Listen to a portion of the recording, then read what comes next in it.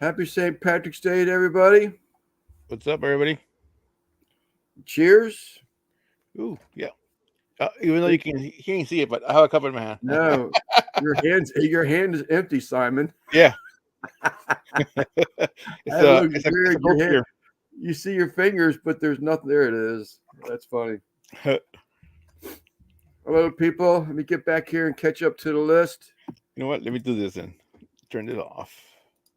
Uh, See, I like that background. There you go. Yeah, that looks good. I like the background. What's up, Xander?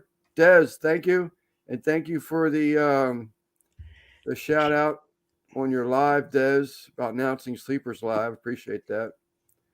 Bat, what's up, buddy? MBL, as always, brother. Thank you for being around here. There's my buddy Chris. Um, Chris. I want to say something, but I can't say something. I guess. Oh, there he is. Yeah, Chris Eastwind. Chris, thank you for being here, buddy. I hope we can make this year happen. Xander caught him already. Des, NBL. Scotty, what's up, man? People are saying that you're putting out a crazy amount of videos. You This definitely weekend. pumping out some videos. I'll say that. I must not be catching them all, but Yeah, he had several today. yeah, it was. I heard 6 in 24 hours, and I was like, "Geez, Oh, I don't know how many, but there were a few. yeah, where do you find the time? That's crazy." Well, he's got a lot of cookers, so I just gotta move the camera around. Yeah, that's true. I saw that one picture he had where he was on his back deck, and you see his backyard. I said, "Looks like soldiers sitting out there." Yeah. Yeah. I guess if he had uh, several of those cookers fired up, he'd get 3 videos in a day. But I couldn't afford the proteins. But thank you, Scotty. There he is, Dutch. What's up, my buddy? Oh, who How is can I in see him here? here? So now I see him here. It must be his. I think it's his device. Guggen, what's up? Brian, how's it going, buddy? Ain't seen you in a Brian. while. I was a busy man. Buy my corned beef Monday. When it's marked down. There you go. Brian turned into a night owl, man. All of his videos seem like they come out like 2 o'clock in the morning. Oh, but I'm enjoying them though. They're great. Yeah, well, I guess I'm calling him a night owl, but someone must be awake if they're seeing him released at 2 o'clock in the morning. That would be me. Mike, what's up, buddy? Hey, Mike. Let me catch up so I can Yep. try to stay ahead of things. Lance, the kid, brought home a bug again. Oh, Oh, I know where he's getting at. I had a open up the back door, the patio door, to find a mole at the back door. a mole. Yeah, cats bringing gifts to their owners. Uh, I think is where he's going with that. Kyle Alexander, how's it going, buddy? We got Dez's logo going. See Guggen. I already said hello to Guggen. All right, we're caught up. Now I got to remember to do my yob. yep. Then it got quiet in here. Turn off that radio. You That's what's telling me they're gonna change the green out of the middle of the flower and change it to a different color. I Oh, heard. you are? No, he Des told me. Oh, The yes. Matter of fact, I need to do that right now. Since I talked to Des and didn't really talk to him, but we were sharing thoughts and changes, and we're tweaking it. We're actually uh, deleting the green. mm-hmm. So, Des, if you're in here, I thought this might work better than pictures because the camera really altered the colors before. Oh, I see why it was green because the flowers, the center of the flowers is green Yeah, in the picture. yeah. So he's taking it out. Let me bigify me. Now I can't find that picture no more. All right. So this is the pedal color. So I'm thinking it looks truer out of this camera. I'll catch up to you in a minute, Kyle. I see you left a comment about a project, but let me get this done. This is the pedal color. This will be the peace sign color. So again, I'm doing this with hopes. Let me turn on the light. I'm doing this with hopes that it's actually showing the colors better than the camera was. That's the maroon color. This is the peace sign. Yeah, this is Yeah. the closest I have in stock. Mm-hmm. Now we can order other things, but I thought it looked pretty good. And again, I'm thinking, because of the towel's color. I think you guys love that too. So the lighter, so we're doing away with the green, and there's two shades of browns that are going around that peace sign. Yeah, hold on. So what she's decided to do was to delete the brown. Let me go ahead, Simon. Oh.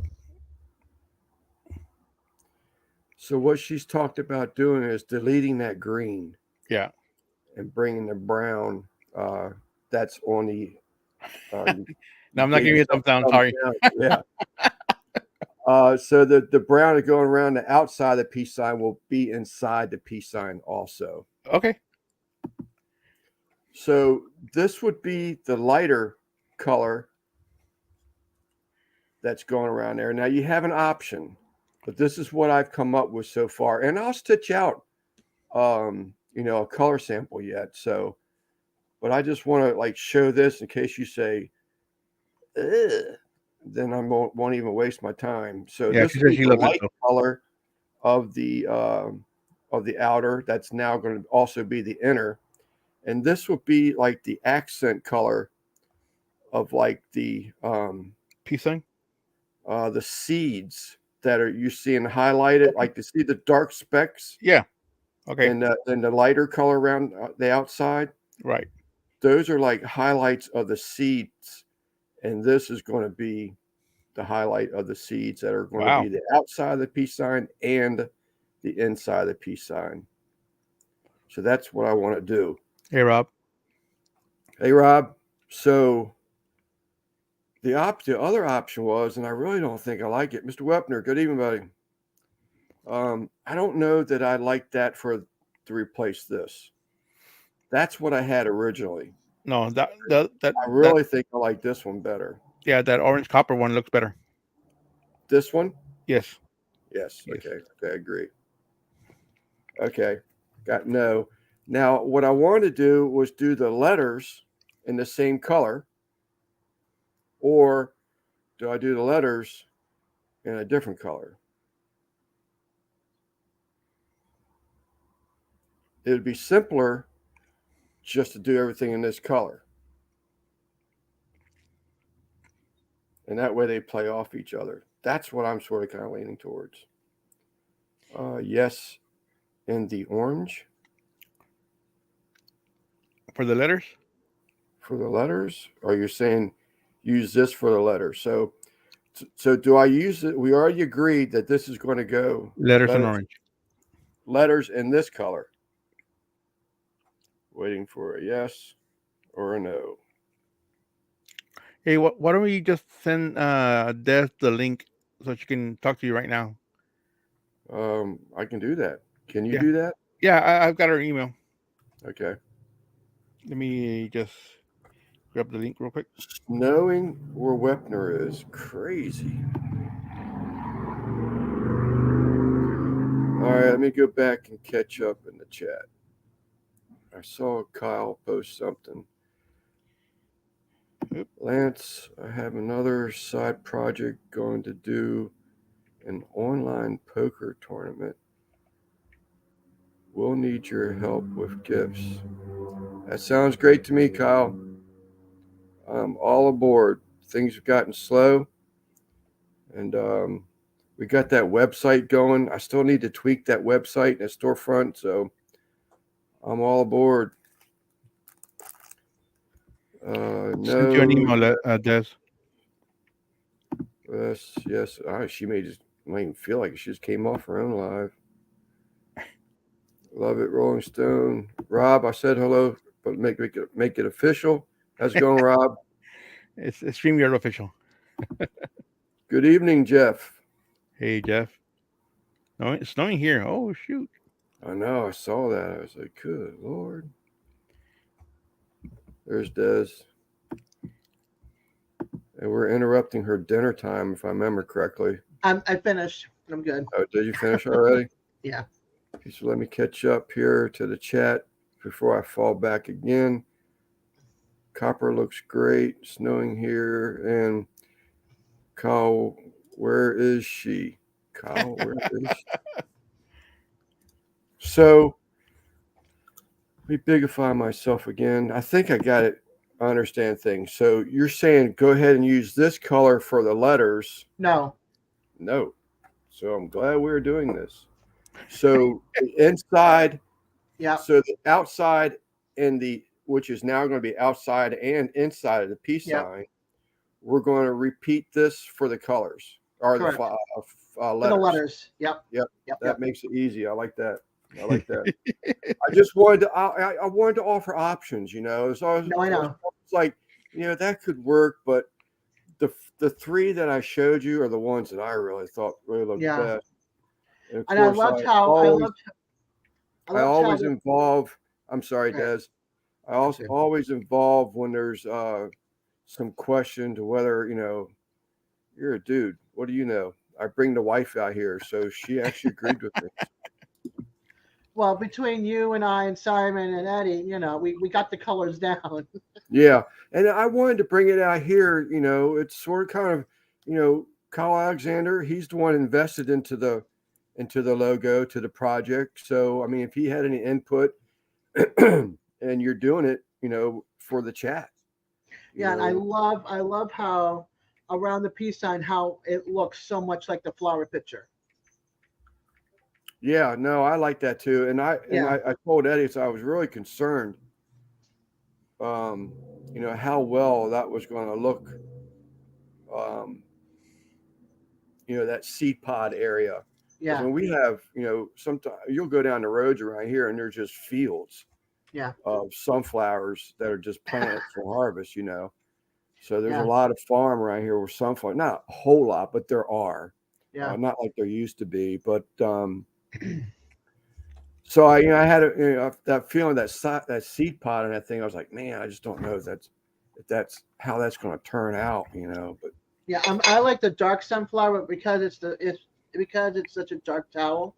I went with the yellowish sunflower with the lighter colors because I wanted to stick out. Whereas I happen to like if you look at my sticker on the head of my page or down my little logo down here next to my name, you can see that I have that dark.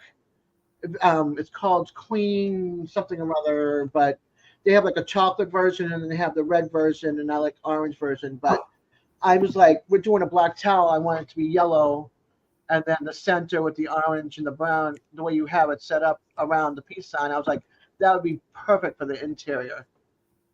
Right.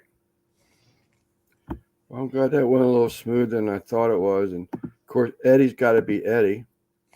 I know you're messing with me, love. He's like, put Dez's picture in the middle of the sunflower. No. Evening.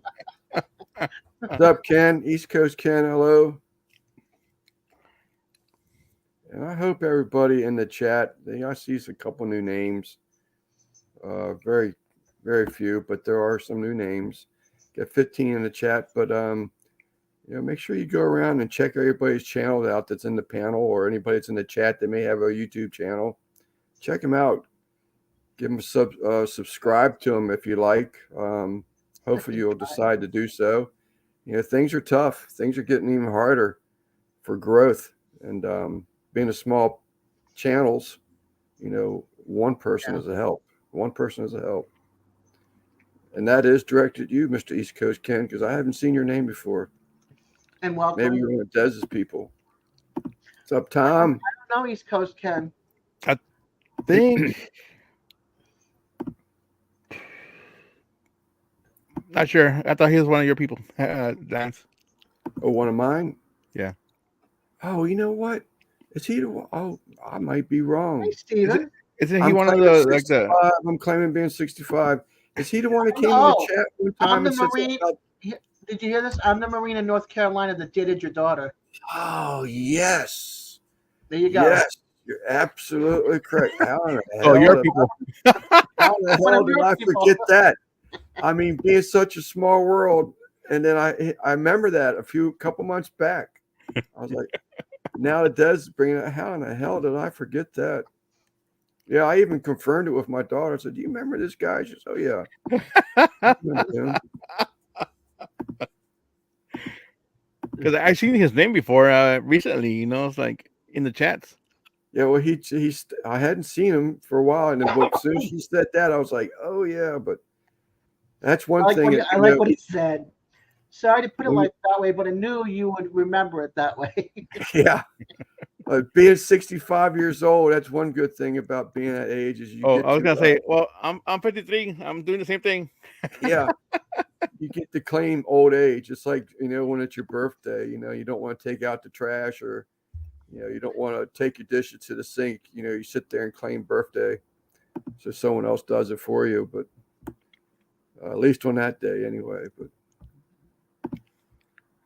all right, Ken. Sorry about that, Ken. I do remember you wholeheartedly.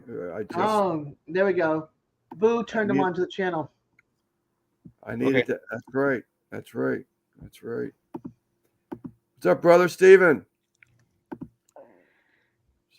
Yeah, no problem. That's where I saw his name on Boo's Live. Know your yeah, no, not do your job, but know your job. No, Know your your job. job. I can't believe that. Oh gosh, slammed to work and was sick for 2 weeks straight. That would keep you off of YouTube. If you're another, A couple of people got a kick out of the thumbnail, can come to referring myself to the other Mexican. Oh, Yeah, that was what was good. it? DJ was like, I thought it was 805 barbecue. Read the text on the thumbnail. The other Mexican. Yeah. But anyhow, I was saying Eddie, he was starting to give me a hard time this morning. I said, "Here we go," because he was helping out with the logo and the design and all that. So I was like, do I send it to him or do I send it to Des? I said, well, I'll just send it to both of them. Yeah. The original, the first proof. I was in And the then car, so Jamie was texting me, and Serena, my daughter, was in the Yeah. passenger side. And I'm like, I saw Eddie's name pop. I'm like, read that, please, and Jamie's too. Please read it and give me the information. And then I told them, and he goes, yeah. I go, I hope the green's not staying there. busy. That's why I have no leaves on that. Yeah. But then he replied back to, well, you should be talking to Des about this. And I was like, here comes Eddie. I was like, well, then I said, that's why I sent it to both y'all because I didn't know who was going to respond to it. And you replied to the email, but now I know why you replied to email. Yeah. So I'm like, I got to you got to nip him in the butt. You got to stay on top of Eddie. If you let him have the upper hand, then you're going to be playing catch up for the rest of the day. And sometimes I just feel so sorry for Gary at times. I know they're just joking, but Hurry back. sometimes it just makes you wonder. Yeah. Got to get Oh, out. there was a big fight the other night Yeah, I saw that one. I was Yeah. really so surprised by that one. on my live. Yeah. I was surprised. Hey, you never know what's going to happen on my live. I was definitely surprised by that one. Yeah, me too. But you could tell when, like, DJ could take jokes, but you Right. know when to not push them. And I had turned my head because, well, I first got when Gary came up with like no shirt. Okay, DJ wasn't up there yet, so it wasn't a thing. You know what I mean? And then yeah, he kept his shirt on. and then Colby took off his shirt. I'm like, Colby, please put your shirt back on.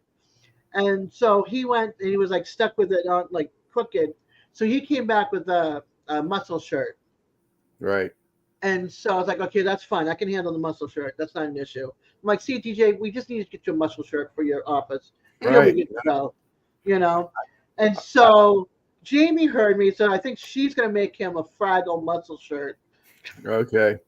I sent Simon a text. I think I did that night, and I said, you know, that would be a great idea if someone, you know, if he had a muscle shirt, tank top.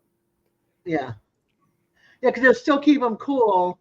He can still stay, because he's in like a room where he can put almost touch each side of this way. And Oh, it's is a that little right? bit longer this way, but he's got his desk here with his monitors. And they installed an AC unit. They came in and installed it, but it's not keeping him cool enough in there. You know, between the two monitors and the tower, it's just heating him up. So that's why he's usually on everybody's lives without a shirt on but his own.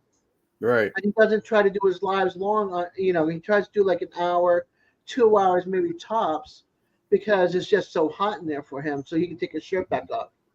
Yeah. And I go for like 3, 4. Yeah. 24. Well, a couple weeks ago, so it did sort of surprise me when Gary was on a live on the panel of no shirt on. I said, look at him. I'd never had to be that brave. I'd never be that brave. When I did my 24-hour, it was Eddie, Jonesy, and Al Chafe, because DJ came up or something in the middle of the night to see what was going on, like 2 o'clock in the morning. So the guys took him off. You know, they're like, whoop, we're taking him off. Is that right? But Jonesy had, the way his desk was set up was he had 2 monitors here, like I have mine, but they were like right here. So you don't see, everything else. So he's hiding behind the monitors, but he's got no shirt on. Right. And Al's like taking his hair, his beard, and putting it down, trying to cover his chest. No, let's not go. This is staying on. Maybe when I was like 40 years ago, maybe. I was in heaven. Listen to you. I was in heaven.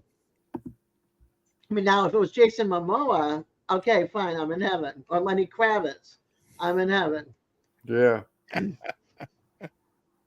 Or even Sam Elliott in his younger days with no shirt on, I'm fine with it. Yeah, I don't know if I want to see Lenny Kravitz without a shirt on right about now. I saw him in a picture the other day, and I'm like, dang. Oh, maybe I'm thinking of the wrong guy. I thought he passed away. Lenny Kravitz is still kicking. Still kicking. No, I'm wrong. Oh, I'm yeah. wrong. He's still rocking it and everything. I thought he'd passed away. Mm-mm. I'm getting that confused with Jimi Hendrix. Yeah. Jimmy died long time ago. Long time ago. I wasn't Lenny even born. Kravitz is 59 years old. I haven't And he's seen got him around abs. in a long time. He's got 6-pack and then some. Lenny Kravitz does? Mm-hmm. Is that right? He's almost. He's I think it's a vegetarian or a vegan or something. He's got a beautiful piece of property rides his horses on. He's got people that work with him, and it's like his relaxation place. It's like, I think it's outside of here. I don't know if it's somewhere in Central America or South America or somewhere, but it's just absolutely breathtaking. And he showed up one time, and he's still rocking it like he's freaking in his 20s. I swear to God. Yeah, no. I wish I could. Oh, me too. Dude, I wouldn't need a wheelchair if I could still rock it. Yeah. Now I just bebop in my chair. Well, there's 2 ways of looking at that, Des. It could be that you're not able to bebop at all. So I'm glad to have you. I'm glad to have you here. Me too. I'm glad to be here. Very glad to be here. East Coast Ken. Oh, AJ been busy with the wife. I got that one. Got to go cook dinner. Ken, I will try to remember you next time, buddy. You and Eddie would get along. Double dog. Don't forget to hit the button up. Thank you again, sir. I don't remember meeting you. So, I'm just sitting here again. I'm just dumbfounded by it all because a few months back, the whole thing dating my wife or dating my daughter, but my wife says she actually remembered you also, the name at least. But I guess that maybe the dad, I'm dating this new guy now, and that kind of conversation doesn't go on between the daughter and the father as much as it does the daughter and the mother, maybe. But father was, at least in my house anyway, I was normally out working and doing side gigs to bring in money. So My dad didn't like anybody I dated. Hey, DJ, how you doing? I'm married. Which I can understand because I watch I didn't marry him. DJ, what's up, DJ? I know, love. You caught that too? Going to send you that 100 to a different PayPal. PayPal. Oh, okay. Kyle must be helping channels, supporting channels. No, he is hiring DJ to promote something, the thing that Kyle wants to do. Oh, is that right? That's Yeah. cool. Yeah. Yeah. I figured someone would come back at me with that one. And I should have known NBL would be the one to catch it. Well, I mean, you can still. I caught it too. I chuckled. I chuckled, but I didn't want to bring it up. To a breakfast date, didn't you? What's that? Breakfast? Did you just went for breakfast? Yeah, I did. That's your date? It's a date. Yeah, no, but him dating my wife instead of my daughter. Okay, I got it. I said Ken. Yeah. I misplaced wife with daughter. Yeah, that's a little weird. And I'm just thankful that DJ wasn't up here because DJ would have laughed at you. Yeah, he always says to me when I make a boo boo. And you being okay with that—that's a little bit weird. Yeah. Yeah, that too. That is weird, but NBL like got them canine ears going, and not to mention he's going to pounce on the opportunity to catch something. That's his job, right? Well, I mean, it is the Greco and the Mexican, so all kinds of stuff gets said and live off in infamy.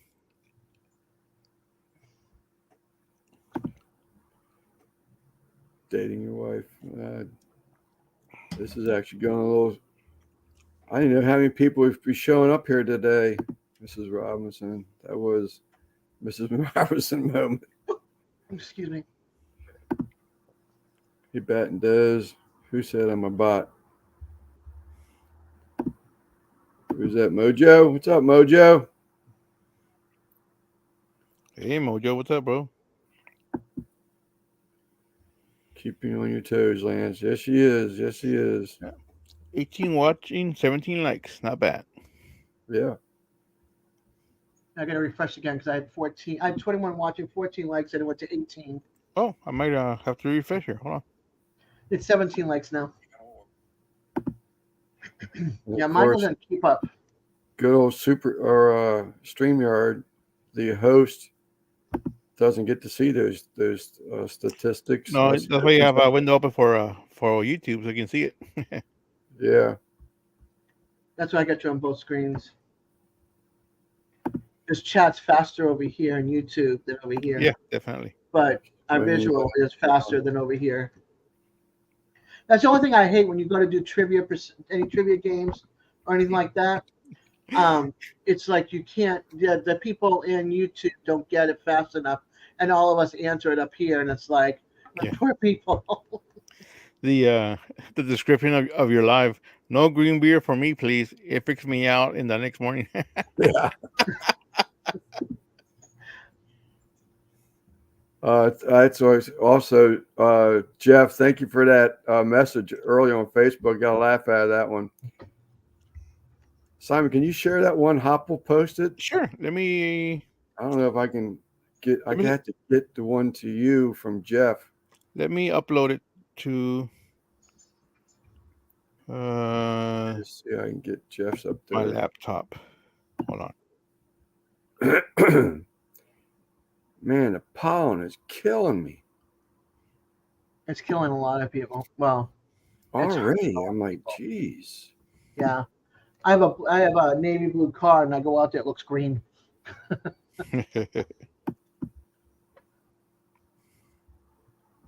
I'm just thankful I don't have allergies to You're that lucky. kind of stuff. Just mosquitoes. Lucky. All right, let me see if I can share this. Present here. Share I'd rather screen. sneeze than scratch. Mosquitoes and me, I'm a buffet table. They're like, oh, Des is out. Let's go. Oh, I have Those to. little vampires. I just sent you Jeff's Okay. message too. Hey, chef. Now I'm behind again. D Chef, what's going, buddy? CJ, thank you for coming in, man. You hear that, man? Pollen's already killing me. I can't get over this. Hello, Hold Mama on, let me get the. Joe. Hi, Mama Joe. Where'd it go? And Scott, if you're still here, hello.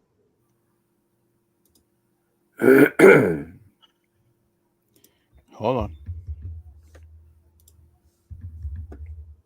There it is. Yeah, this is a link that Mike Hopple shared earlier on Facebook. I think it was in response, him and Jeff both in response to the thumbnail for the tonight's live. But I got a kick out of this one. First, This Mark is for was St. saying, Patrick's Day. yeah, Different yummy. markings. What's that? Yeah, I'm just in case they can't read it. So after the first drink out of the bottle, it says yummy. The next one saying, now you're pretty. And the third one would be, I'm pretty. And the fourth one being, now I can dance. I can sing. Text your ex-wife or husband. Your ex. Yeah. Yeah, your ex, period. And then this one says, poop your pants. And the last one being, fight a cop. You finally got to the bottom of that bottle. I think I'll be I'm pretty. That's where my stopping point is. I'm pretty. I'm not a huge buzz of alcohol drinker. I'll drink beer. I mean, I'm not like booze, liquors, hard liquors. And did you get Jeff's, Simon? Hold on. Let me. Yeah, I'm pretty at New Year's Eve. Because I had like 6 or 7 shots. I tell you, you and D really surprised me. You broke out that bottle of tequila. I said, what? It's my drink, that and a beer chaser afterwards. So I had a beer and 6 or 7 shots. And I still walked a straight line with my walker. We've only had like 2 weeks of, what I consider unseasonably warm weather. And today I got up this morning and took the wife out to breakfast. We're trying this new breakfast place this morning. And man, on the way there, my eyes were on fire already. What's up, chef?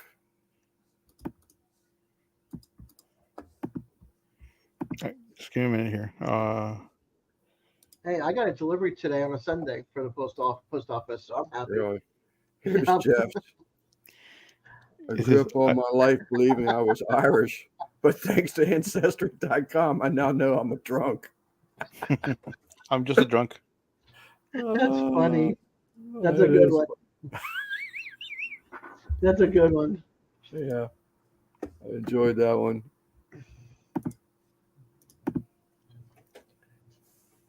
What's up, Mr. Shifter? What's up, Randy? Links in the Discord if you want, Randy. Can Randy and I sing a duet? Oh, wow. I can sing. Why isn't that in the shape of a flower vase? 3 hours since yesterday. You must have been cooking up a lot of food, chef. I don't know how you could do it. Yep. That's me with my briskets. When I do overnights. Yeah. I nap in between times go. So I nap all night long. But my alarm sets off. What's that? Did you see T-Rock's brisket? Yes. Yeah. Oh my gosh, that thing. Oh. I'm like, do you deliver? You guys talk about it all the time. It's like, deliver to my house, y'all. Pack it up, ship it. I'll take some.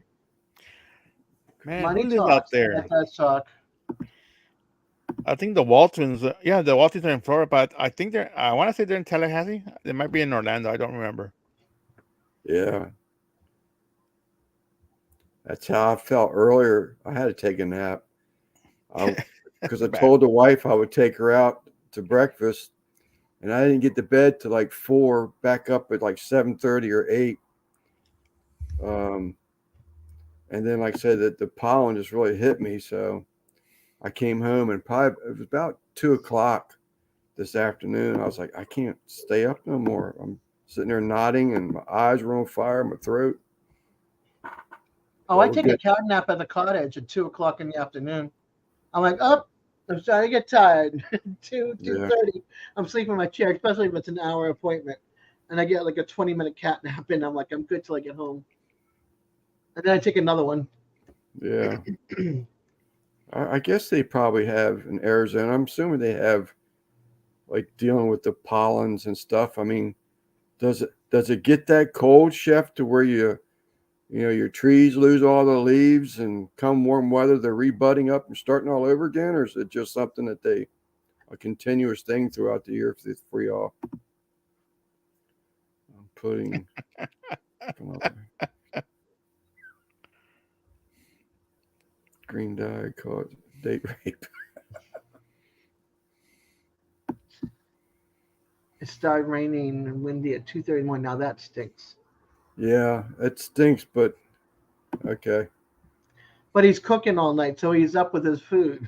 Right. That stinks.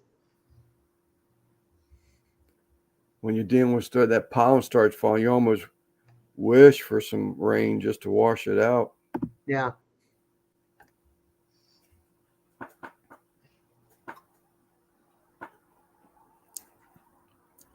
Then I couldn't believe I heard someone in the distance cutting their grass already. I was like, no way. Oh, yeah. We've been cutting our grass for about 2 months. Yeah, down here too. Yeah, no, not here. Like I say, the weather, I was telling Simon earlier. So we had a couple of days of decent weather, or a couple of weeks. Last week or this week was pretty nice. Last week wasn't bad, still unseasonably warmer. But, Monday, 35 degrees, Tuesday, 41, Wednesday, 34, Thursday, 29. We've had 80s, 70s, highest 70s and 80s the last 3 days. Yeah, those are evening temperatures, but it's still crazy that we're dealing with pollen already. Yeah, it's bad here right now. All the crepe myrtles and all the other trees and stuff. The oak, and we have a lot. Florida, Tallahassee's known for its live oaks, and they're just you can windshield wiper your fluid, dry wipe it, whatever, on your windshield to get the pollen off, and you turn around and you go to the store and you come back out and it's full again. It's just crazy. The pollen. You're saying the pollen, yeah. Yeah, it gets so bad here. It looks like it can get stringy, look like spider webs, Yeah. Maybe it is. Maybe it's clung to spider webs. I don't know, but I was seeing Bat. So Bat is, he's probably in. Oh, and he's further north of me. It'd be north. Is that northeast of Bat? So he probably had a little bit of nicer weather, I would think, this week. Welcome back, Chris. There he is. What's up, Chris? What's up, Chris? And then Lep were tornadoes this week. Yeah, my friend in Ohio, they had all the warnings and stuff. Warm in the 70s. Yeah. Yeah. That's where we were this week. I couldn't believe it. Next week be 50s, and like I said, evenings will be 30s and 40s. I'll have to be building fires again.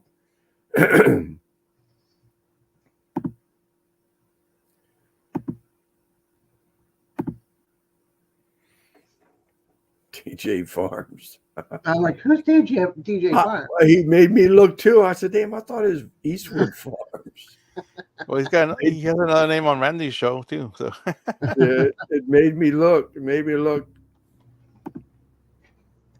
yeah, Texas to Ohio. Wow. It still rained this morning pretty hard. Cilantro.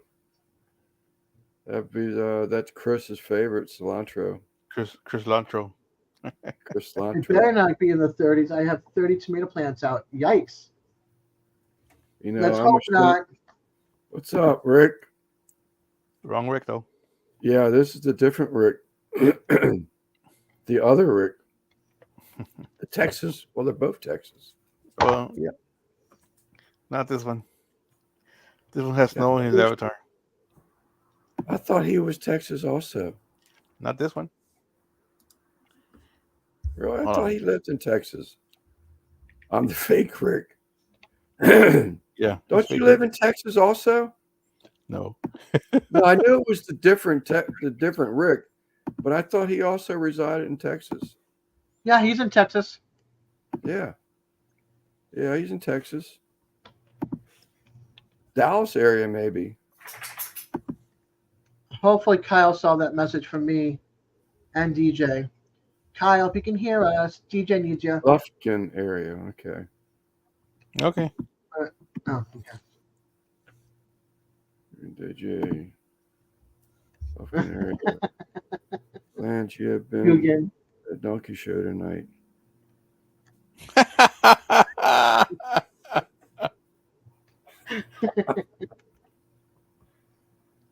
There he is, Ron. Gotta say happy birthday again to brother Ron. He turned I can't remember. Did you turn 50? Or was that someone else this week? Happy birthday, Ron. Thanks for being in the chat. Happy birthday. Half a century, whoever it was. Nope, 53. 53. Someone turned 50. There's a few birthdays this week. I get those notifications on Facebook. I'm glad, I got a cousin. She will remember. She has to have a book, or I guess it's something on her computer nowadays. But man, I tell you what, if it was your first hangnail ever, she sent you a congratulations message or a card in the mail. She is on top of it. Cousin Kimberly. I'm bad. Cousin Like, Kimberly. I know my kids' birthdays. I know my niece's and nephew's birthday only because of Facebook.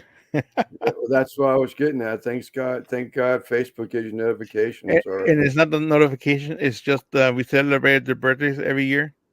So we have pictures. So I have pictures going back 14 years. They come back. Remember, And it falls on a different day. So it kind of gives you a reminder before it's about to happen almost. Yeah. Yeah. But yeah, we celebrate the kids' birthdays. And I've been on Facebook for 14 years, so I can go back 14 years worth of birthdays. I don't want to think mine's 2008, I think. I've been with Facebook. When web TV started going down, Facebook opened up, and whatchamacallit was starting to die too. What's the other one? MySpace. Yes. MySpace. So he remembers. You're not losing your memory. Somebody was just talking about that a couple weeks ago. Me. And I had a memory of it. I said, because I used to do a lot of woodwork. I've gotten out of it. I've decided to turn my my woodworking area and my furniture repairs restoration area into fly tying and cooking and just change of life. You sort of kind of think things as you get older. It's like, I'm just sort of tired of doing this. It's time to pick up another hobby I have interest in. And that MySpace, when someone said something about MySpace, I remember I don't remember how it happened or how I did it, but my whole thing, maybe it was an option, but my whole page looked like panels of boards. And that was the biggest thing I missed when MySpace went away. I was like, man, I lost my background. It was like naughty boards all over everything. That was my down moment. I was like, God, no, I lost my background. Okay, hold on a second. He remembers the Model T, but he forgot who dated his daughter. Or was it his wife? No, it was his daughter. So he remembers the Model T. That's because they're fake. Good thing. Simon, do you have Kyle? Can you contact Kyle? I have him on And Facebook. tell him to email DJ. Hold on. Kyle. Thank you.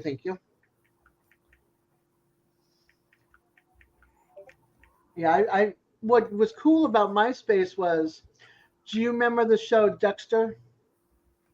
Yeah. Okay. Hey, Al. Dexter, the guy who filmed it, had his own production crew and filming crew. And I happened to get my first kiss from him in St. Thomas when I was 11 years old. And I found out he now has his own film company, and he filmed that show, which was totally blew my mind. And can I get a hold of him again? No, because I don't have MySpace anymore. Yeah. I tell you, you opened the door here, Guggen, so you can't get mad at me. I've been following this train channel today, and I asked the guy. He's always getting all this new stuff in. He's one of the ones that gets the book, 6 months in advance from Lionel Trains, and you can pre-order. Well, this guy's always pre-ordering stuff. And, a lot of his videos, he's doing reviews on his new releases. And I just said in the chat one day, I said, I was just curious, do you keep all the boxes? Because I'm thinking, like, where are you storing all these boxes? I mean, I'm assuming you keep them because of their collector's value. And he replied back today, probably just maybe 30 minutes before we went live, 40 minutes. And he sent me a link, and I clicked on it. And this guy is renting storage units to store the boxes. All the boxes. He's got that many. I was like, God dang, I can't believe that. I was like, That's gotta be great. expensive. Wild. Yeah, it's great. Well, yeah, because he shows some videos. Now it's sets. So there's two in there that I really want to go back to. Lincoln's funeral train set that Lionel did, and President Bush's funeral train set that Lionel produced. But so it's not just an engine and a tender. It could be like an engine tender and 6 or 8 cargo trucks or refrigerators or passenger cars, whatever. I did watch the video, and one of these damn sets that he bought at a discount because of who he is, it was almost $4,000 for this one set. And I'm like, holy crap. That's like, you better hit the dang lottery if you want to have some of that good stuff. Yeah, he actually does. He does. Matter of fact, in this video, she's helping him unload a 10x10 storage unit and moving everything into a 10x30 storage unit. I was like, good God, man. It's so crazy. I don't have that money. As a matter of fact, I'll have to admit, I've been doing a little bit of side work here lately, and I save pieces of it, as in saving up for, my don't grow up, it's a trap hobbies. And hey, kitty. I bought a train, and my wife about had a shit fit when she saw me having deposit $225 of cash into the bank so that I could pay for this train purchase. She was a little upset about that, but But You that's know, your hobby money, right? Yeah, she'll get over it. That's exactly right. That's exactly right. But she just, why isn't Papa her father's? I just inherited his train set. In her eyes, that should be enough trains. You don't need all that other stuff. Yeah. And I'm like, yeah, I Only do. fans. See, my downfall is Christmas and fall decor. Yeah, I need a storage unit just for those things. yeah, It's bad. But I'm not one of those that has like 10 trees in their house. I've got one big one and then like 3 little ones like this big, you know. But just to store it, because I went from 8 closets in one place that I lived at to 3.5 closets. So I went from like storage to no storage. I went from a huge kitchen to a galley kitchen. There is no room in this place. I'm like at the bursting at the seams, but I'm not paying to rent a unit either. Does this mean something to one of y'all? Hey, DJ and Des, I'm back. What's up? Yes. Okay, taken care of. Kyle, email DJ. Swing Lance, the extra. That was 4 different side jobs. One, I hauled an Amish crew to a job site for a kitchen remodel, and I helped them set cabinets. So I saved some money from that one. One day I hauled an Amish guy so he can make some purchases out of town. He paid me for that. That sounds like human trafficking, Lance. Yeah. And then I just did a buddy of mine has to move his sporting goods store to another place. And I went in there and I built did some woodwork in there for him to help display and have something to set his cash register on. I think I showed a picture of that, but so I saved some of that money and put it aside for the Lance fund. It used to be for all my guns and ammo, but I've gotten most of that stuff. I'll show you. I got the picture of the train too. So that's what I just spent $225 on. It's a bad picture. It's a steam locomotive. It's from Virginia. It's from, the area around here. It has history around here. So if you're from the area, it would mean more to you. This is how long I've been off MySpace. It wouldn't even load. I forgot what I have my user information somewhere on an index card. I forget where. Yeah, that's some of the wood. What's up, Russ? Oh, I forgot to send you a link, Russ. Damn it. That's some of the woodwork that I did at my buddy's. That's beautiful. Moving his sporting goods place into another residential area or commercial area. Unfortunately, man, we have a farmer's market that's been here for 7-8 decades, and people from Baltimore moved in and offered their family some money, and unfortunately the dollar signs look better than county history. And as of the end of this March, the farmers market, after 70 to 80 years, will be plowed under. Oh man, that stinks. Yeah, it is. It's just so many changes in life, but what do you do? I know, but come on, farmers market. I love farmers market and stuff like that. I guess Kyle got that and started Amish Uber business. You're right. Hold on, let me get it for you, Kyle. I wish it was. I can get Russ the link if you want. Yeah, would you please, Simon? I'm sorry, I forgot when I saw Russ's name in there. I was like, "Yeah, damn!" I usually always send him the link, and I forgot to do it. Yep. But Russ can relate. He's older than me. What was it, like a week or so? 2 months. 2 months.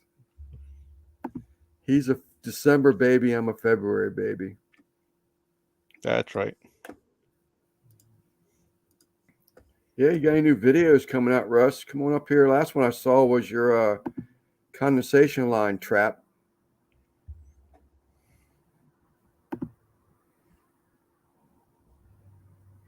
But I can't post the link. Are you not a mod? No, I'm not a mod. God. Come on, Mr. Shifter. I mean, Mr. Lance. See, I Go to gotta find YouTube. let me find my live. How do I find my live? Go to YouTube. Go to your channel. Click on live. No, go to my channel. That's why I was waiting. I can't find it. Ron Wayne. There it is. Let me click that. Do your job. Here.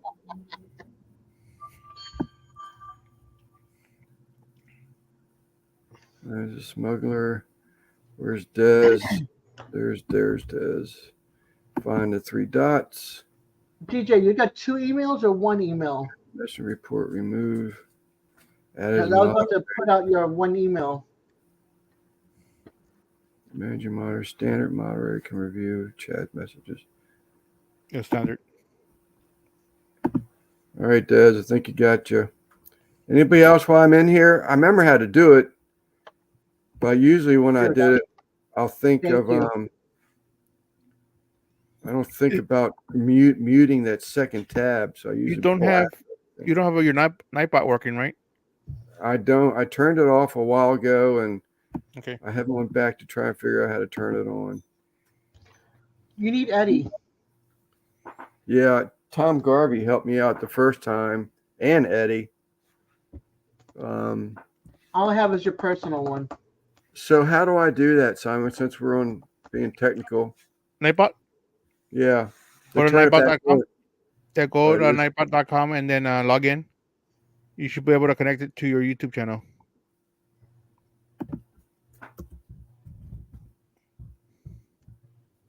Well, so I didn't remove it. You might have to activate it again, like add it to your channel. Lately, Nightbot's been going to sleep because they've been doing stuff behind the scenes, and so people had to return on their Nightbots too. So.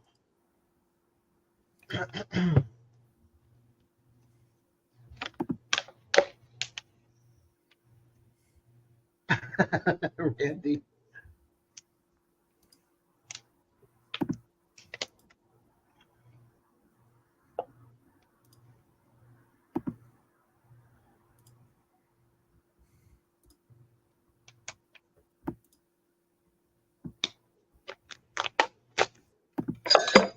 Let me know when you get your Nightbot. Yeah, I'm there. I'm messages, chats. Man, I hope this thing is still set up. On the top right, this is part channel or join channel. On the top, what does it say on top right corner? Top right, it says join channel. Top chatter. Yeah, so join channel. Join channel.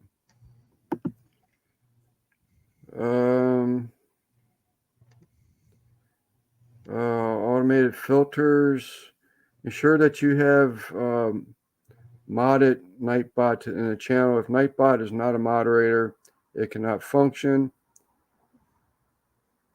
So that's when you go to your YouTube studio and see who your mods are and see if he's in there as a mod.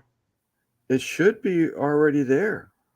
It actually shows it. I'm looking at like a little screen where it says automated filters or defaults. Okay. It says moderators, and Nightbot is actually in there. Okay. Or do I? Because underneath that it says paste to channel URL. Yeah, that's where you put your Sleeper Barbecue URL from your channel. So 2 is enter Nightbot into the moderator list, and don't forget to press save. Go live. Nightbot will only join the streams that are live and are not unlisted or private in the YouTube. I think all this has been done, so I should be able to just close this tab, maybe. Maybe. We're gonna find out. It's gonna take over your channel and just delete you. So right now, what did that top right corner say before? Part channel. On mine it says part channel because mine's connected. It has my little logo on the top right of that, the very top corner. Right. Well, now it says part channel. Okay, you're good. I'm good. Yep. So to test it, we need someone to drop What? There's Russ. What's Do going on, you Russ? have a- Sorry about that. What's up? Do you have a drop? NBL 804, was it 805? I believe it worked 805 for both of y'all. There it is. Yep, there it is. It's 805. Okay. Cool. We're back online. Yay. Yay. What's going on, Russ? Oh, nothing much. I hope Lance starts talking about trains again pretty soon. Oh, well, now that Russ is here.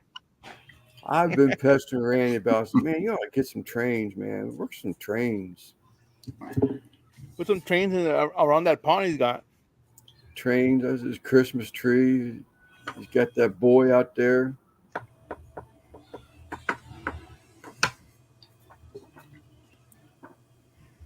So the question was earlier, I don't know how many messages or chats I missed. It's all right. You didn't miss a lot. Wow, this camera's bright. Okay, let me see. For YouTube 1, Lance is lost without George. Do your job. Let's go. Do your job. Yob. I'm George tonight. Hashtag sleeper. Yeah, Simon is 805 tonight. Show about some modelos. Lance. DIK.com. 508. Guggen. What are you doing with the 508? Mr. Randy. 1C. I guess that's another one of those conversations I'm not part Yeah, of. it was email. Hold on, DJ. I heard the ka-ding. Yeah, that was DJ. DJ, if you, I know you're in there. Your personal email. Russ, do Because you I- like little trains? Never had any. I was all right. Never had them as a kid. Just, I mean, they're cool and all, but I never had a train set. What's that on your hat? Is that NASCAR? No, Cam 2. Cam 2. Yeah, It's a fuel treatment, isn't it? it's well, they make synthetic oils and all. But Derek works where he works, and he come by here the other day, and he brought me two hats. One of them has a logo all the way across, so like blue jean material, says Cam 2. I think that's what it says. Yeah, Cam 2 lubricants. Yeah. There's a gas station on the way up to the racetrack. He has a sign out front. And I thought it was something that you put in your gas. Because don't, put that. He has a pump that has that, whatever, 100 octane non-ethanol. And they'll get that on those big white containers, 5-gallon containers. Looks like, I think they add their Cam 2 to that stuff. Back in the 70s, when I had a 76 Camaro I bought brand new, and I ran nothing but that Cam synthetic oil in it. That's all I ever used. It was expensive back then. You paid $6 a quart for it back when most oils was $1.50, Right.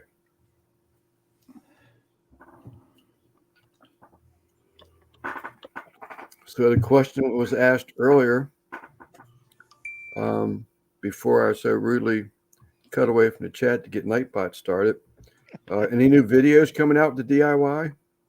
Yeah, we've been getting a lot of rain, man. It freaking stormed yesterday. I meant torrential rain, and it's raining again today. I was going to do like how I do my annual. I'm going to do the video, but I was going to do how I do preventive maintenance, like on an outdoor condensing unit for my AC, how to keep it running good and real efficient and all that. I'm going to do it, but I think instead I'm just going to do a review. I bought a little. It's called a Harbor Freight makes it, man. It's real cheap. I say cheap price, $189. It's a fixture welding table. I think I'm gonna go back and buy another one. Yeah, it's 3 foot by 2 foot. Think about buying another one until I got like 3 foot by 6 foot. Double up on it for that price. Because I was gonna build like a workbench anyway in my garage. Right. And two of them would give me all the room I need. And if I get ready to weld or whatever, I've been looking at better weld machines, but I'm going to do this review on this little piece of crap I bought just as soon as I get an argon bottle and kind of get that rolling. So has it went from pretty nice to a piece of crap then, or Or are you just saying it because of its size and cost? Well, I don't know yet. I haven't tried it, but I'm sure it's a piece of crap. But it's a video. But I've been looking at that Vulcan. It's $1,199. Harbor Freight sells it. And every review I've seen, man, I mean, you can weld aluminum. You can weld anything. Anything I used to do at the shipyard, I can do right here. The duty cycle is not as much, but it's decent for the price. Yeah. You know. If I can have just a second, Kyle and or Simon.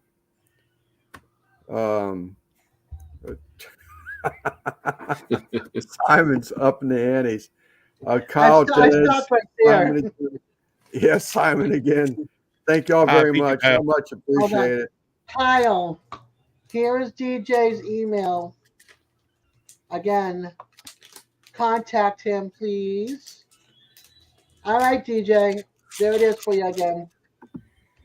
But thank you all for the super chats. I much appreciate it. And to play off of what Al was suggesting about Vevor, Lewis from South Texas Hay and Cattle, he has one of their videos and he really likes it. Or one of their, he has a Vevor welder and really likes it. Yeah, I don't have a Vevor. It's the cheapest thing you can buy on Amazon. That little one I showed that night. Yeah. I mean, it's little. Shoe boxes are bigger than that. It weighs 4.5 pounds.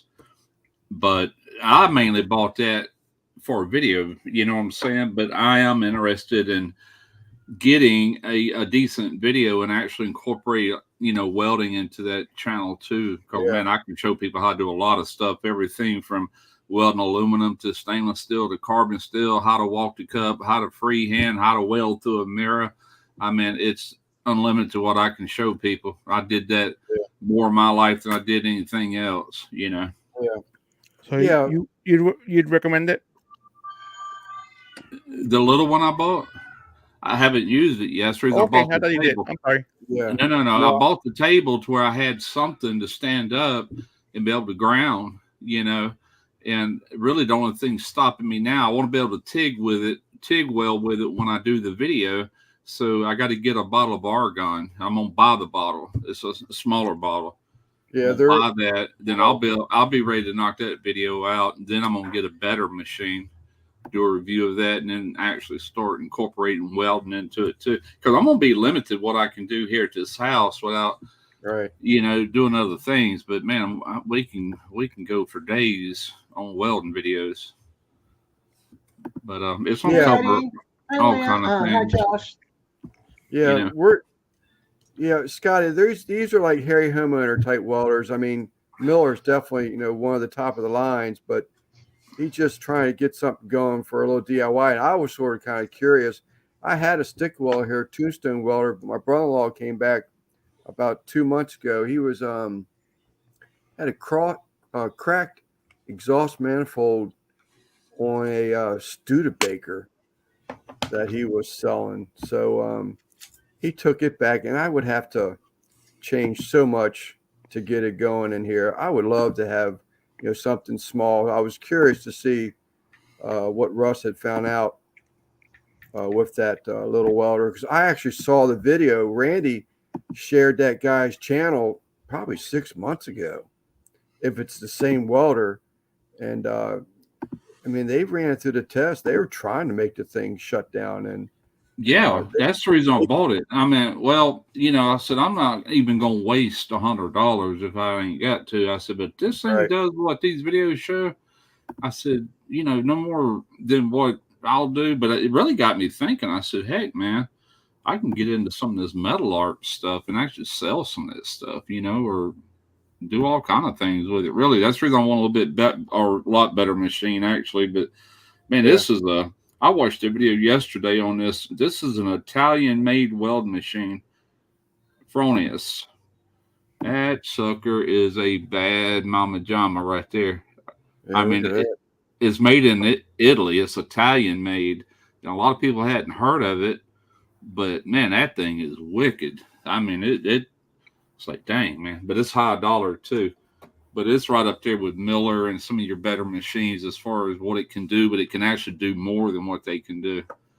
When you adjust your amperage, All them other settings automatically adjust. I mean, you can turn that part on or off. You can have full control or let it be, kind of adjust everything the way it should be. But yeah, you just have to see the videos. But man, that one I was seen yesterday was water cooled too. I think that thing was $7,000 or something dollars. Ooh. But the Miller that was equivalent to it was $10,000. The Dynasty. I used to weld on Dynasties at the shipyard. I welded, man, all kind of machines in the shop. They were all water cooled Dynasties. They were top of the line machines. But yeah, I welded on some of the best made, but I don't need nothing like that. That little $1,199 Vulcan to do everything I needed to do. Yeah. I like to have some. I just sent Lewis a text. Maybe he can hop in here and give his opinion on that thing. But from what I remember at the video, I mean, it's been months since I saw it. He was really happy with that little welder he got from Vevor. Yeah, And it's got something. He wanted something that he could just, what didn't have to be in my garage. I can throw it out in the truck and go out in the field and weld something that broke. And he was very happy with it. I'm sure at some point, I'm not really going to reach out to Vevor with this new channel.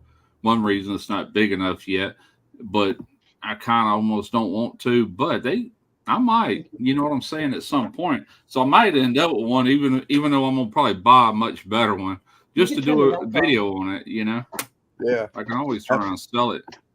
Happy St. Weld Day. Yeah, we're talking welding 101. Where's Randy at? Come on up here, Randy. Tyler. Yeah, come on up here, Randy.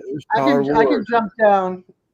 You don't have to, Des. I think I got 10 people. Everybody's welcome here. Okay. Everybody's I was welcome. just joking. We ain't got to talk welding, but no, it's What's up, good. Tyler? Josh, I got my son here too, so I've been watching this channel. I'm talking about this channel has got some 8-hour videos, 4-hour videos. And I started by watching the 4-hour video, and it's in Roanoke, Virginia. The name of the channel is Lift Arc Studios.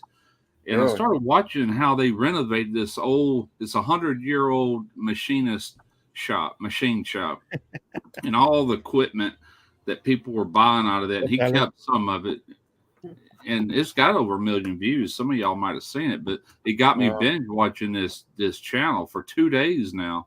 And right now I'm in the middle of an 8-hour thing. It's like the highlights of some of their best builds, but I'm like, really got my wheels to turn. But man, he's got one of these CNC plasma art machines in there. He can do anything under the sun with that dude. Like, God. Of course you are, Eddie. Of course you are. But it definitely got me thinking about doing like some metal art and stuff. I'll have it later. I'm letting you guys come on the show. Yeah, my wife's cousin, her husband is Bishop Quigg. They're out of Roanoke. A lot of history in Roanoke. You can go a little further west than that, and it's more old towns of like North Carolinas and stuff. It's nice in that area. Love it.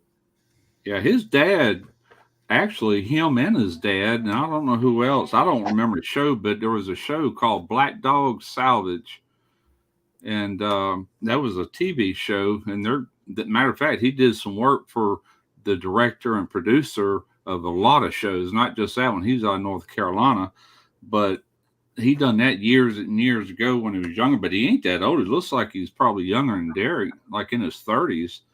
But anyway, it's a good show to binge watch on that stuff.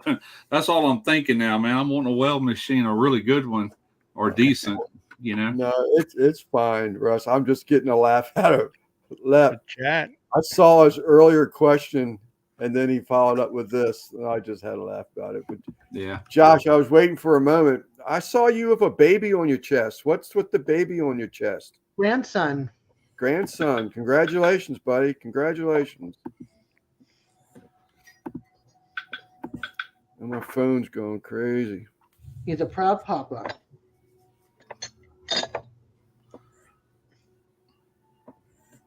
I'm driving. Devil dog.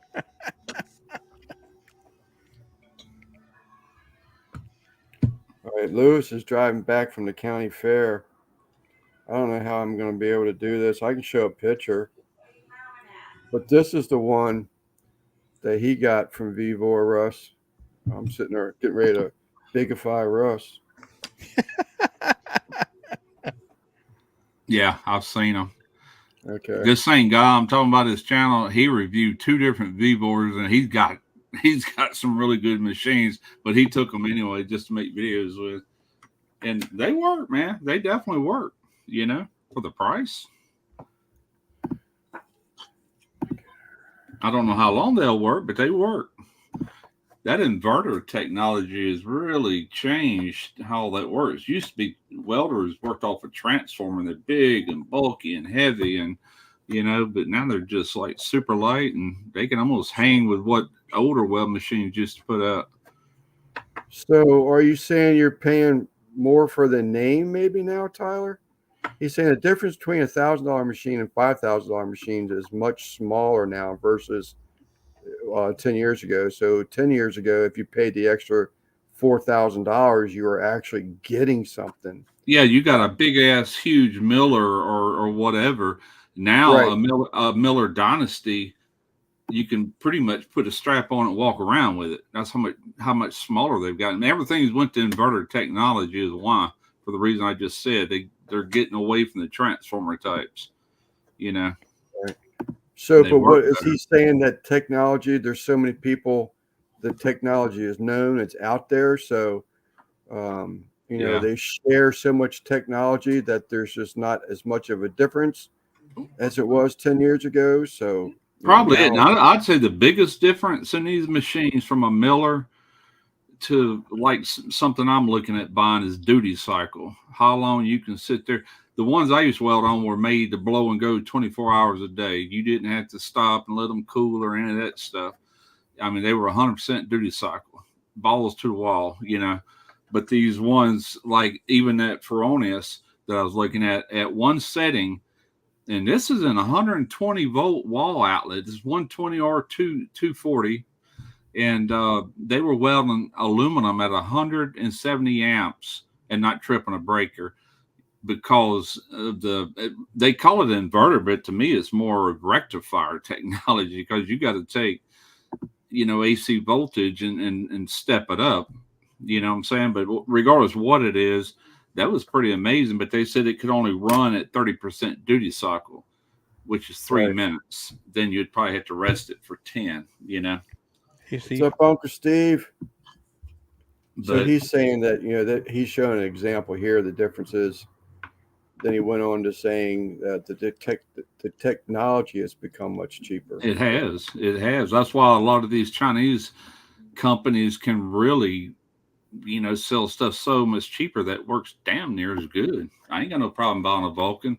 I was going to get the titanium, the Harbor Freight titanium, because it's a decent welder too, but your AC cleaning and all is not adjustable. It's preset. Where on the Vulcan, you actually can control all that. So, yeah, I'm going that route. I'll pay another $300 and get a better one.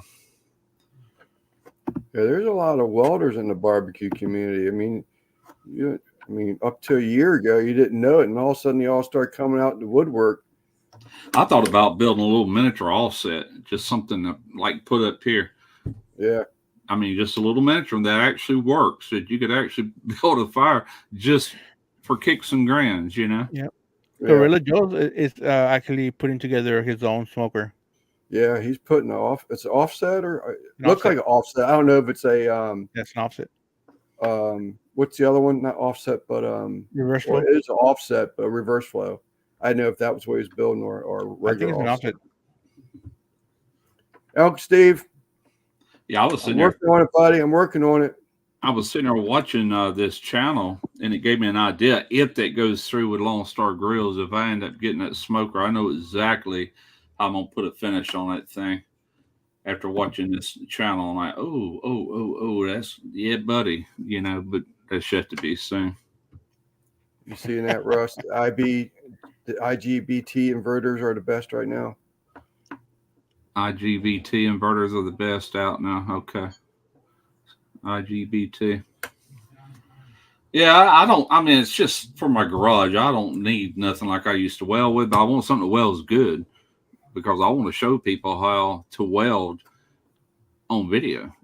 And I figured out how I sit there and watch these videos, and you can see the puddle. Like, how in the hell are they doing it? So I Googled it, and what you do, a lot of it's done with an iPhone. I can also do it. You turn your ISO all the way down to where it's black, and when that thing fires up, it'll light up just where you're welding to where you can really easily see what's going on. Oh, is that right? Hello, El Barrio. El Barrio, I'm catching up, buddy. Catching up. Yeah, they probably do. They probably tied to Yeah, TikTok. the chat just blew up now, man. Like, you're kind of behind right now, man. Yeah, see, everybody must love welding chats. No one liked train talk, so we just skip over. We went from trains to welding. Actually, Yeah. I do have something to say. El Barrio, when I catch up, buddy, I searched what he suggested last week, and I think I even shared it with you, didn't I, Simon? What's that?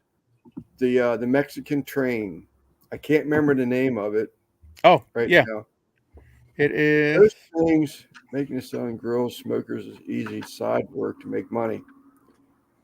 But I guess the steel is still an issue. Ferromex. What is it? Ferromex? Firemex? Ferromex trains. Oh, that's cool. I got to thinking about belt buckles. I mean, like, what did I ever do on things? They were in my safe. And I worked for Brown and Root back in the early 80s, and we had a bunch of stainless, about that much, and we stuffed it with all this tubing. And then that outside is TIG wire. You put it in the drill motor and you twist it together, and then when you face all that off, and it's smooth across. The back looks like crap when you spot tack it, but I actually put a little clip that goes back and forth right here. There you go. Then I make this one. This is one where you cut your pipe like at a 45, or I forgot what angle. That looks like a 45. And then you got to cut your two pieces, flip it over, tack them together. Then the same thing. You got that pipe stuff. That's TIG wire in here and TIG wire in here. Man, we used to make them things all the time. That's sweet. Look, you definitely sell them damn things. Yeah, I would think so. We used to make them. That was years ago, man. Back in the 80s. There was an old Brown and Root belt buckle. I got my name engraved on there somewhere. Browning? Brown and Root. Oh, okay. Where's my lad? There it is. RB Jones. Yeah. I got that when I worked for him. I weld stainless steel most of the day. Barrio, what's going on, buddy? I looked at that train, man. You know, they have sort of like I read a little bit about the history on that Mexican train, and they're really known for going extremely fast. I watched some videos and them just blowing through intersections. You know, it wouldn't surprise me if some of them freight carriers aren't hitting 100 miles per hour. But I actually looked to see what kind of what was available out there, like searching like eBay or something like that. I guess because of the limited availability of that particular freight line, that diesel freight line, they're pricey, man. They're extremely pricey. But I did look it up. Thanks for the suggestion. I was reading Tyler's comment. Most welders can get scrap metal from jobs. Yeah, that's where I'm gonna run into an issue because metal is freaking high, man. But you know, just to show on video, I got some scraps out there. I'd like to get a hold of some pipe though. Guggen actually was reading my smoke signals when Tyler first put that those letters in there. I can't think of what I want, acronyms or something. I'm getting ready to say this must be a politically correct acronym. But I wrote down what he suggested last week. I can't. Ferromex, Ferromex. Mm-hmm. That's what I searched. And then they had, of course, I didn't understand, 75% of the videos that I was watching, but I sent one to Simon because he used the word pinche in the train video, and I was like, oh, I know what he's talking about there. You send this. Eddie had a question for you, Lance. Okay. Lance, did you ever hear back from your peeps about the changes? I have not. I was actually surprised I heard anything today. But his daughter is sort of kind of taking over things. And, maybe there's new hours. I don't know. We did in the beginning of the chat, Eddie, had you been here during the beginning of the chat, you would have seen that was my getting up on Eddie. Des has actually approved the colors. I guess we can go through that again. I got so much to catch up on a chat. I run my mouth. So what we're doing is that Des has agreed. I figured it worked better like this. KMA. Because the camera I noticed was altering the pictures that I was sending to Des. So I figured, well, let me do it on live. Maybe she'll see that. That's why I'm up here. This is the color of the petals. She's agreed to that. This will be the color of the peace sign. She's agreed to that. And the area that y'all are suggesting to change the green from the outside of the peace sign, it'll now go inside of the peace sign. So this is going to be the lighter of the color, and this is going to be the darker of the accent colors. And she's agreed to that. So we just got to get. If you have not seen it, it's a nod to you all. So it's it says Peaceful Des barbecue fan. Yep. Simon's Trains. I gotta catch way up. Barrio. There's that one time like welding. It's like running trains. There you go. We got a train related welding thing. Barrio. God, way back here. Selling there. That's when I remembered last. Selling is a good side hustle. Guggen, Ura, Eddie. Yeah, I saw that one too. I didn't know. I knew he was a welder, but I didn't know it was stainless steel. Who was that? Scotty.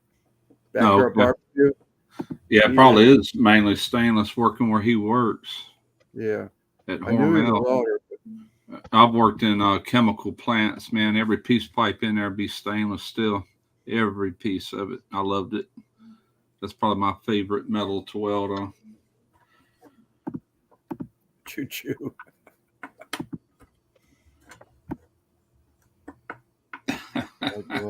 Running trains. Running trains. Really? That I think. Never mind, Lance. It flew over your head. It's I'm sure it's like laying down a bead, right? It's multiple guys standing in line running a train. Well, okay, if you want me to spell it out, there you go. No, I know what you're saying now, but he threw me off with I like welding and running trains. I didn't separate the two. Ferromax, yeah, you want the Powerball. We didn't work at the same construction jobs, did we, Lance? Oh, goodness. Chasing the queue. How's it going, buddy? Do your job, Lance. I'm trying to get everybody their moment, their seconds of fame here. Oh, Simon, what's up? And Tommy, Devil Dog, did you ever hear back? Got that one already. You're almost Actually, I skipped to that one. MAL. Yeah, we had a lot of fun, Kyle. It wasn't bad. That place turned into a total different beast in the last the last decade or so. But back in the day, man, that was a fantastic place to work. I mean, the work wasn't fun. No, there was some extremely hard welds. When I was talking about welding through a mirror, I meant it. We're talking about extremely difficult. Excuse me while I get myself another St. Patrick's Day celebrator.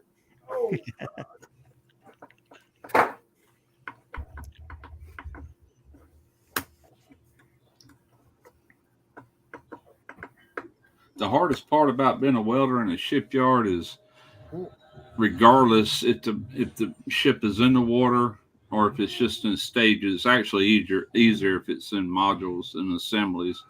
But I mainly worked on a wet dock, which meant it was a complete ship that was floating. All the weld machines are out on the dock on this big tall rack, and they got all the power run up to it, cables this big around. Oof. And you had to pull anywhere from 200 to 600 foot of welding leads, or 100 foot long, just join them together to finally get to where you need to work. That's the yard here. Now, I worked in Newport News. It was different than that. Those machines, they had smaller machines. They could pull them anywhere at any deck, and you usually have one within sight. You never pulled more than 100 foot. I love that. Mr. Miller, how's it going, buddy? They were smart about it. I ain't seen him in a while. I remember that. Do you really need another beer? Yeah. Yeah. You'd be proud of me, man. I got 65 and retired. I'm getting all these bad reports back from the doctor. So I've actually started going to the gym, but I need to get myself remotivated. I'm down to 1 day a week now for the past 2 weeks, but I was pretty consistent with 3 days a week, but just too much picking up some side work. But you're my goal, man. I'm going to look like Killer Miller. Yeah, I went and got another membership. Man, I just keep putting it off. It's like, I got to do something, man. I was hitting it pretty good. And, I was actually enjoying it, meeting some different people. And I'd be lying if I didn't say I didn't watch some of the women in their exercise outfits. So that was a little bit of a motivator. And but I've just been busy doing some side work, and I've only been able to get 1 day a weekend for 2 weeks now. And I'm like, I feel it. To be honest with you, I actually feel it that quickly. This new channel, I'm actually moving in these videos, so that has helped on my end, doing that once a week. But still ain't enough to sign with the meat market comment. You're quick at that. I just pushed enter. It was already up there. Yeah, I forgot about that, Lance. I might have to go tomorrow. What's that? Just the outfits. Yeah, exercise your eyes. Look at the scenery. Yeah, gotta exercise your eyes. Let's reach out. Yeah, I know it. That's why I say. I mean, that's one of the. I was like, when I first met his channel, I thought this guy is either a boxer or he's a professional athlete. He's definitely toned up. But then I think I heard later, and it may have been from, it may have been Keenan, but he said that you were what do they call him?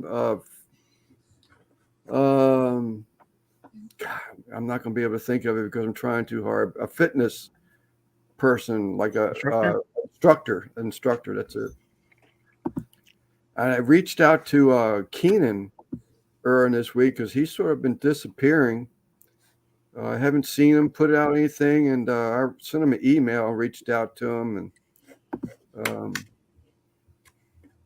he's doing good, but I think there's something going on there. But he's all right. I don't wear my yoga pants. My butt crack keeps wanting to eat them, so I can't wear them anymore. Well, you gotta wear underwear, dude. You need to ask Skinner Farms or his. You need to wear underwear for that to stop happening. Yeah, stop with those G-strings, or dental floss. I can see Lance walking in there with white tights and red tennis shoes, and yeah, buddy. And dark sunglasses. Yeah.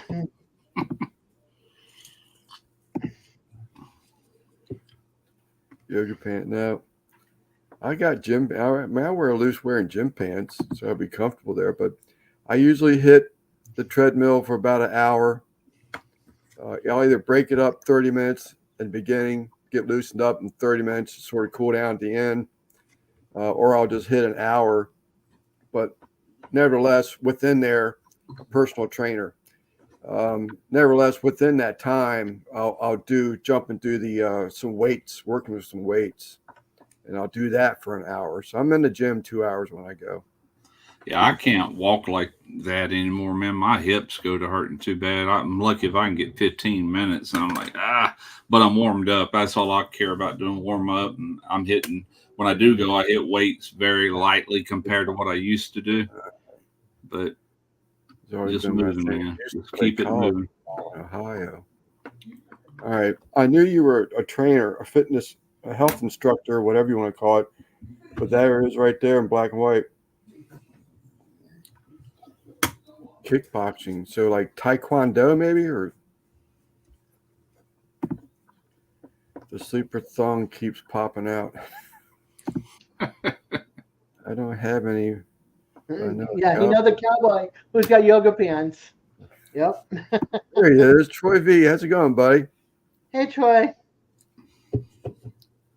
Well, if y'all rather talk about yoga pants instead of weld machines, then okay.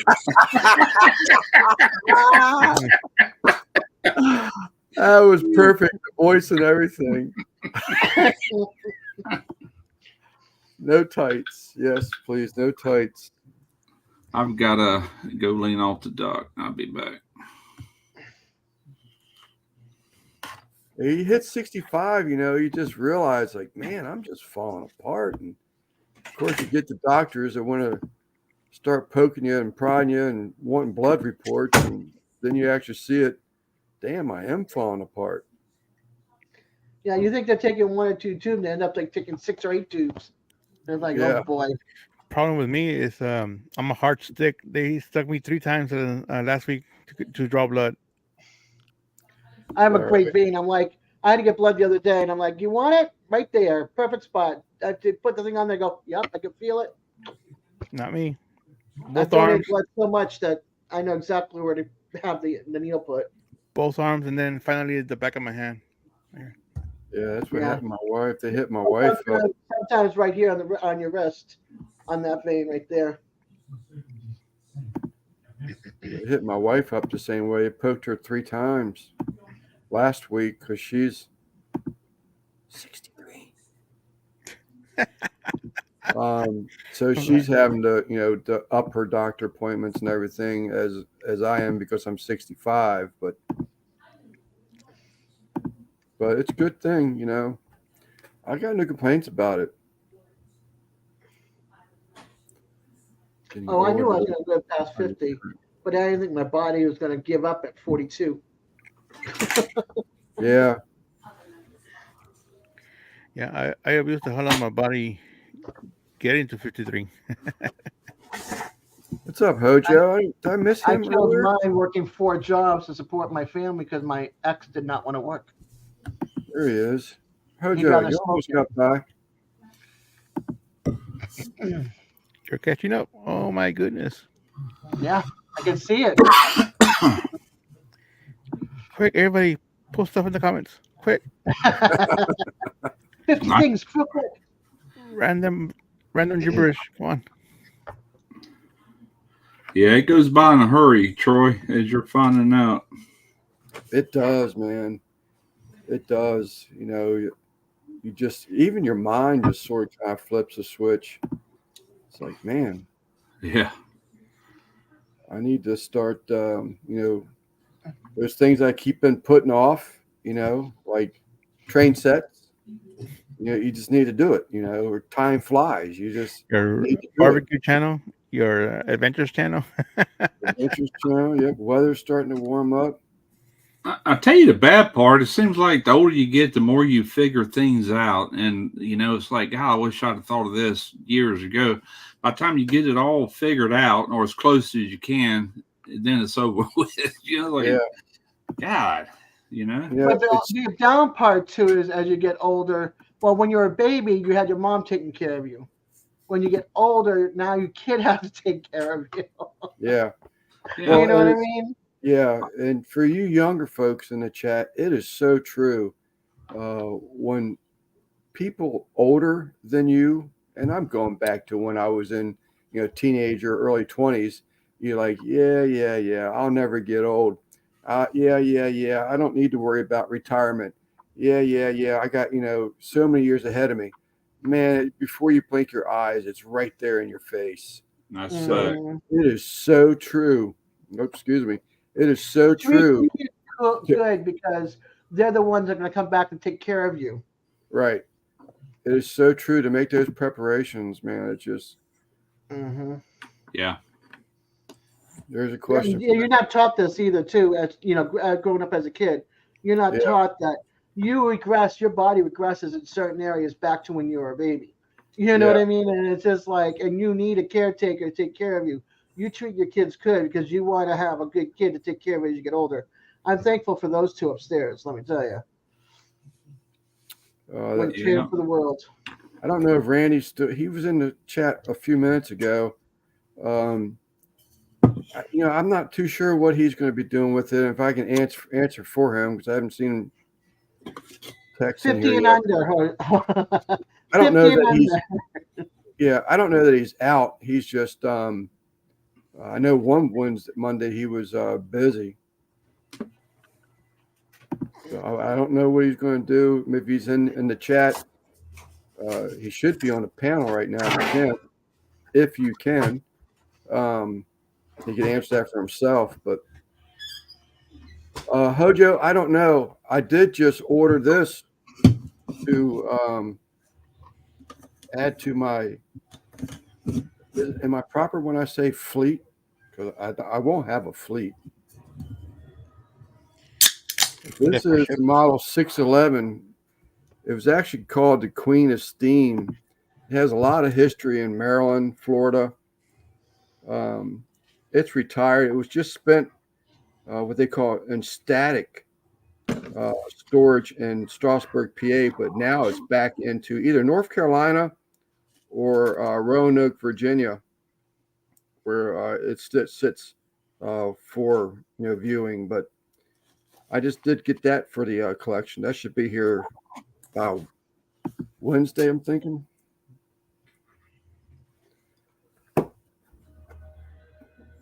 Back to trains. Maybe we'll make your background to Weldon again. What do you consider younger? Anything younger than 64 or 65? No, we're going to talk anything about barbecue thing.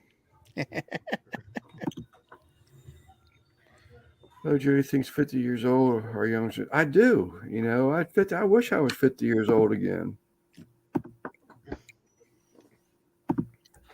50 is about the time it starts going downhill for sure, man.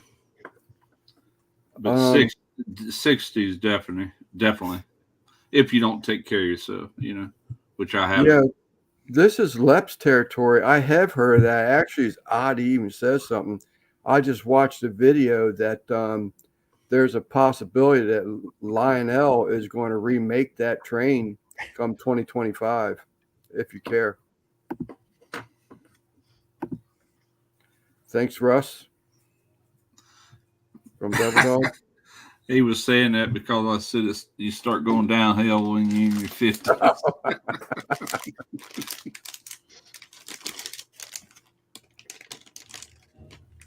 Stanley Steamer is a beast too, yeah.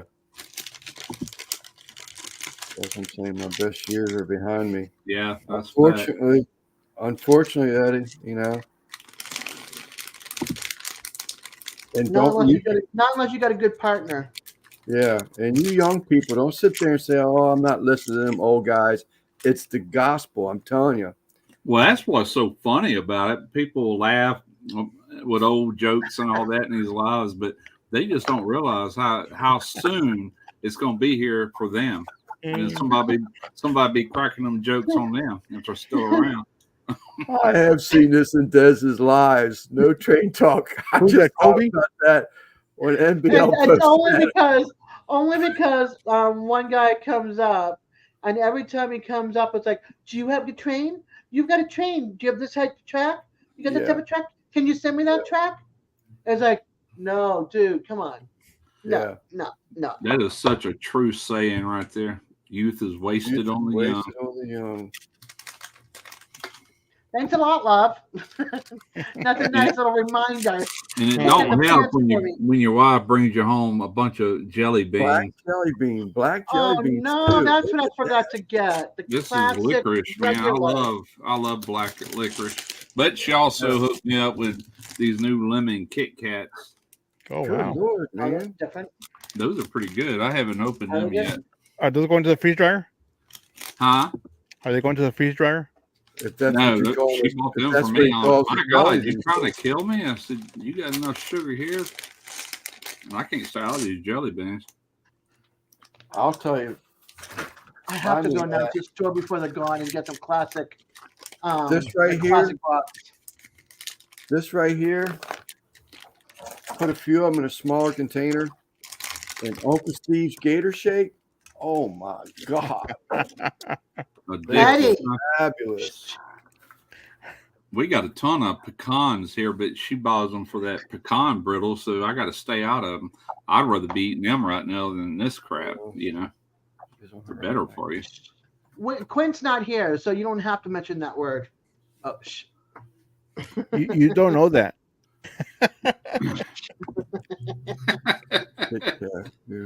I know, but I haven't seen him up here. He's saying ooh about the licorice. You know, I was a kid, I could not stand licorice. I thought it was the most disgusting flavor ever. Then when I got older, it's like, I like that. Now I ain't got no problem. I like it. Yeah. You know? I like regular licorice, not black licorice. I was like that with blue cheese when I was a little kid. I couldn't stand blue cheese when I was a little kid. Yeah, same here. That's another one for me too. Blue cheese is another one for me. And my No, mom I love was it. always, I was glad she would eat all the black jelly beans out the bag, but now it's I like, throw mine away. yeah, but now it's like I'll eat them. You know, I enjoy them. Well, we went Even to to this day, I throw out the black jelly beans. what's that? It's a franchise farm. It's a Royal farm. Pepperidge Farm? Royal Huh? Farm? Pepperidge Royal Farm? Farm? No. It's a store. It's a store. Royal Farm. No. Anyway, we got one in Ocean Farm. Springs. We went walking there and was at checkout, and they had a licorice in a bag, and it was red licorice. My wife bought me a bag. I couldn't even taste the licorice in it, and it tasted like nothing. It's like, ew. I mean, it had no flavor. It was terrible. What the heck? Yeah, I like the cherry. No, licorice. it's Farm Supply or something like that. Yes. Oh, Pepperidge okay. Farms? No, Hi, I'm Parker. not. If it's going to upset her, I'm not going to ask her. By Tiger McCool. Hello. Yeah, Farm he comes. Supply. That's the name of it. Farm Supply. No, Tractor Supply. I'm sorry. Oh, geez. I was going to say, we have something right here called Royal Farms, and I thought it was from the South. It's a convenience store, and they're supposed to be really well known for their chicken. I use Fire two of cups. them straight tables together with a Vulcan MIG. Vulcan. I'm wanting a Vulcan. I think it's a Vulcan 205 Tigwell. I don't really care for the MIG. I mean, it wouldn't be a bad thing to have, but I love TIG, man. That's my choice right there, or stick. But You have a link, though, dog. yeah, I'm thinking about getting a second one of them tables. They give me all the room I need. Now that we're back on the welding subject. I told you. Pretty soon we'll be back to the meat subject again. Oh, that was pretty sly, too. I didn't even see it coming. I knew that was coming back around. I can understand why he's using MIG weld, no fabricating those chimneys and all. That's so much faster. Left's like, damn, I left for a little while. I come back and you're still in welding. Actually, we just got back We into did welding. another world around of all the topic and back to welding again. Yeah. Damn, what did I do? Goes around, comes around. I guess that's true, right? Yeah, like some of the '70s clothes is coming back around. Yeah, we actually talked about the famous Cleveland, Ohio steamer train. Lep, you missed that one. I'm looking for something. Pack is still welling. Nope. What did everyone do for St. Patrick's Day? Man, today it was took the wife out to breakfast this morning, and I got a big old huge belly, and I skipped dinner. I'm not going to have dinner tonight. Oh, I here had he is. Irish garlic sausages and a sub roll and Boston baked beans. I made myself 2 bean and cheese tacos. That sounds good. Repeat that. Onion garlic sausage? Yeah, Irish. No, it's Irish garlic sausage. Good. It is good. My daughter put ketchup and mustard in hers. I had mine plain in the sub roll. It had just the right amount of flavor. It was perfect. Who was it that ruined that sandwich the other day? Made this excellent looking breakfast sandwich and then put ketchup on it. It's like, oh my God. Mojo? I love a good pepperoni and egg and cheese sub sandwich. That is good. I mean, a pizza. Eddie. Well, I did buy a lot today. That's true. About 4 packages of the Irish sausages, 3 packages of Italian sausages. 2 of them are mild and 1 is sweet. And then I bought some brats. So that's 8 packages of sausages I bought today. So yeah, I like a lot of sausage. I guess Eddie's trying to turn you red, Des. I know. He's bringing up God, are you still talking? Who's that? That's what Lep was just saying. My God, are you still talking?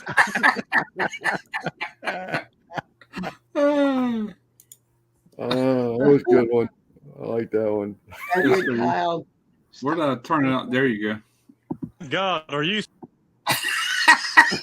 I'm trying to figure out where to go away. It won't go away. Yeah, stop presenting. Remove from studio. Okay. There you Oh. I'm gonna use that in one of my videos because people are always not many, a few people. My God, you talk too much. So I'm gonna when I know I'm talking too much, I'm gonna throw that in there. Yeah. My God, are you still talking? Hold on. Save that and send it to to Eddie for Gary. Yeah. When they have the little spats. Smoker. I'm loading the frame for my smoker build. I need those. Yeah, that would be great.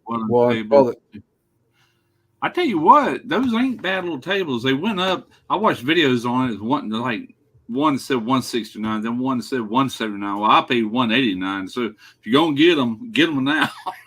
I want to go back and get another one while they're still $189. Really? How'd that work, Mike? That sounds good too. I never even thought about that. I mean, I like dry brining steaks, but I never thought about doing it with the SPG. Bet you that was good. We're talking about cooking now. Yeah. Thanks, Mike. I bet you that was good. So how was it? That's good to know. I didn't know it was a Hobart company. A Hobart copy. Okay. Yeah. And there we go. Yeah, it's all digital, man. It's sweet. That's what I want. I want that. I think it's a Hobart. I'm sorry, the Vulcan 205. All right, Lance, carry on. I think Eddie was still waiting on fire cups. I don't know if you sent them out or not. Fire cups or banner or something. Oh, no. It was a seasoning from Uncle Steve. I think Devil Dog wanted them for the competition this week. Yeah, I think he had ordered them. Eddie? Did you get your seasoning? Yeah, he got it. Yeah, he got the magic. Garlic. Yeah. What do you mean you haven't thought about dry brining? I've always just dry brined with just a salt, just a kosher salt. I've never thought about adding pepper and garlic during the dry brine. Oh yeah, you can you can dry brine with a rub because the salt's going to penetrate anyway. Right. You know what I'm saying? Right. And along with it, it can Some of pull the some of seasoning. pull some Yeah, of I that mean, I've flavor out. always just thought of the other stuff as just like a dusting seasoning or during the cook seasoning, but not, a thick meat as a dry brine. A lot of people actually season stuff overnight, and some people think it gunks it up, and that ain't true, man. I've done that so many times. It's got good results if you got time and think about it in advance, I do that with Yeah. my pork ribs. I'll put the rub on it a few Yeah. hours, like several hours before I put it on the smoker, Right. and so it gets like tacky on top of it, so it's not gonna rub off when I put it on the smoker. Right, Yeah. right. Yeah, no, I've seasoned stuff and let it sweat out, that Mhm. type of thing. But Right. like a 24-hour Like a brine. brine, I've never thought about doing something like that. Huh. Yeah, I'll you probably can do that. absolutely do it. If anything, just the salt. Yeah. That salt carries flavor with it, Well, actually, Guggen was the one that he did something the other day. And I was like, really? I never thought about that either. I've never taken a pork butt and let it sit. I saw the thumb. Let it do like a brisket. Treat a pork butt like a brisket, and hold it at 150, whatever it was, for hours. I've never done that. I mean, I've let it wrap and breathe. I burp because I'm trying to get the bark back, but I've never like put in an oven or put it in a warmer and let it sit there for overnight, whatever, to keep it warm. I've never done that with a pork butt. Pastrami, my best friend right there, man. And on that note, now that you just got me stuck on some pastrami meat, I gotta go. It's that time of the year for pastrami. I love pastrami I on do too. rye or in a sub roll with some mustard hot 12-day and cure. Swiss Jeff- cheese. Jeff Rice just did some pastrami a couple of weeks ago. It turned out good. He said Yeah. he used the same recipe I did a video on way back when. Yep. Don't forget the sauerkraut. We're good. Oh, that's like a Reuben. Reuben? Yeah. I Yeah. love a Reuben. A Rachel's good too, though. A Rachel's with coleslaw instead of sauerkraut. Is that right? I've never done that. I can't I do used to. I work coleslaw. at a deli. Sorry, go ahead. I can't do coleslaw on a pulled pork sandwich. It's that hot cold thing that my taste buds just say yuck. Yeah, corned beef. Pastrami with coleslaw is called a Rachel. So you got a Reuben and a Rachel. You got a sweet and the bite of the sauerkraut, the sour. So it's whoever doesn't like whichever, but it's so good. I worked at a deli in Maryland for 2 years in Annapolis, and that was one of the sandwiches we used to make there. So Right. that's why, yeah. But I gotta go. All I'm right, gonna let Daz. you guys be free. You don't have to have a chick up here, so you can curse and be all that you want to be without me here. We can talk about peckers all we want now, right? Oh, we're already doing that, so Yeah, you guys are doing it anyway. But All right. I shall see you Tuesday night. I'll be here. Yes, thank you for hopping up, Des, and thanks for authorizing the colors. I'm glad Simon thought about that, getting you on the panel. So you know what? I bet you his camera would show those colors a little bit more true than a Yeah, photograph. yeah, and I do like the orange and brown inside and out of the peace sign. Yeah, So and I'll still stitch a sample, because the samples eventually, once I get some more bamboo hoops, they'll go up on the wall. But I haven't hung any for a while, but I'm collecting them all over there in the storage container. So Yeah, once I get I don't all know that what Raquel is, but I know it's a Rachel. All right, cool. I shall see it, and you all be good. Enjoy the rest of your St. Patty's, and peace and love, y'all.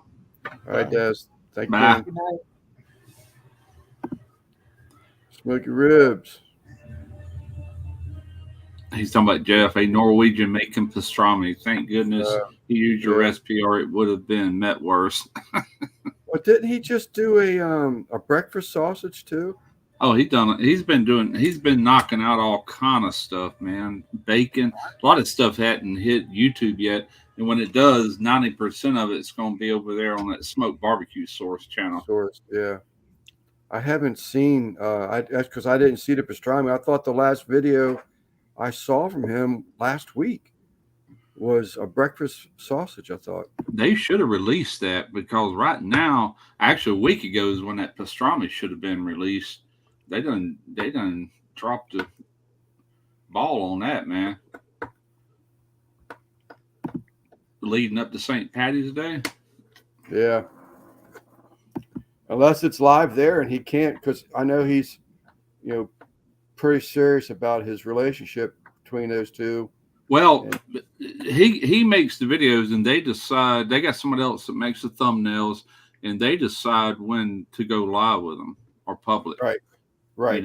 All he does is supply them the content. So right, but he may not want to put that on his channel yet, and to make sure Smoke Source has got it up and running before he does anything with it. Because I made a suggestion the other day to show he popped in on the live a couple weeks ago, and I said something about, hey, let's see that other hat, and he's like, basically just told me I don't mix the two.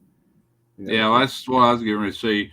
If it's on Smoke Barbecue Source, it's not going to be on his channel. But he's been so busy trying to get stuff done for them that he hadn't had time to work. And man, he every day he's doing something. Yeah. That guy is constantly cooking, constantly shooting. His whole editing style has changed. He shoots all this B-roll, just tons of it.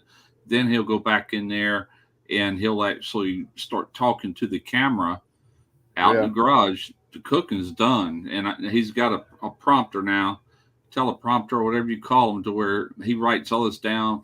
That way it keeps him in track, and he'll talk through the whole thing, but show all this B-roll as it's happening. Really? It's working out good for him. I like that style. Brisket Medic, so he sort of kind of adopted a different style when doing his videos. He's sort of almost doing the same difference as what you're talking about. Yeah, I noticed that a couple of weeks ago. I kind of do that on some videos, but not the whole thing. Kind of like if I went in there tonight and started sausage or whatever, then I would film everything I'm doing. Then the next day I'd go in there. I said, so let me get you up to speed. Last night I done this, and I'm sitting there talking while I'm showing you what I actually did last night. But Jeff does it through the entire video, Yeah. And I like that style. Works good. Yeah. I need to get back into cooking videos. I've been making some plans. Actually, just today, I acquired the proper size muffin pans that I've been needing. So I'm going to get it back in there. Uncle Steve's new shake will definitely be on the top of my menu, and probably one of my first videos. Lep had actually suggested a collab type video.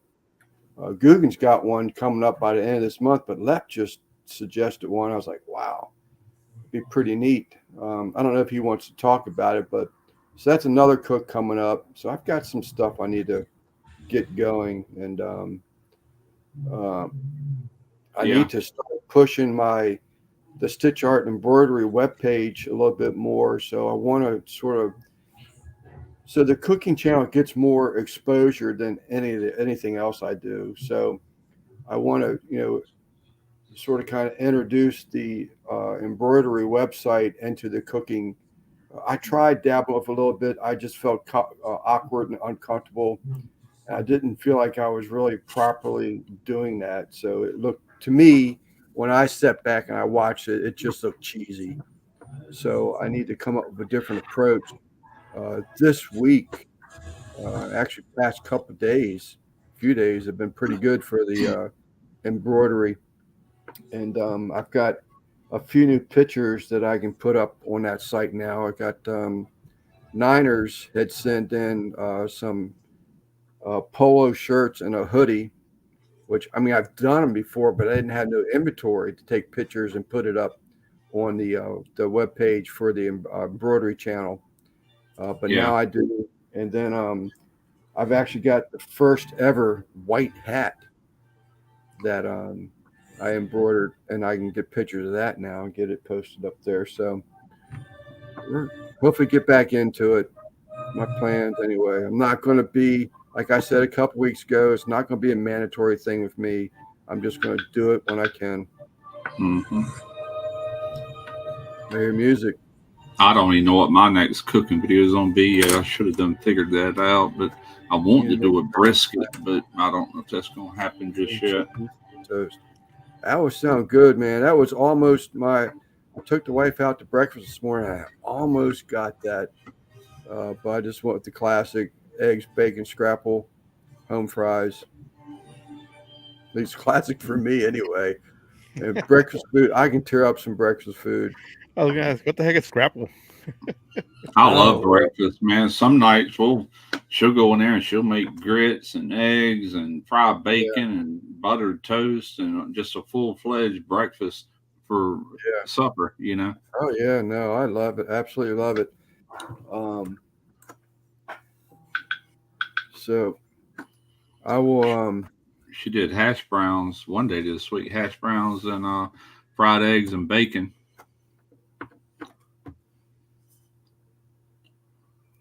Let me just show y'all real quick before I get off the topic of embroidery.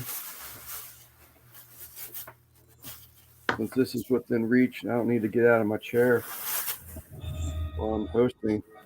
This is the new white hat, which I think is just sexy as hell. I bought this white hat for me. Nice.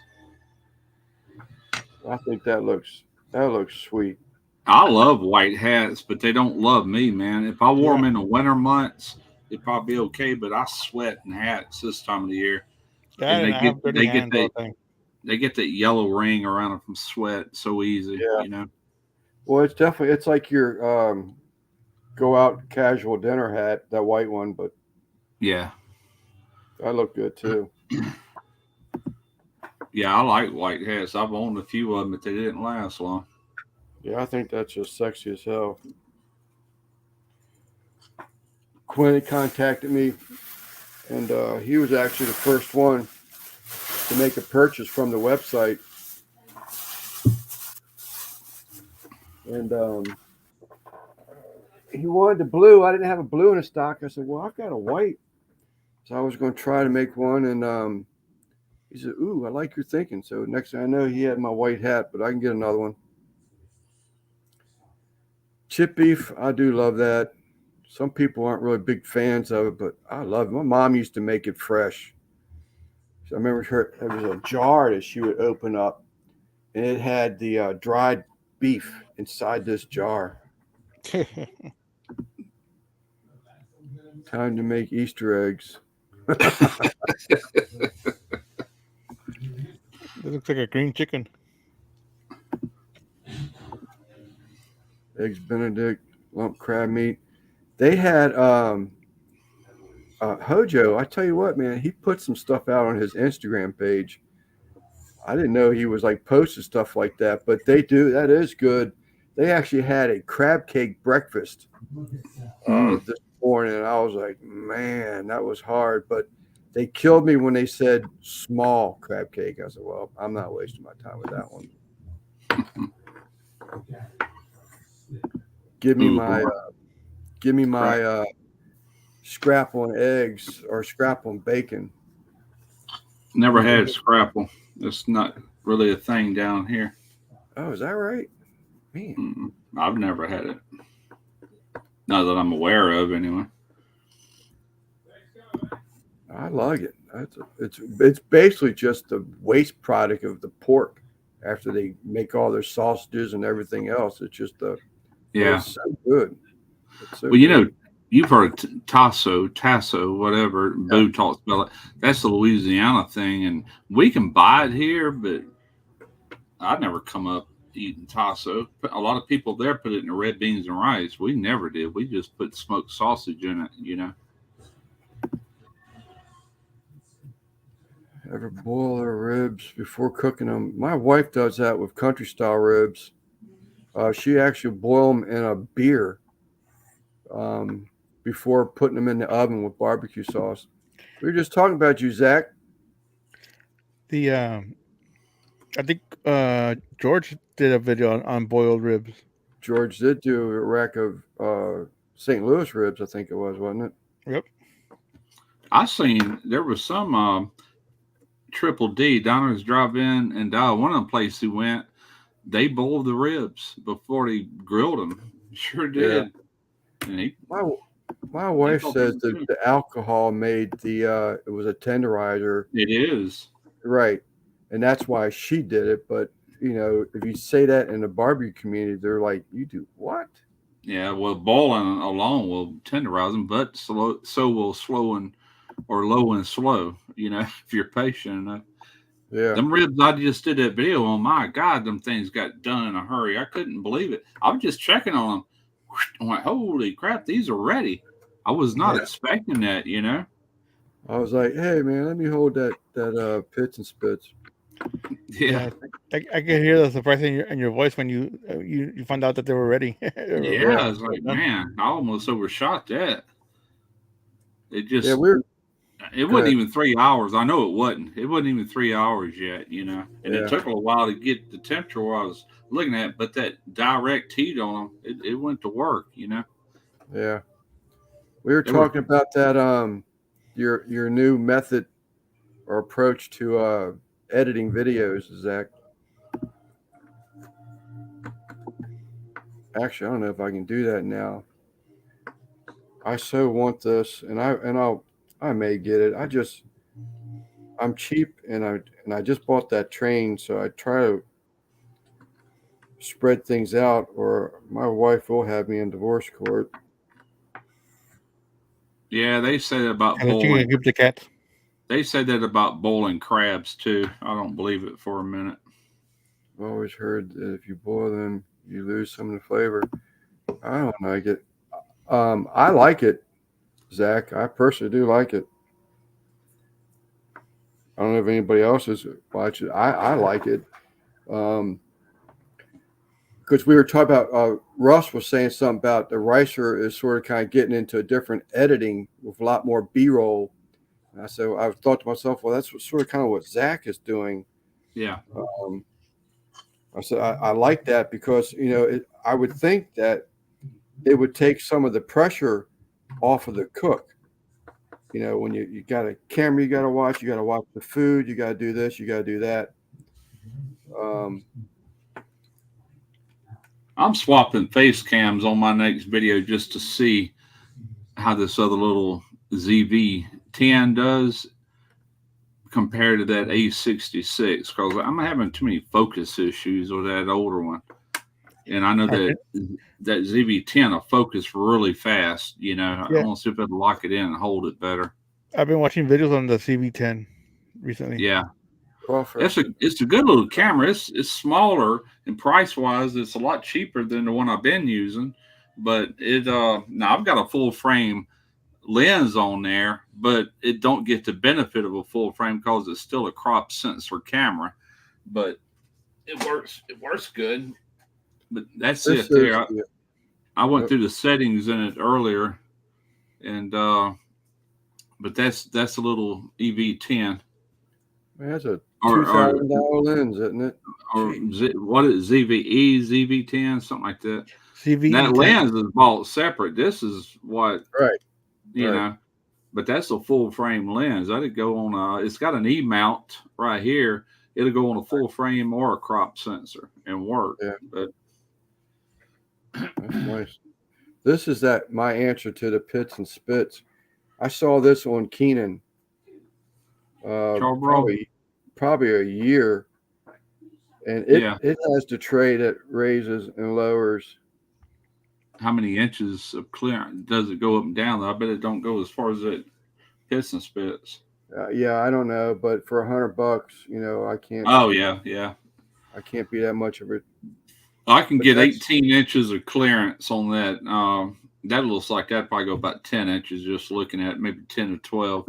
Yeah. But I can get a full 18 inches if you know how it's got the little notches on the side where you raise and lower it. if I go below the lowest and go even further, it'll drop another 4 inches. It's all right.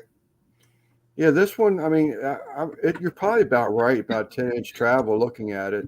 You're one to talk about faces, Devil Dog. That's all. I'm just gonna leave it right there. That's like the pot calling the kettle black. Right. Hey, no wonder we're good buddies. We think alike.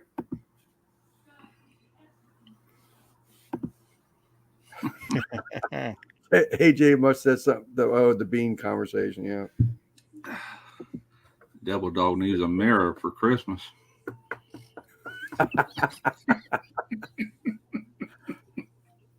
I used to have a Kingsford grill like that. What'd you think about it, Rob? I mean, I know it's not the top of the line.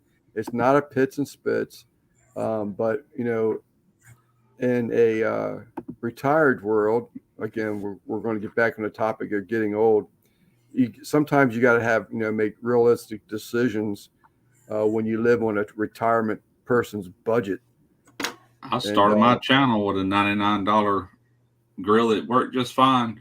Had that little hand crank, it'd lower and raise that bottom. So that's kind of what I always used up to then, was something similar. I used to make grills out of water heaters, low boy water heaters, and I also made one out of a beer keg one time. The grate stays stationary, and I had these rods running through there that you could do kind of like my Pitts and Spitz, but it was across the front where it had the different notches in it, and it raised and lower that bottom grate. Hotter, colder, whatever you want. And then you can also do indirect. So you can definitely cook on it, is my point. The one you're looking at. And I always, because again, I'm going to say cheap. Some people say thrifty. I think, well, why do you want this, Lance? I mean, everything that you talk about, getting a Gabby grill attachment, getting this, this grill I just showed a picture of, I can do that with my kettle.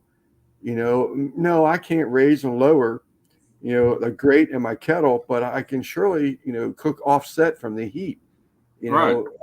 And, the Gabby is the same difference, so, I mean, do I really need that? Or am I just making one of those impulse decisions because, I'm getting old and I don't want to grow up, and do I really need it? In other words. Well, where the Gabby is different, if you don't use a Gabby, just dome your Weber, and you got offset indirect cooking. You put smoke wood, you're actually, smoking your meat somewhat. If you use the Gabby without the dome on it, you get a whole different flavor. It's more like Santa Maria. It really is. There's your difference right there. So it's really two methods, even though the whole point of any kind of smoker really is to control your heat. Right. Well, CJ, Mom and Papa Joe, he had actually had a great suggestion, and and I actually even looked into it some. I just never pulled the trigger on it because I've got to, I've got to inspect everything. I've got to think about everything. I got to research every damn thing.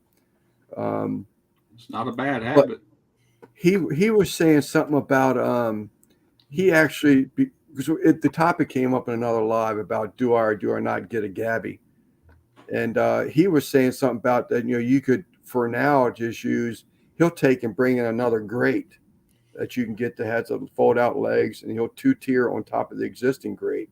Yeah. So it's sort of like you sort of can do that. I mean, you could set up that that add-on grate because it gives you about 6 inches above your original grate, and then direct do that if you wanted to. But you passed the grow up stage a long time ago. You're right. I bought a little contraption off of Amazon one time. I bought a fire ring to build a fire in the backyard. It's still there, and Derek's got this other piece, but it was a pole, wasn't very big around, and it had like spikes that you step on and drive it into the ground. It sticks upright. It had an arm, and it had a little chain that went through the pipe and grabbed this grate, and you pull it up, and it has this little place you can raise that grate as much as you want it. It's Santa Maria style, but over an open pit. And I bet I didn't pay $30 for that contraption. You could do it over any open fire in your backyard and get the same results. Yeah. Well, wasn't that one that you used when you were doing like you did a video series where you were starting from open fires and you graduated into I did that in that fire ring, but I did not use that contraption. They sent me that big ass thick stainless steel MMM grills. right. That's actually a machinist company, and they made those grills and sent me one to use on a video, and I did. It's at Derek's too. He still has it. It's got 2 poles with spades to where they can't bend this way, and Right. you slide that thing down. And it's got an offset in the back of it where the holes are, to where when you pick up on it, it'll slide up and down. Then when you let it down, the weight holds it straight. You know, Like Works get good. pinched. Yeah. yeah, it pinches it. It's Yeah. I did that live fire. Open that series up with that video. It's only one and only time I ever used it. Yeah. Not to be confused with pinche, since we got the Mexicans in our chat and our panel. Yeah. I agree, Hojo. I would love to have something like that, but I probably, 1,000 would be great, but that'd be way too big for me. I mean, I'd be real happy with 250. Yeah, 250 is too big for me. Yeah. Well, I would settle for that. I mean, I 100 I'd settle for, but if I was still trying to keep something big, 250 I think I would be happy with. Yeah. Smoking Joe, I don't have to cook all the meats like he does, but all the Franco farms, good Lord, that man put a cookout this weekend. I don't have nobody to eat it. Derek lives in Alabama. Chad is always doing his thing and having parties and doing their own cooking. He's got that LSG pellet grill up there, and it's just me and Tarina. So Yeah. that's why I did 1 rack of ribs the other day. Yep. Same thing here. You got to go through that freezer and, every couple of months and you either throw something on the grill or throw it away, Yeah. I can need to cook a pork butt. I've got 2 pounds. I am wanting to do a brisket though. I can chop all that brisket meat up and put it in a vacuum sealed bag and put it in the freezer, But I've been craving that for some reason, and it's been a while really until I did these ribs. Since I've done a barbecue video, I'm like, my God, I got to do something. I'm a barbecue channel supposedly. I'm doing everything but that. Right. I wanted to do sausage, and I still may. I can. If it starts to warm up, I got air conditioners in here. I've got the freezer right behind me, the upright. So I don't really worry about making sausage when it gets warmer out, but I do need to make some sausage again. I saw on Facebook group smoked sausages or something like that. I saw a guy put out a jalapeno cheddar chicken. And I was like, man, that sounds good. I had boudin earlier for lunch. It was store-bought, best up. And that darn stuff was that big around. Like, holy crap. I want to make some more. I'm going to do mine lamb casing, so much better, man.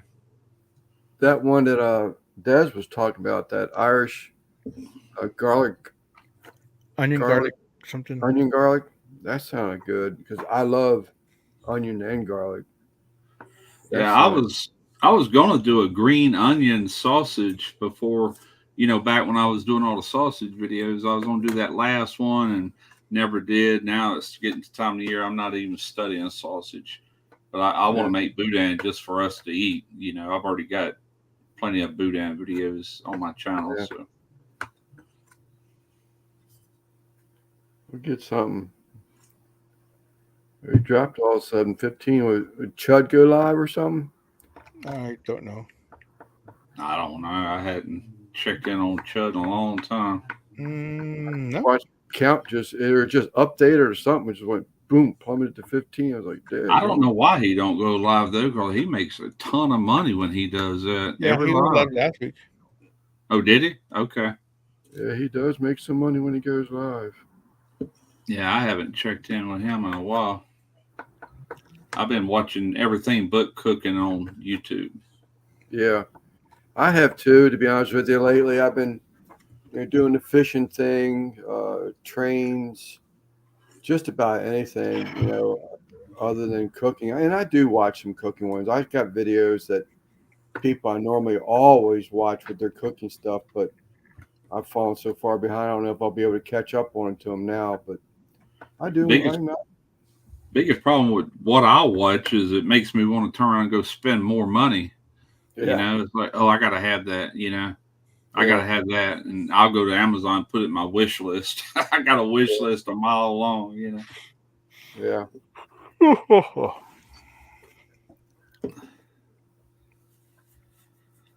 How long do you plan on staying on here, Simon? I appreciate you being around. We're 2 hour, almost 2.5 hours. Yep. It's early.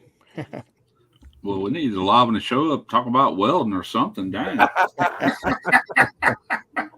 Look, you said that, and I got one more viewer. Des came back. I said welding. She went, see ya. Yeah. 2 more. See, it must be something in the welding. One of them was Randy. Yeah.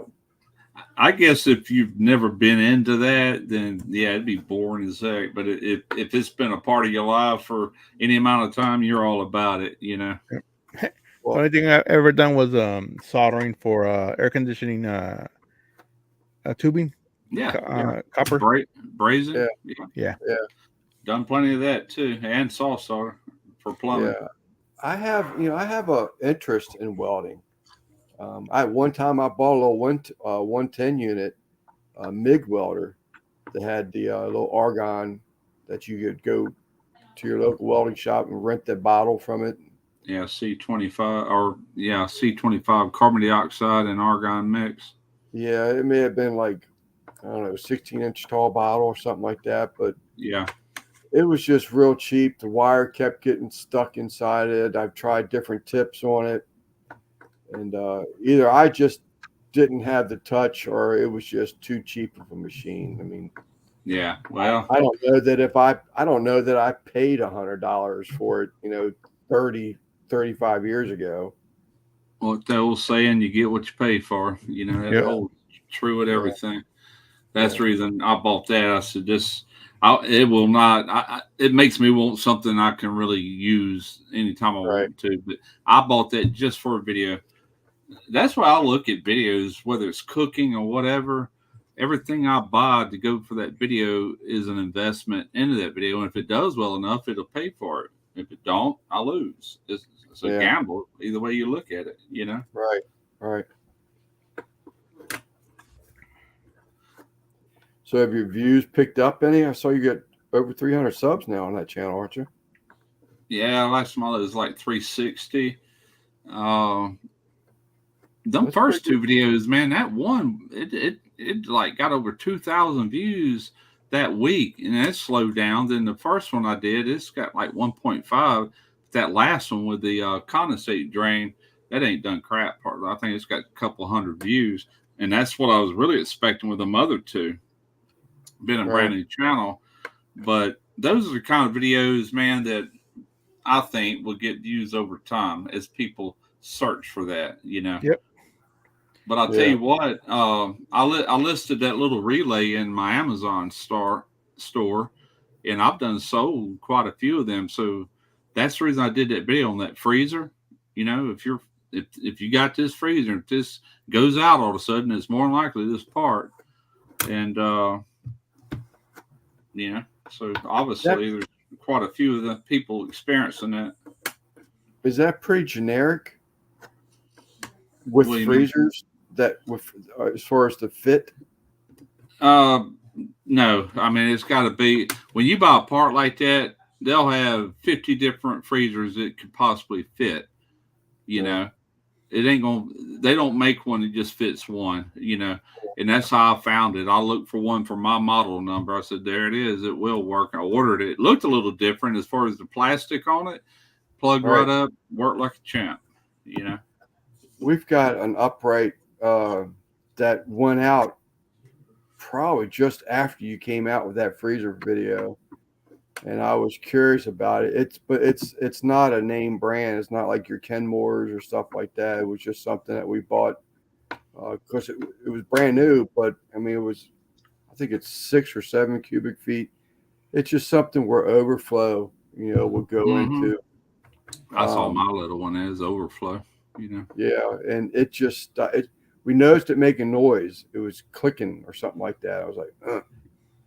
So the clicking stopped, and then it stopped freezing too at the same time when it stopped. So we just unplugged it, brought over because we got the freezer in the house, the freezer fridge. I got a freezer fridge in here, and I've got an upright freezer out here. So, well, if you remember my video, I said I could hear the thing trying to run, but it click, right, click. That's that thermal overload clicking out because yours could have a start capacitor that's one out. Yeah. A start capacitor sends that voltage through the relay. Mine don't have a capacitor. It's all done through that little relay. Yeah. But it could be a couple things, but I guarantee you that's probably, how old is it? Less than 3 years. Oh shit. Yeah, that compressor, I guarantee you it's not the compressor. It's something, some component, either the start relay or the capacitor that feeds it. It's probably a very minimal part as far as price goes. Probably get it back up and running for under $20. Yeah, I need to look in. I was going to donate it to the Amish because they love that kind of stuff because they can store like their feeds and stuff into it and not worry about mice getting into it. Right. But she's talking about, I always talk about how cheap I am. Well, I learned cheap from my wife. She's wanting me to take the door off of it so she can use it for a shelving unit in her storage area in the basement where she like stores all of her, she buys bulk paper towels and bulk coffee and toilet papers and that kind of stuff. Well, she has these wire shelves downstairs. So she shares or stores all that stuff on it. And she's wanting me to take the door off of it because she wants to use it as a shelf unit. I was like, God, woman. I said, I guess I'll learn from you, but I would like to get, because it's only, I think we paid under $200 for that. Yeah. I guarantee you, what you ought to do is take that, it's either on the side or the back, that panel, and it's going to have a little cover, unplug it and pop that cover and just see. It might not have a capacitor. It might just be a relay. Like I showed that thing. This was like a very consistent click. Like something was. How often did it click? It wouldn't stop. It was like putting I tell you what I related to. From all you young people that probably don't know anything about this, but I know Russ can relate to it.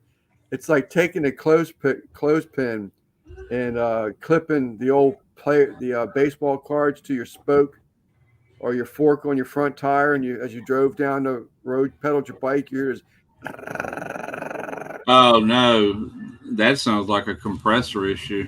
Yeah, I thought you just meant it made a click every now and then. No, this was a running click, like something was spinning and hitting something. The thermal overload will click when it opens the circuit, and it's got to cool down before it closes again. When it does, it'll do it again. Click. Right. And nothing's happening while it's open. But eventually it's going to cool down and close that contact again, and it'll click again. It'll just keep doing that until it either wears out the thermal overload or something, But no, that sounds like a compressor issue. I can adjust the thermostat on it, the external thermostat, and I can you can hear it click in and out. So I know the thermostat's good on it, but it stopped making that noise, and of course it's not freezing things also. So you got a fan? Is there a fan in there? Do you hear a fan running? Mine don't have a fan.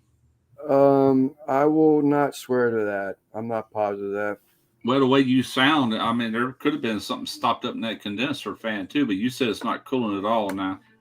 Yeah, no, we had to bring everything out and put it in the other freezers. We knew it was coming, so we watched it. So when things one day, things felt like it was warmer. There might have been ice formed on it, but it felt like it was still warmer. and we just start bringing it out to the other freezers. That little thermometer I showed at the end of it that has alarm on it. Getting into There's the car. a few people picked them up too. That's just smart to have. If you got a lot of meat in there, have that alarm to where if it does go out, at least you don't lose your food. You know, it'll still be frozen when that alarm goes off. Yeah. Yep. I saw that. Yeah, I remember you saying that, Xander, about that video. Yeah, it's unfortunately, people get their jollies off of someone else's pain anymore, it seems like. But I remember you saying that. It does seem like that. Those kind of videos go viral, man. Yeah, don't give her any ideas. Hang on. Well, hurry up. I got things to do. All right. Thank you very much. Hurry up. She's a pistol, isn't she? Oh yeah. Bringing my laundry in here, then I got to hang it up in the closet.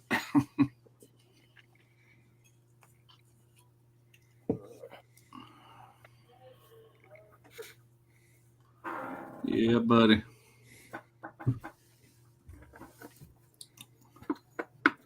So I can't wait to get into some more videos. I want to do the adventure stuff, but we'll see. Now I'm afraid to go shooting. Price of damn ammo anymore. But yeah, I know. You remember last year I was getting into all that, and I didn't buy enough probably, but I've got ammo here. I figure I'd be done got shot if I ever went through what I already got. So, I just stopped buying it. I'm like, I got enough. Yeah, it's gotten crazy. Even the components. I mean, I can reload for most of the calibers that I shoot for, but if you can find primers, first off, you're a lucky man. Yeah. And just to find the other components is just outrageous. Yeah. Something I paid, $15 to $17 for, a few years ago. It's $35-$40 around here now. It's just crazy. Prices are ridiculous, man. It's just, where does it stop? Yeah. And I don't know what the government, if any luck they had with passing that law where they were talking about buying ammo, putting a 11% tax on ammo purchases and its components. So I don't know if that ever happened or not, but legislation about to come to end. I think this month. That never goes away. It's always something with that. There's always something stirring. I don't see it happening. I never even filed it to see if it got any traction in Congress or not. But what kills me though, they constantly trying to do this and do that with gun laws and this and that, but a lot of states have gotten more lax. Like we were talking about the other day, Mississippi, Louisiana, you don't have to have a license now to conceal carry, not in this state or Alabama or Louisiana. I don't know about Texas, probably not. You don't need a license to carry. Oh, you do? Carry. Okay. We used to have to get it, and you had to prove why. I know guy used to own auto parts place we used to work in the back garage at years ago. He was a business owner, and he had to go to the bank at night and some of the money, so they naturally gave him one. Right. But yeah, nobody has to have it here now. Yeah, Maryland is like that. It's a May issue, but now with the Supreme Court in New York, they were past that thing where it's against our God-given rights. They now are an issue state, where before they were a May issue, and it was the same exact thing as what you just said. You had to prevent or provide a good substantial reasoning to why you wanted a carry permit. Right. You couldn't just say because I want to. It had to be something like you owned a business and you're making deposits at all hours of the day. Yeah. Or the other one was that if you had maybe someone threatened you in your earlier life and there was a court hearing or a judgment or something like that, if you could use that as an excuse. How do I know he's not coming back after me? Or she's not coming back after me? Right. crazy chick. I divorced her, and now she wants to kill me. Yeah. Yeah. That Yeah. didn't You got to happen. prove That didn't something. happen. But yeah, like I said, we've always been open carry state. You Yeah. wear it on your hip out in broad daylight. Now cops might harass you over it because you don't see nobody doing that nowadays, but you can. Derek used to put it to the test. He used to walk down the street with a pistol strapped to his side just to see if they'd mess with him. They never did. Yeah. Most policemen know what the law is, Well, they say that open carrier is more risky than a concealed carry. Yeah. People want to try you out, like, oh, look at him. Right. He think, that Right. sort of thing. Wild West, in 2025 or 24. But the same token, if you're concealed, you could probably prevent something. Hopefully, someone doesn't know that Russ is standing, 5 foot away from me and he's strapped, but I can't see it right now. Right.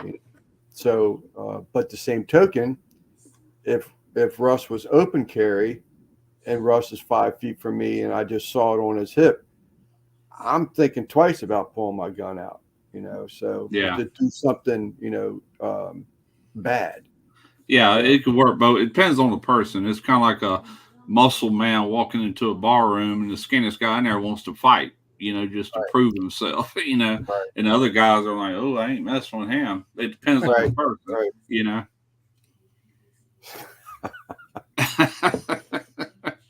Them little skinny dudes are always the cockiest anyway. That's the ones you got to look out for. Yeah. It was common sense, and what's the opposite of not having common sense? But they'll pull a Barney Fife on your ass in a hurry. Shaky hand already. Yeah. Yeah, buddy. You still got anybody in the chat? 17. Okay. Yeah. I don't see nobody commenting. We were doing good there for a while. Shoot, we were hitting 30. Not tonight, but in the past lives, it seems like we're pretty consistent.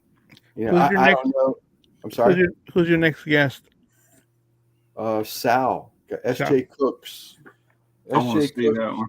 Yeah. Thank you, Sal, or Simon. I watched your last one. I just didn't comment. I just sit when I sit on the couch. I'll make it big screen. I'll just sit back there and watch. I was watching this live from the beginning. Then I finally commented. We got Sal on the 7th of April. All right, confirmed it with him. Told him I would be contacting him probably the week of to make sure there isn't something that he would like to, talk about, during the live because it is his time too. He's donating it for the interview, and make sure there isn't something that he wouldn't mind being covered. We're waiting for the welding and train talk. Yeah, I saw that. Carry a bullet in your pocket shirt? No, I don't. But I actually, when Russ said you heard that afterthought laugh, that's exactly what I thought about the bullet. What's up, Lewis? About the bullet that he carried, the Barney Fife carried in his pocket. Yeah. That was some good shows, man. They just don't make them like that anymore. Yeah. What's up, Trumpet? That has been. Hey, Trumpet. Yeah, I don't know. Sal, I remember Sal saying something about he was going to maybe cut back from an everyday video to maybe once a month video or every other week video or something like that. So I didn't really talk to him about that. He is making plans, but that's, going to be something that he should talk about. It's nothing I should be talking about. Right. The detail wise, but he does have something in the making. And he might be ordering some hats from me. I wouldn't mind seeing some hats with his current logo on it. It'd be nice. I'm surprised he hadn't grown faster than what he has because he does really good content. Really good. He's the editing, the way he puts them together, everything about it is really good. Right. He will at some point. At some point, he'll get recognized. You know. Well, he makes these statements that he feels like he's getting ready to explode. So he must be seeing something on his end, as far as his analytics, his numbers and stuff like that. But Right. I told him, the other night in a text when I was confirming the the date for his interview, that I more or less what you just said, Russ. That I told him, I said, man, I said, you really got it going on. You've got it together. Yeah. And it's visible, within your channel. And of course I had to end that with a joke, if I wasn't married, but well, he's look at Arnie Tex. He was kind of a slow bloomer. He was doing good content and everything. All of a sudden, he just took off like a freaking rocket. And he should have. Well, I mean, he does really good content. Yeah. Well, Arnie has been on YouTube forever and ever Yeah. and ever. That's what I'm saying. It took a long time for him to all of a sudden just. Yep. You never know when that's going to happen. If it ever happens. Some people it never happens to. Other people, well, even Smoking Joe, he kind of trudged along there, kind of for a while. Then all of a sudden he started taking off. Him and Chud was battling it out. Who was on? Yep. Yeah. And which I don't know where Chud's at. He probably done left everybody in the breeze. I know he passed me a long time ago. Yeah, I saw. I see the LEP. I'm not the trumpet thing about the Analep too for the Rectech, but I see Chuck Niners Nation. I see he just got himself a Rectech kettle. Yeah, sure did. Saw his video. I don't think it wasn't the high temp one. It wasn't the high temp one. It was I just don't a think regular it one, was right? anyway. Just a regular. Sorry? Just a regular. It was just a regular one, the regular size one, the smaller one. Yeah, I know they make one that's like gets crazy hot, and for some, I don't think that was. Oh, that's that little kettle. Yeah, he mentioned another that it was not the other one. So I'm assuming it wasn't the crazy heat one. And he talked about what he was going to cook. Guggen has suggested beef ribs and bullseye. That's it. The one he got goes up to really. Then that would be the hot one, right? 750. That would be the hot one. One thing I noticed about Arnie, though, his editing got really, and he might be paying somebody to edit or whatever. I think somebody edits his videos. Okay, because it's top notch too. It's really good. Can't buy better advertising than that. Yep, you're absolutely right. Let me catch up here. I got that one already. Bullseye trumpet. No, the hot one goes. Okay, the hot one goes up to 1,000 degrees. That's crazy. Yeah, Jeff had one of them, and he had a couple of grease fires. That thing got so hot with no more room than what it had. Yeah, I think Randy's nephew's got one of those that actually did catch on fire on him. It that blew one up. that gets hot. Yeah. Who was I talking to yesterday? Somebody's talking about a grease fire. Oh, it was Eric with two guys in a cooler. He called me yesterday with a refrigeration question. He's trying to get that. I just sounded odd, Oh, well. What barbecue related? No, it wasn't. It was his freeze dryer. He's getting it back up and all, and he was trying to pull a vacuum and all this, and he kept losing vacuum. Anyway, he was talking about he got Smoke It is the name of the company. He gets those electric smokers for his sausage, and he was doing a video, and he walked off and left it and come back, and he had a blazing fire inside of it. And I'm like, well, what happened? Because there's an element usually in the bottom of all these smokers, including my Pro Smoker. And he said he thought he had it tilted too much and it filled up with grease. And I don't know how it had that much grease coming out of sausage. You shouldn't have that much, first off. But at any rate, it got close to that element. Poof! It lit up, big grease fire. And you see these things. I mean, when it was manufactured, they did testing. And personally, I think a lot of it is, rule number one, make sure that thing's level. Yeah. Yeah, absolutely. I think that I don't know what SQ is. Yeah, that was more a user error, I think, other than a smoker, because any smoker can light up. But I'm wondering why in the world did you have that much fat leaking out of your sausage? That shouldn't be happening, Right. But I'm not going to argue with him. Eric knows his sausage, man. What is SoQ, Anthony? We got big things coming tomorrow. What are you getting tomorrow? I think he's taking a poop tomorrow. Big things after you dinner tonight. Making plans for it right now. You'd have to be screwing like a bunny to get your sausage to smoke. Yeah. Oh my goodness. I mean, I've smoked a lot of sausage, and usually when it's over with, you look down your drip pan, you got a few little spots where it come out of casings. But I don't know what kind of sausage he was. I don't know, but I do know Eric, and that's who I go to when I got questions about sausage. That man is knowledgeable. Oh, maybe it wouldn't. So was I messed up there? Factory tour coming.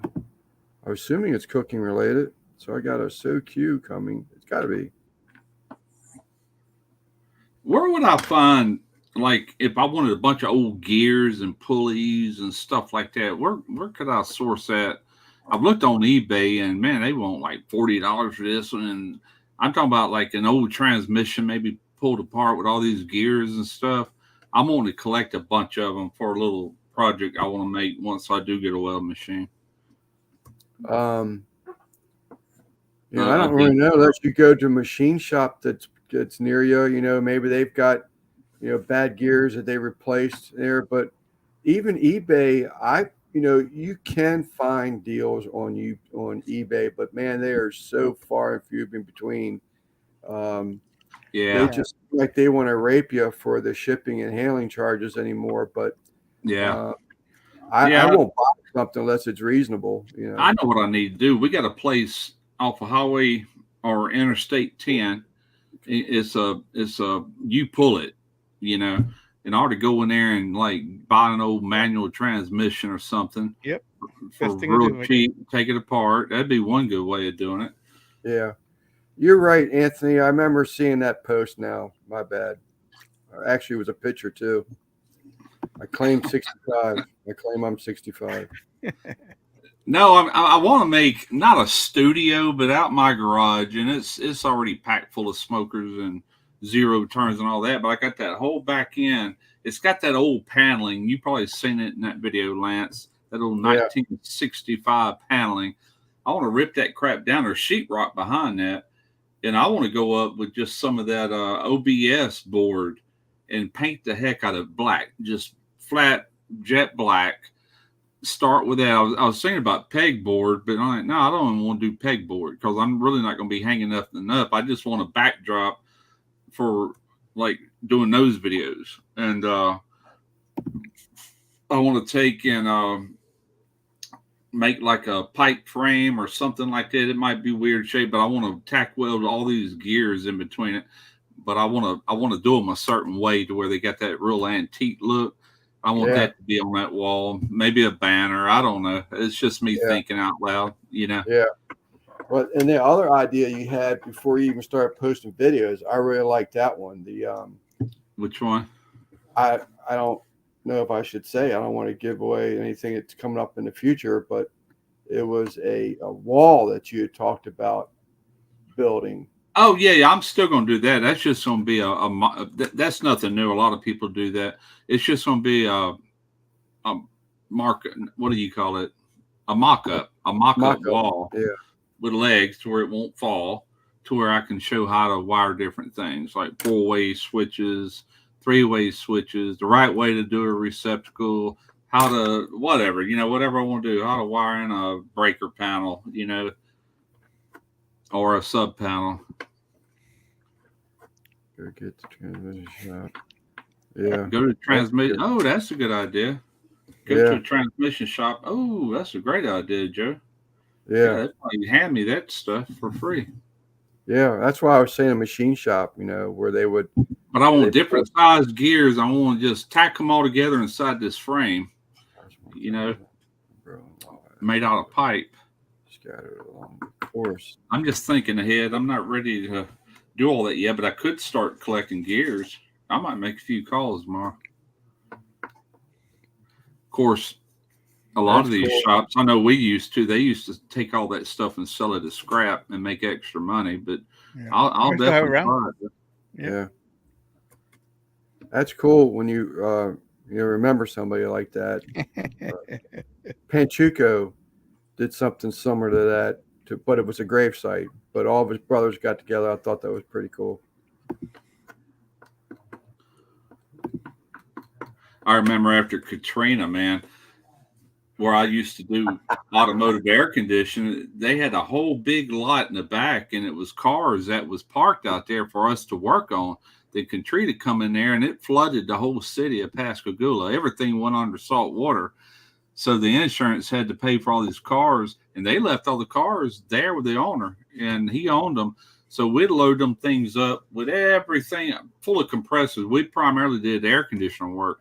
We'd take all these compressors, we'd load them in the trunk, just whatever we could find, roll these cars to the place where they weighed them and sold them for scrap.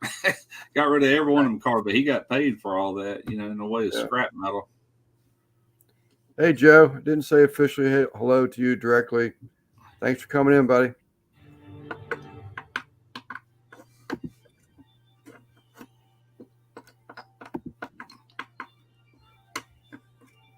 I had an old motorcycle in the back that Derek drug over here one time. Actually, he traded a really good camera for it, and the handlebars all had been in a wreck, and he worked on it, and he actually got the motor running on that thing, but he never really done more with it. And then parked it around the back, but we got a little shed in the back, and he kind of just laid it up against that shed, and it sat there for years. And last year, Tarana soon, where some guy was offering to come clean up anything in your yard. He was looking for stuff to sell, Right. And we had a couple old bicycles and stuff like that out there from grandkids, and he come and got all that stuff. It didn't cost a dime, but he probably made a little bit of money off of it, That I like that. It took the burden off of me anyway, We got a guy. We have a community Facebook page, and there's a guy that actually does that same exact thing. About once every couple of weeks, he'll post on the Facebook thing about anybody need a junkyard or junk run, anything in the yard you want to have thrown away, and your garage or your shed, and that's what he does. He hauls the stuff out, and he charges the people if it's something he can't make money on it, and even if he could make money on it, he sells and makes money on it. But I tell you what's funny, there was like a love seat, like a half sofa out in the garage, right where I've been wanting to clear all that out.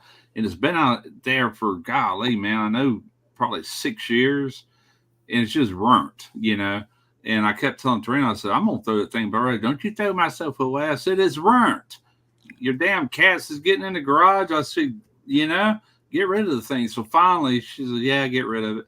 I hauled it by the road and all the cushions that went with it. And then up under one of the shelves, I had 3 suitcases that I bought brand new when I was in Virginia, when I was getting ready to fly back home. And I had a lot of stuff shipped because I bought a lot of stuff while I was up there. I had all that stuff shipped through UPS, but those suitcases slapped full of clothes that I could wear. Then this is back when I worked out and everything. And I wore a large shirt. This is a double X, so it give you some reference to how much bigger I've gotten since then. And it ain't muscle. But anyway, all them clothes are in these suitcases. I unzipped them, like, damn, there's my old clothes like that. So now I'll never get in those again. So I hauled all them and put them on top of that sofa. 3 suitcases. Somebody come by and grabbed 2 of them. Is that right? Wonder why they didn't get to throwing this slap full of clothes too. But they probably didn't know the clothes is in there. It's probably just wanting the suitcases. Wasn't nothing wrong with them. Just need good cleaning. Never sit on anyone's love seat. You don't know what happened on that thing. That's a fact. Maybe you shouldn't be sitting on it with no drawers on your arse. First off, well, if you are sitting on it with no clothes on your arse, then you must be all right with what happened on there in the past. It was a brand new living room suit when we moved in here. Brand new, come with a full length couch, a recliner, and this love seat.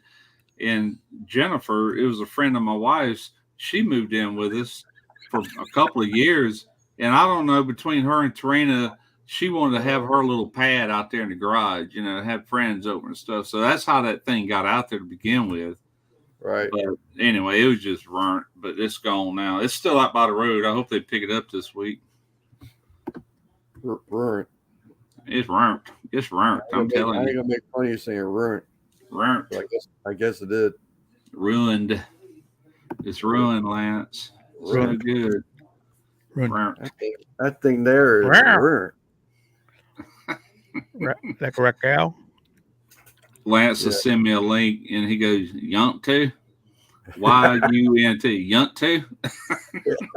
I say, "All right." Yunt, all right. Uh-huh. Uh-huh. Yeah, Rick and I'll tell you what happened, uh-huh. Oh, jeez. That was a good one. Yeah, it might be, Joe. Full of semen. Cat semen. Ugh. Ugh. The things that make you go, ugh.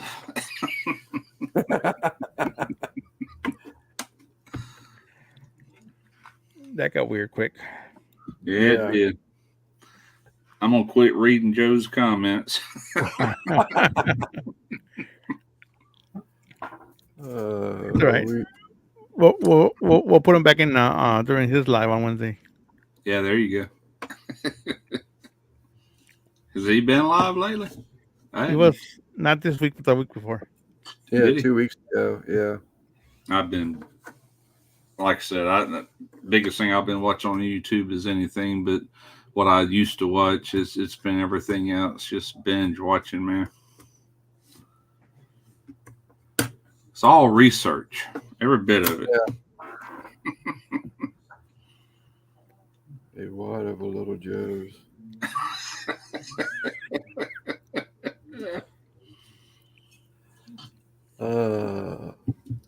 Good gracious. My wife went the other day and bought these little peeps that come out around this time, Easter, and I seen them, and they're about that tall. I'm like, you better put some something over the top of them. They're gonna expand in this freeze dryer. And they never did, but they turned out, they never grew in size, but they were completely turned, like marshmallowy to like crunchy or whatever. There's a talk radio station, and they talked about them peeps this week. And they were saying this guy said he won't eat them unless they've gotten stale. That's the only way he eats them is if they've gotten stale. Really? He doesn't like when they're soft and fresh. I'm like, really? Huh. She got all kind of flavors. They even had a Dr. Pepper flavored peep. I'm like, huh? But that's what I had on the side, Dr. Pepper. Sherry sold them. Yeah. Has she done jelly beans? No, but she bought some hot tamales that looks kind of like a jelly bean, but we haven't tried them yet. She's got some in there. She only buys one box until she can see if they're going to do or not. And then if they do, then she'll buy a bunch of them. Oh, it's still peeps. Stale. I like old stale peeps that are chewy. Stale peeps. Yeah, call me weird, which I know everybody's going to do it. On the same things what Chris is saying. You had that candy jar, some sit around that wrapped candy. And it's that one last piece in the jar that no one eats. And you pick it up and you unwrap it, and the sticker sticking to the piece of candy. It might be peppermint or whatever. But you bite into that thing, it's no longer brittle crunch. It's that soft, gummy type. Chewy, yeah. These drives are pretty good. I never heard of them, but Serena brought me a couple in here today to try. Then she went to the store today and brought me back a whole bag, but they're lemon flavor. Pretty darn good. Lemon crisp. You lost me at ginger snaps. I can't stand them things. Oh, I like ginger snaps. Mm-mm. They give me heartburn, but I like them. I usually buy a sleeve of Peeps every year. Good for 12 months. Yeah. She got a stack of them in there that she bought today to do. I figured she'd come in here and get this thing rolling again, but she hadn't yet. I'm a jelly bean freak. I can't buy jelly beans. It's like, to me, I haven't bought a bag of chips since my last doctor appointment beginning in February because he keeps freaking me out. But I haven't bought chips. Oh, I take that back. That is an outright lie. I bought jalapeno kettle chips a couple weeks ago, but that was the first bag since the beginning of February. But because I don't know how to act. I once I open the bag, I can't stop until they're gone. A bag of jelly beans is the same way of me. Don't buy the bag because once I open it, I mean that's all I can do to stay out of these. I went in there earlier today and I said, "We got any chips? Did you buy any?" She goes, "No." I said, "All right." So I was turning around walking back in here. She goes, "Well, I did get you something." Then that's when she brought out that bag of jelly bean. I'm like, "Ooh, like that." Then she goes, "I got you something else." It was like, my God, you're trying to kill me, aren't you? Yeah. Yeah, Guggen. I like farts, but they give me heartburn. He likes cake farts. Cake farts, yeah. Women, get in here and use the freeze dryer. Damn it, woman, get in here and use the freeze dryer. I hope she don't. I hope she waits till later and let it run all night because it gets hot in here.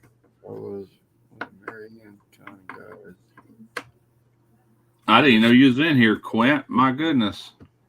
Later, look at there. Yeah. Look at there. Quint been laying in the grass all night. Mm-hmm. Yeah.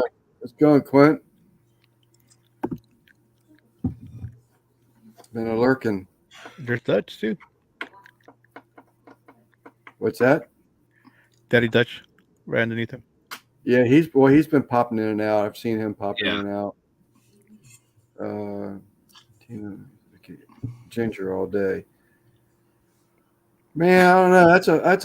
That's a tough one. I like that country girl type. Marianne. Yeah, Marianne's. Those gingers are just high maintenance to me. Yeah. Peanut flavored chips, and you'll see how two fisting will I? Yeah, I always liked Marianne too. She was short like me. Yeah.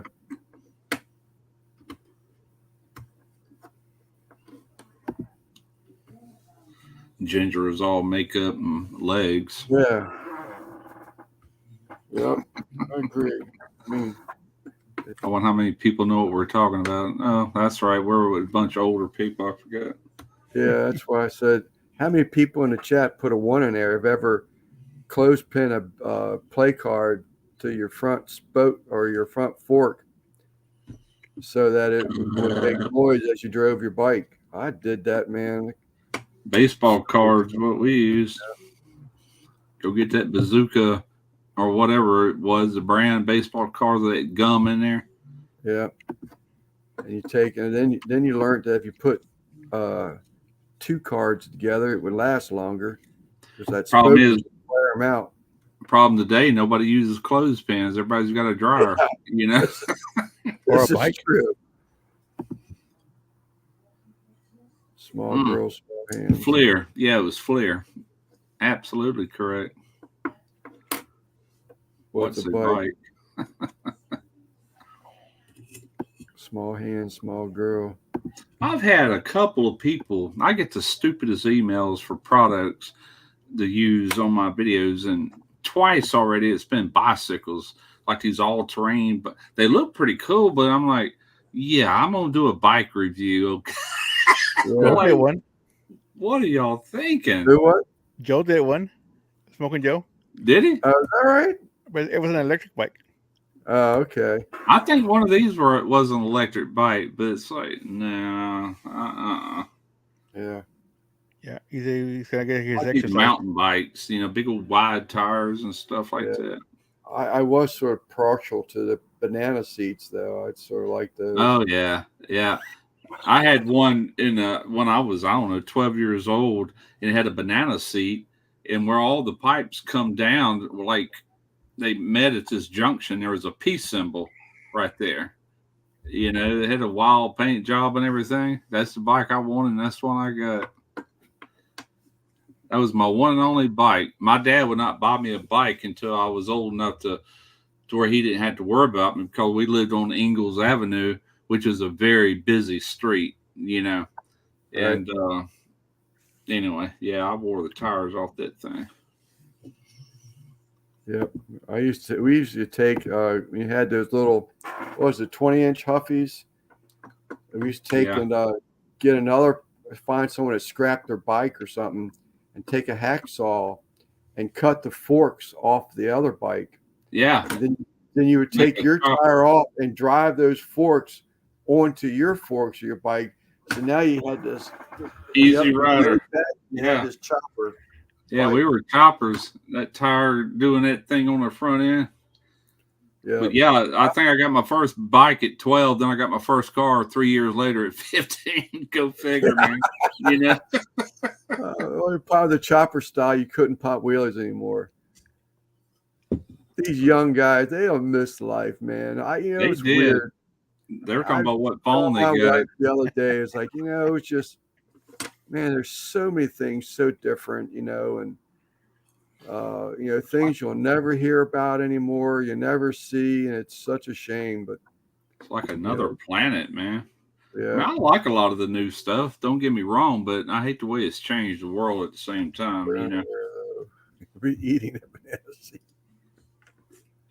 I love technology as far as computers and all that. I'd get in all that part. I like my cell phone. I know not to be obsessed with it like so many people are, Right. I can't watch a video on it. It's just too small. I want this. That's the old school in me. I want a big screen. I can just sit back and watch, Yeah. Right. I can't even watch stuff on here. I think it's too small. Yeah, me either. This is strictly for editing, and I've gotten in Final Cut Pro, I pull everything down, click off this panel, click off that panel, to where I can at least get a pretty decent screen to where I can see if it's out of focus or not, and that's helped me some. But I'm so used to editing on this bigger one, and it's not huge. It's only 27 inches, but that's big enough, you know. And this one's way smaller. Yeah, I think it'd be cool as hell to be able to watch YouTube on a TV. I think that's neat. Just for the editing. Yeah. Well, I mean, for the editing, like he was just saying, I'd love to sit back, because you can. I mean, instead of sitting here like I've got my face in this, like, man, can I see that really well? Yeah. I mean, I could sit back. HDMI from the back of the TV to this laptop. So I could I got approached. This company is out of Israel, of all places, but they they say that the CPI or whatever is way bigger than YouTube, but they wanted me to help. I still got more to do, but they wanted me to help grow it by putting this link in the description box on all my videos. I'm like, well, I'm not screwing around the description boxes. I said, I got some videos that still do really good. I said, it kind of resets that video. I don't want to screw the views up. I said, but I will pin them to the comments. So I went today and pinned these links. God, probably the last 3 years worth of videos, and I've still got another 9 years to do. But they're actually paying me to do that, but I'll get paid monthly, and it's apps to Amazon, like the Fire Stick, where people can watch on their TV, and the other one is for LG. And all my videos will reside on those apps. I've been doing it for years with iFood TV through a Roku app. I've been on Roku for a very long time. But now it's going to be through Amazon, and also whatever, just old content and any new content. They access it somehow to where people can just sit there on their apps and find me out of probably thousands more, But I went ahead and did it. Yeah, no, I remember nunchucks. I saw what do they call them? The clacker balls. You'd be on a stick. Clacker balls. That was the name of it. That's what I always called them, clacker balls. But it was a Facebook page, and they were calling them geez, But clacker balls wasn't on a stick. It was 2 balls on a string, and you Right, grabbed with a it ring. right in the middle. yeah, And, yeah, They they called kind it of something outlawed like- them things. like breast balls or something like that. I was like, what the hell is he talking about? Yeah, I don't know, but they made them out of like marbles at the beginning, and they were complaining about them shattering and like put people's eyes out. So then they went to like a rubberized coating on them. Then they just Yeah. kind of faded out. But everybody did them clacker balls. I was never really good at them, I must admit. Clacker balls. Clacker Yo-yos made a reappearance in the 70s. They were all big and fat and fancy. Some looked like an 8-ball. You remember that, Lance? In like junior high, when yo-yos made a reappearance from the 50s. Yeah. Oh yeah. Now I did get into those. Those were Oh, a I little could do bit- all the tricks, man. Well, Walt the dog, Walk the the cradle, dog, rock all the that baby, stuff. Yeah, just Yeah. teabagging. Yeah, I remember those. I used to get into those, and it seemed like to me the best. You remember the yo-yos? They were sort of like 2 wedges almost. I don't know how to describe it. They were like wedge shaped. Yeah, there were those butterfly ones. Butterfly. Okay, I think you're yeah, right. Actually. yeah. I remember But those that. are the ones that when you went down with it, that they would actually illuminate. Yep. They would light up.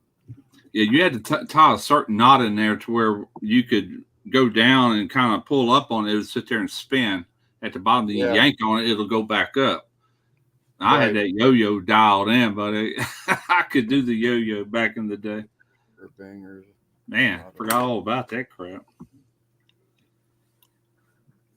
Yeah, badass. Yeah, I remember those. I never really good at walking the dog. I think that was basically because I didn't pick a smooth enough surface. But Yeah, that took that knot where you let it down, is there and spin, and you just hit the floor with it, and it'll take Yeah. off rolling. Yep. Remember the slinkies? Slinky, Oh, yeah. slinky, Yeah. going down the stairs. Yep. Didn't take much to entertain us, man.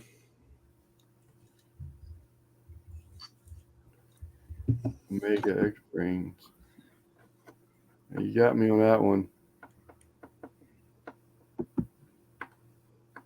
At your age, you probably hit clacker balls.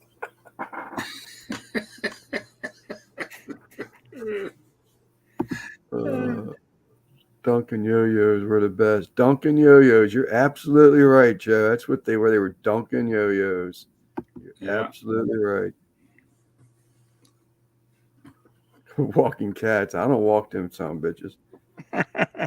One-way walk. Yep. We got Wheels over here. He's out. I'm about to be out. Parachute pants is a little. That was more. That wasn't even Derek's age. Right? He was born in the 80s, but that was an 80s thing. Parachute pants. Mm-hmm. I guess that would have been Vanilla Ice days or whatever. I was well beyond that. There's naked. They take them up.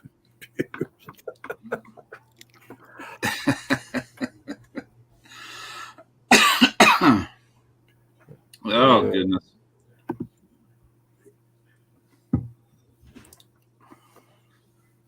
$18, $16. I'm gonna get another beer and maybe end it after this beer. Or Simon, if you want to go beforehand, that's fine too. But Yeah, I got time appointment with my mom tomorrow morning, so I'm gonna bounce out.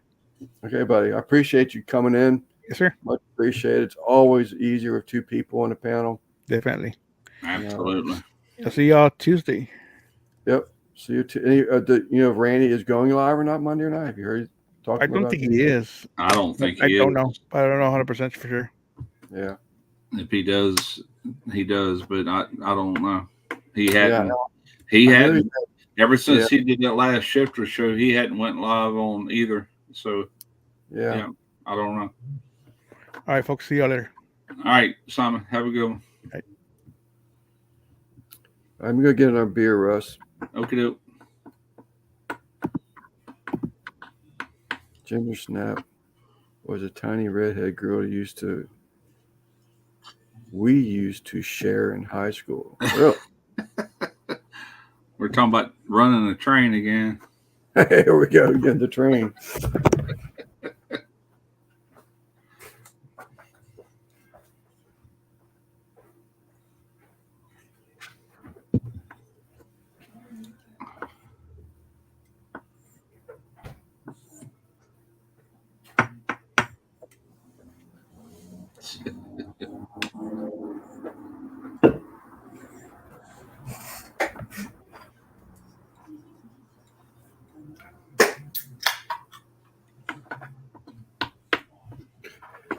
All right, hurry. Yeah, we've been having, in between the rainstorm, we've been having some really nice spring days too, man. It's been nice. It's all going to change next month, though, or May. May it'll start getting hot again. Train Talk 101. Yeah, I tell you, we've had some really crazy warm weather this week past, and the week before that it was definitely warmer, but man, we hit 70s probably 4 out of 7 days, and even the ones that weren't 70s were in the high 60s. But right now, I was just looking for next week's temps. Our evening temps are going to be back in the 30s and 40s. Wow. Yeah, we had a couple of days that almost hit 80, but it felt good. It wasn't humid, you know. But let me look. I don't know what this week looks like. 64 right now. Let me look for the 10-day. Oh, we're going back in the 30s tomorrow night. Upper 30s. Then 40s, 50s, 55, 58. I'm talking about lows all the way to Friday. It's going to be cool all week. So I definitely want to do that. I might do both videos. I might do the condensing unit and go ahead and do that VBOR. I want to get that table put together, not VBOR, but Harbor Freight. And y'all want to see some ribs cooked on a drum? I just see Dutch just released a video for some spare ribs done on a USD drum. Oh, yeah? Yeah. Got the alert sitting on my phone beside me. I miss my drum. What's better than train and welding talk? Weather. Weather is always, you know, that's a given there. What do you relate that to? Huh? What did Steven relate that to? So I just remembered the Godfather from WWE. The WWE. I don't know. I don't remember no Godfather on wrestling. I used to watch it years ago. Ted DiBiase and what was that blonde-headed guy? Ric Flair. All that bunch was wrestlers.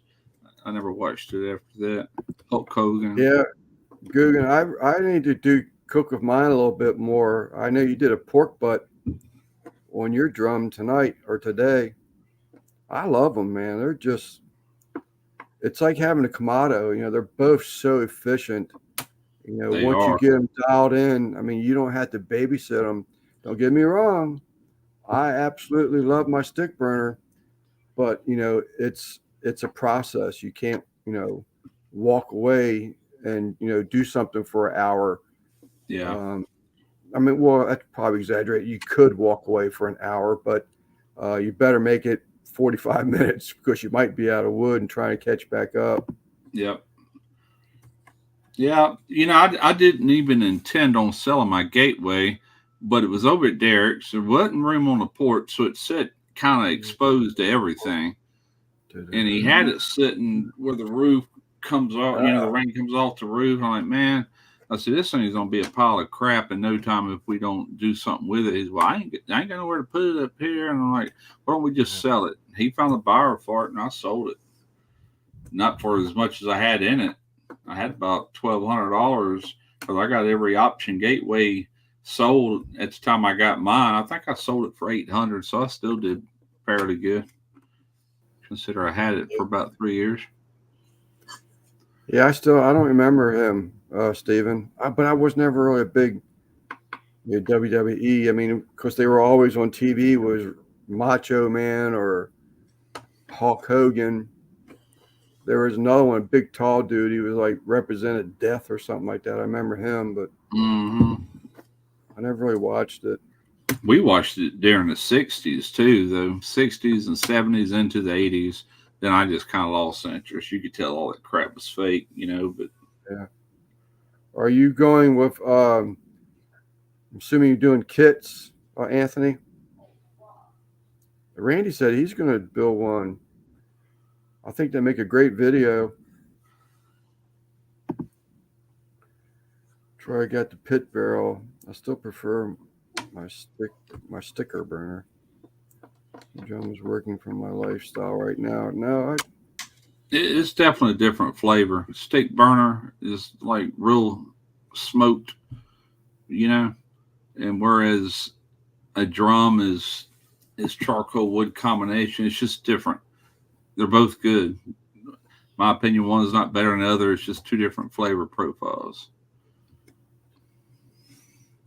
Yeah, he had a video where he simulated picking his drum smoker out of the curbside.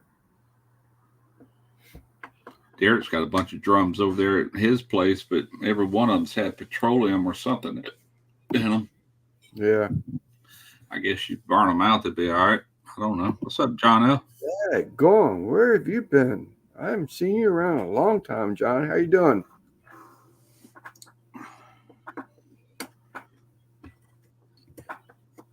Yeah, that'd be cool. Get me a weld machine. I might do a drum.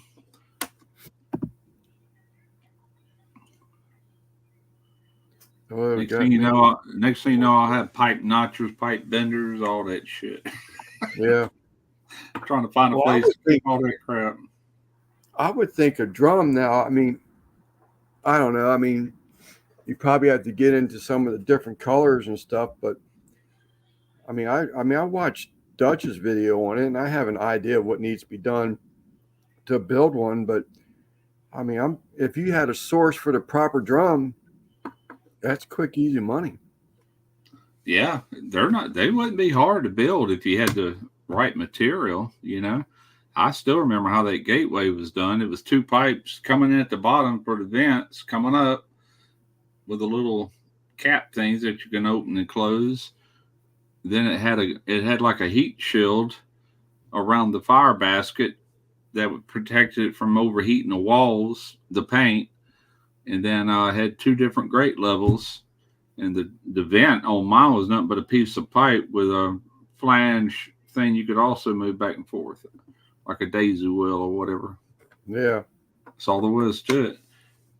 Buy some of that, just buy a kit, but I'd want to weld mine in. I wouldn't want to bolt it. I'd want it. If it come with a flange, a bolt on, I'd probably cut that off and cut a hole and weld it myself. Do it like a gateway. Yeah. No, I like the one where it has the where your basket vent is up at your face at your lid. Mm-hmm. I prefer those. I could actually probably find somebody locally with a CNC machine and lay out. I've got that on my computer, that Fusion 360. I could lay that out and bring them the files. So I need one would have a hole for the vent pipe. The other one would be a cover and they'd pivot with a bolt and nut. That'd be your vents. That'd be easy to do. And then your stack would be the same way. Make the flange and then make the top that could swivel back and forth. Yeah. That probably wouldn't cost much. Get some 1/8 inch thick would be plenty. Them smooth side drums, I think that's the one Dutch was like really sort of kind of saying it'd be great if you can had a source for the smooth side ones instead of the rib size ones. But I sort of kind of get that a little bit. I mean, how much is the rib going to interfere with the flows that's going on side? But I I was thinking a rib drum would be stronger than a straight side. It would be. That's the reason they do it. But these smooth sides like Gateways and all, they're rolled. Those are brand new. They're not using a drum. They're making their drums, Okay. But ribbed, I wouldn't have no problem with that. You're still gonna get that vortex action, Right. I think Right. wouldn't Pit Barrel Cooker, wouldn't they ribbed? I don't know. I've never. I've had two of them, but I don't remember. Yeah, I've got my Oklahoma Joe Bronco. I absolutely love that thing. Just don't use it enough. I got to see them face to face at that New Orleans Barbecue Expo back in 2020, and they were surprisingly heavy built. I'm like, damn! I said, hell yeah.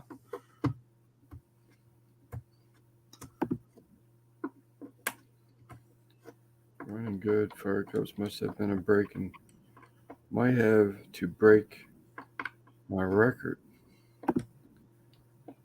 John must be back in, or he's probably gearing up for his comp cooks. All right, Troy. Yeah, I couldn't even remember. I wanted to say they were, but I couldn't remember, man. It's been years since I've cooked on a pit barrel. Real machine, according to your video. Yeah. I know. Break it, buddy. I don't think that Pit Barrel Junior ever made a big hit. If I was ever getting into the Pit Barrel, it'd probably be their XL. More the size of a full-size drum. That's good. So there, Anthony, hang around. You're going to get some orders, looks like. John, I think John does comp cooks, so he must be. I do remember him something like last year making a huge purchase or two from Anthony.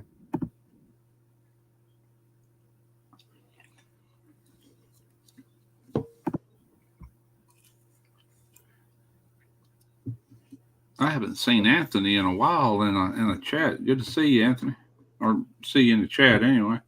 Yeah, I was surprised to see him pop in. That John L. He has a breakfast sausage recipe that he shared with me, and I'm going to try that one. So I got 5 pork butts in there, but I keep talking about it, and then I started hating on YouTube. But I'm gonna make some more breakfast sausage. I absolutely love it. Heck, man, just do it for fun when you want to, Yeah.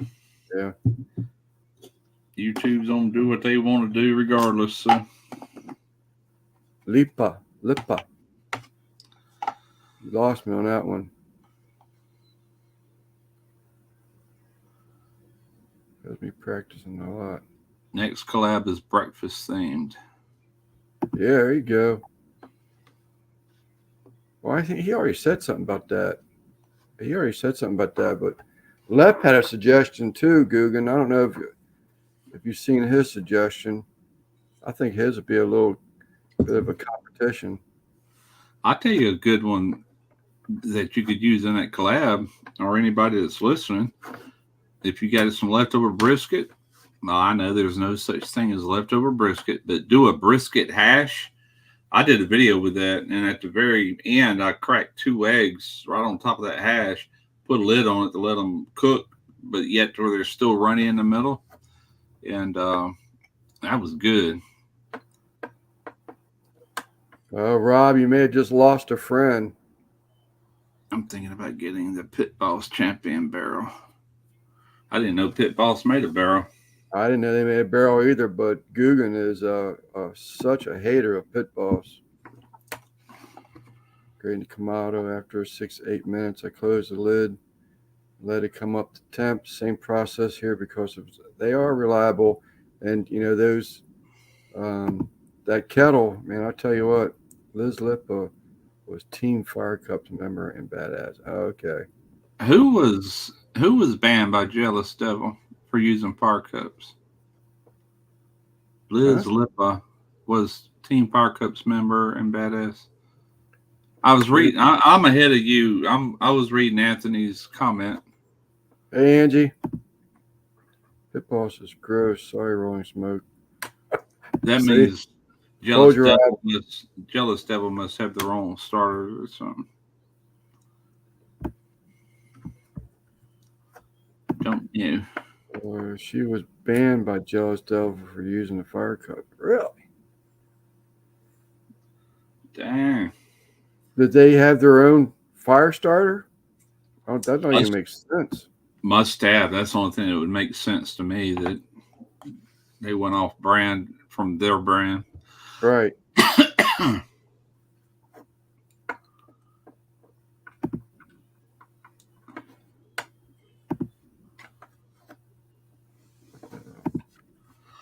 Angie, you would.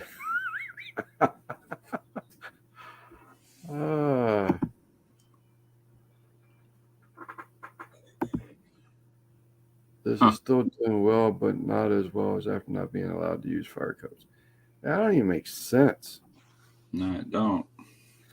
Like I say, unless they represent, a fire starter of their own. What's up, Matt? I'm sure they do. They got their own charcoal. Why wouldn't they? Yeah. What's up, Matt? He just did put a video out for that catch and cook. I talked to them Jealous Devil people. They were at that New Orleans Expo in 2020, and they're going to give me a half bag, because I was walking. It was a long way to the car. I never went back and got it. And I've yet to right now, I still haven't used Jealous Devil. Yeah, they had a thing going on a while back, but I didn't like it. You could show their coals and all that, but you had to put the money up forward, up front, and then you had to go, for me, about a 45-minute drive north to even pick them up at a Home Depot. Well, their big selling point to me that day, anyway, actually talking to somebody, he was more talking about the bag that comes in and how it seals out moisture and blah, blah, blah. But I'm like, I've never had an issue getting any charcoal started. Sit out in the garage for a year and I can still light it, Yeah. But then you had to submit your receipt and they would reimburse you for it if you did a video using their charcoal. It is good stuff, but their sponsorship sucks. Joe's probably think about what I was saying. We looked into it, but it's like, or you had so many bags, like you had to buy them up front, and you had to go to Home Depot, submit the receipt for reimbursement. It was like one free bag after you bought 10 or something like that. I can't remember exactly, but yeah, Fogo is also South American, Brazil, I think. I like Fogo. Okay, I worked with them for probably 3 years. Then they quit sending me charcoal, so I quit working with them.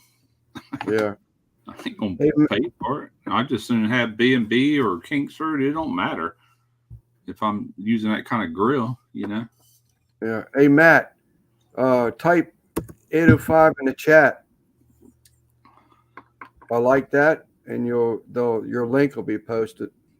I've used Royal Oak. That used to be all I would buy when I actually, before Fogo, I'd actually buy lump, and it would be Royal Oak. I had no problems with it.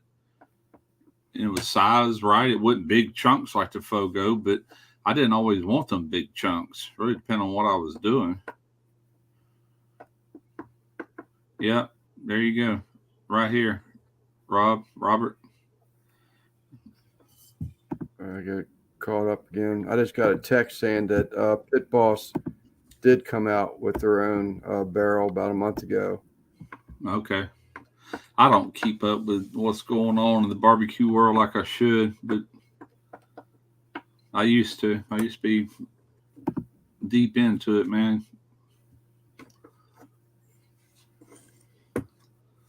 Why didn't Joe's link pop up? Huh? Oh, I don't know. Why didn't Joe's link pop up? Royal Oak. Yeah. Nightbot ain't paying attention. You just tried it again. Sweet, thank you, sir. There it is. Oh, okay.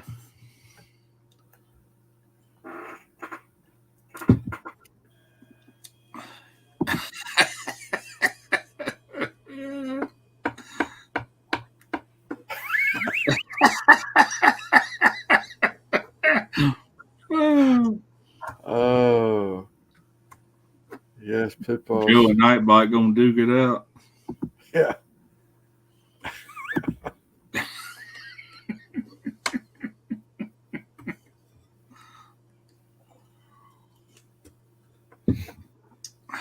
Nightbite, God, I've been on some of Lewis's lives before, and you make one comment, it's like, "Hey, Smoker Rip, welcome to the blah blah blah," you know. Then you don't comment for maybe 5 minutes, and then Nightbite, "Hey, nice of you to join us," you know. God.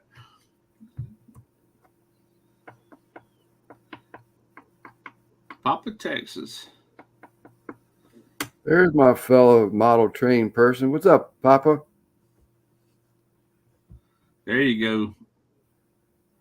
Anthony, Yeah. that's the way to do it right there. The heck with kids.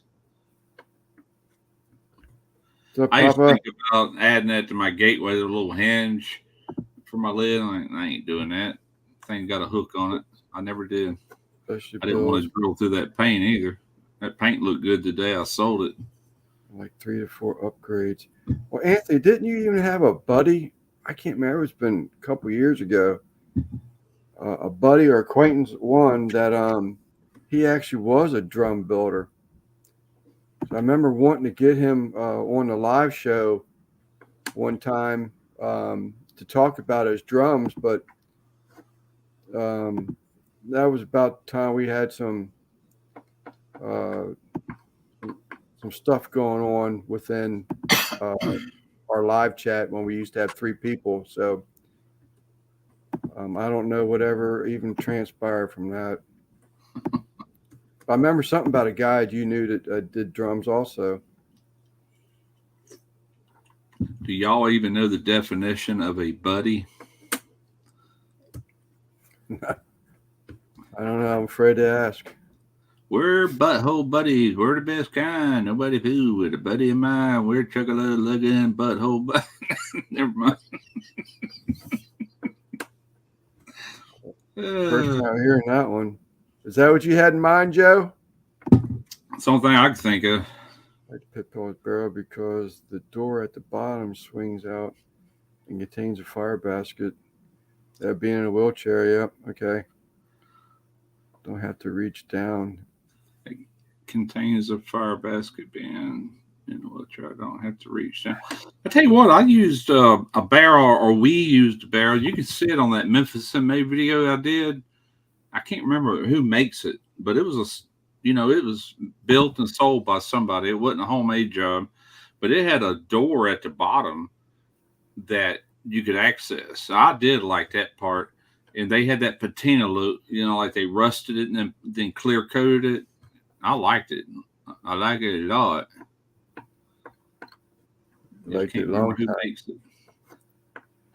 A buddy is a guy that would go out and get 3 BJs and come home and give you one. I'm just messing around. I had a bad experience with one. They're pellets. So it's a running joke. Well, one good thing about it, this is not a pellet smoker.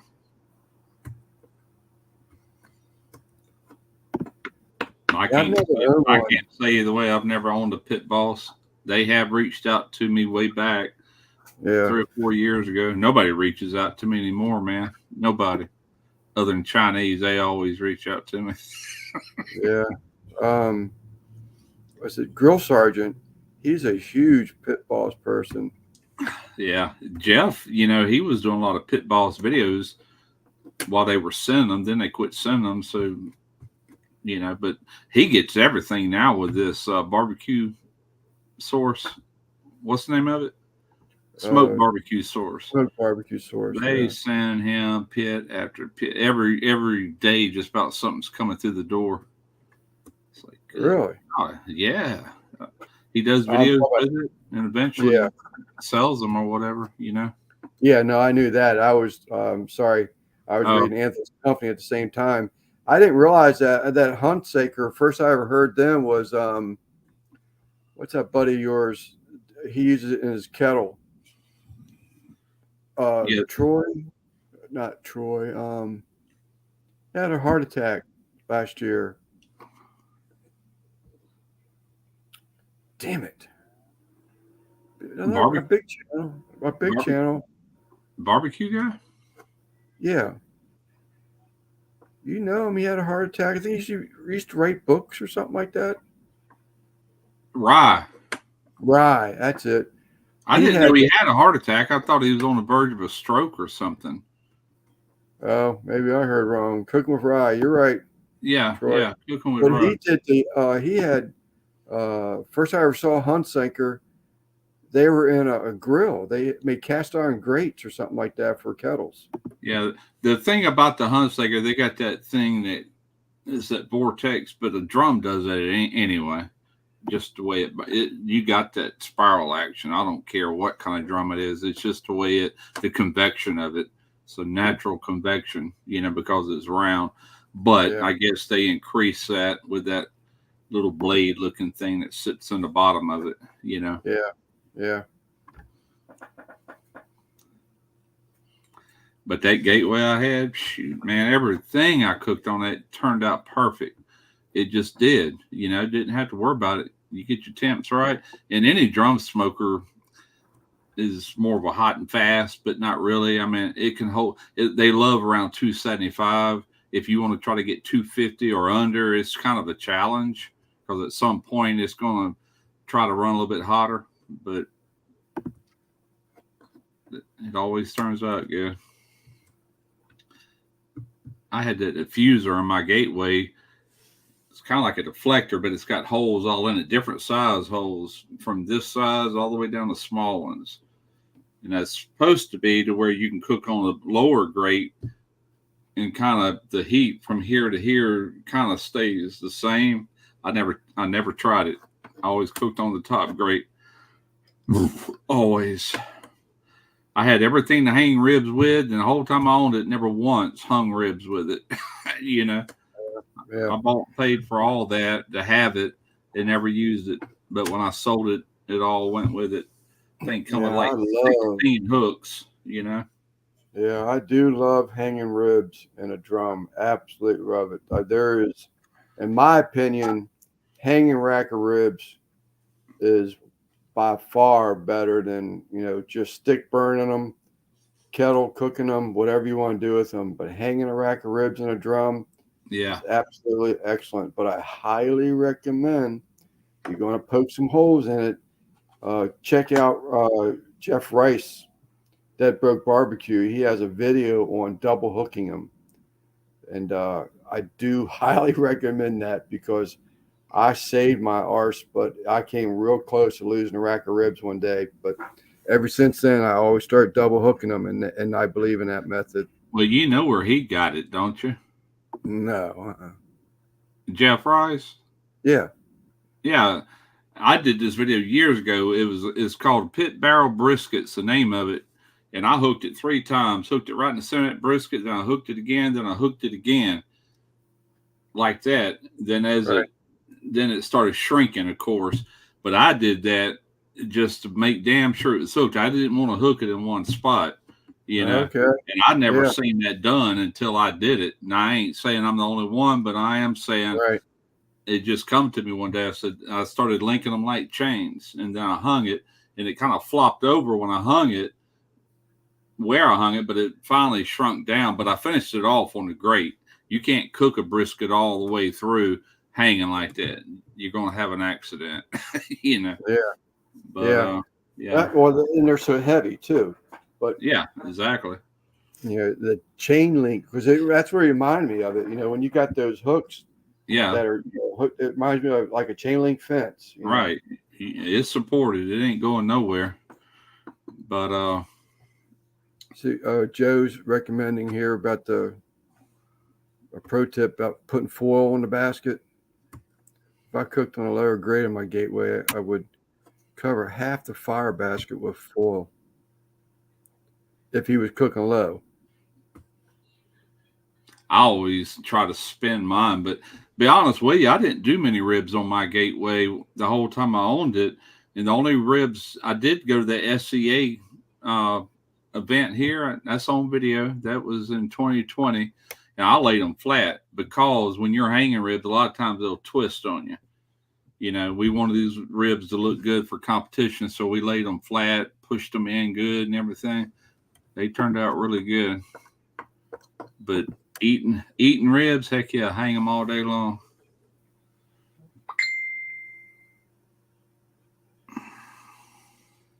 No.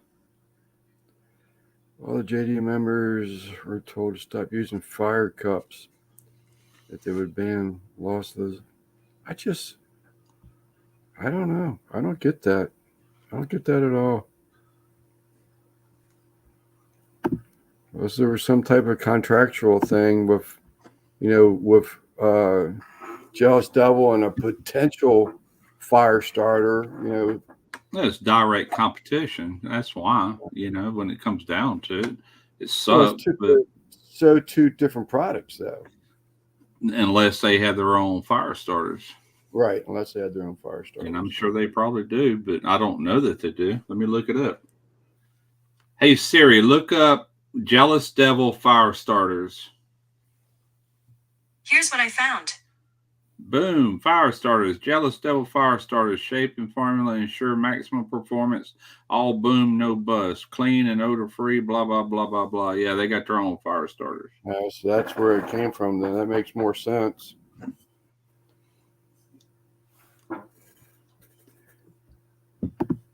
JD is a Brazilian. Last time I checked, we live in the USA.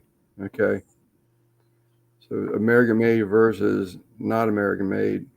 I remember a video sometime about how they actually made their coal, and they were saying that it was harvesting dead crop, but then I was hearing they were killing trees to create it, to make it. But there's only so much dead crop, fallen trees, standing dead trees that you can create a coal from. But I don't know. I used to know that's one thing about the internet. The internet is opened up and made information to us so much easier. If you can believe all of it, that's where you run into an issue. You can Google one subject and you think you already know, and you Google like, okay, and you keep reading, then you'll get a flip-flop opinion on it, No, Fogo is not USA. Their wood is sourced from Brazil too, I think. And I used to know what kind of wood it was, but I don't remember anymore. It's been a few years since I worked with them. I liked it. It was fine, but I'm not going to say it was better than anybody else. I might have said it on video, but yeah. I know one thing: if it's not in the right cooker, it burns up in a hurry. But that's any lump. Yeah, I like my old blue bag Kingsford. Personally, I'm just a fan of it. And that cowboy garlic and onion, I'm telling you what, man, I'm a super fan of that. I even hate to even use what I have because I have not yet been able to find another bag of it. I'll get dick whipped by the foreign brands. Yeah, I know, man. That's a damn shame too. And it's not just charcoal; it's everything and anything you shake a stick at. I actually Googled that the other day. With all, think about it. Just about everything you buy comes from overseas now.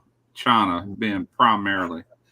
And I'm like, what % of the products do we actually buy that come from America? So I Googled it. And one of them said that 55% of the stuff over here is coming from China.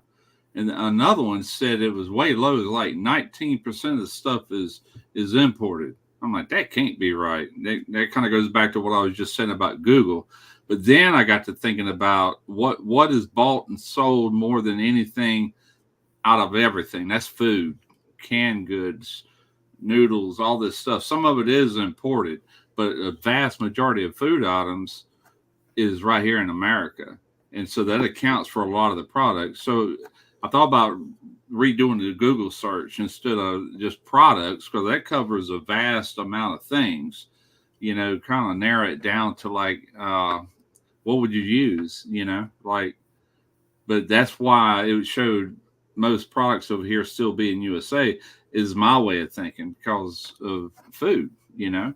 Your meats, a lot of your canned goods, all that stuff's coming from here. Yeah, there are imports, of course, but not like there is everything else that we buy.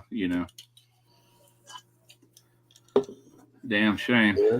This country used to be just opposite. Everything was made in America. If it had another country attached to it, we didn't want it.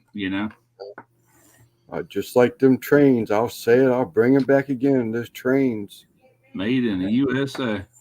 Yeah. Has Vivor reached out to you yet for a Vivor train set? I'm sure they make it. Wouldn't surprise me none. Wouldn't surprise me none. But they make everything else.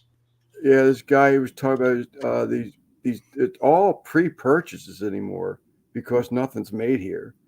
And they don't want to buy, your Lionels and all that, your MTHs. They don't want to make all these big buys because they get stuck with inventory.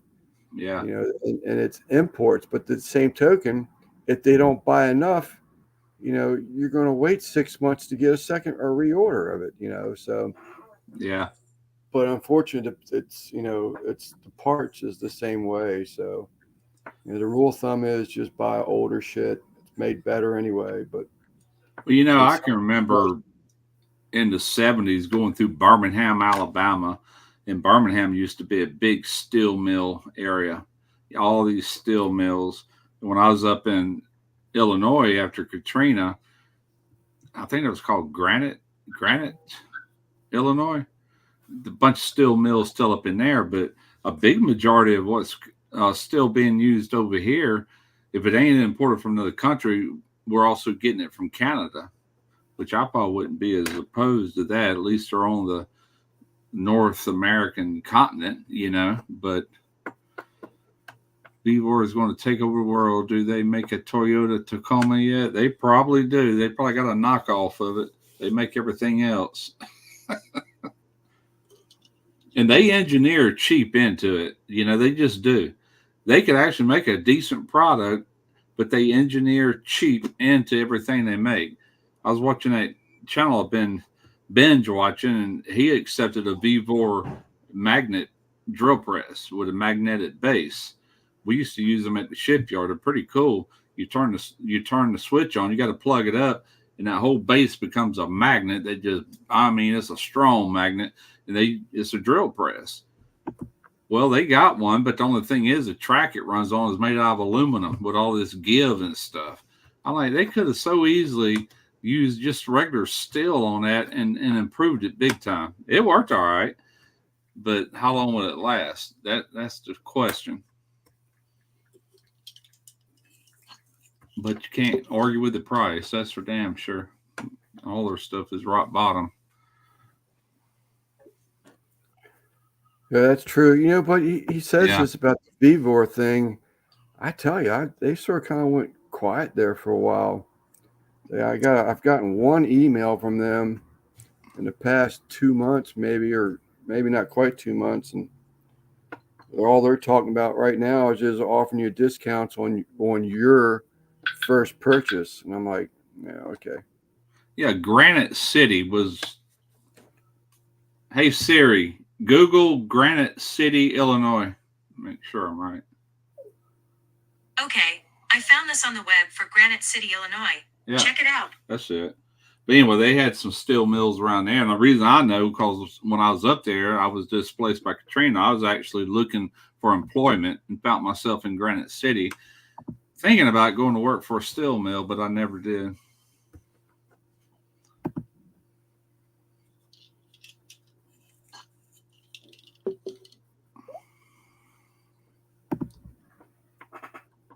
Yeah, everything like that, man. It's either dead or dying here in this country. Not enough manufacturing.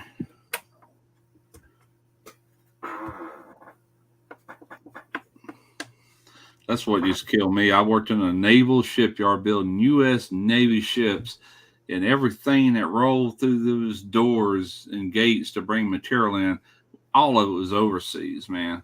Our pipe, Right. I'll never forget it. We was working on a chill water system, and the pipe would be from, like, let's say the UK. This 45 fitting was from Italy.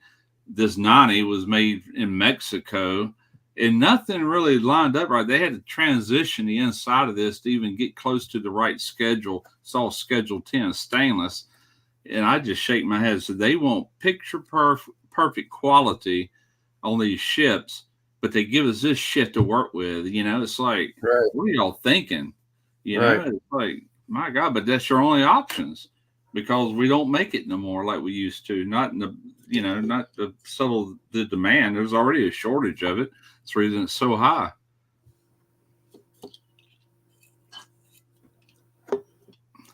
Rectech. Yeah, I remember that. I remember seeing a video about the Rectex. I didn't know they were they're just designed there. They're not made there, but I know that they have a big like home office type thing, something to that effect in Georgia. Nah, they're probably like everybody else getting it actually built overseas. And I get it. They're saving $1. You know, I totally understand why they're doing it, but still it sucks, you know? Yeah. Well, it is Yeah. because it's, you know, you just sort of kind of made in China. Okay. It's like you just it's just slap in the face and you don't believe, you know, in your product or your process anymore. Yeah. If you want something US made from top to bottom, it's going to cost you a fortune. That's just the bottom line, you know?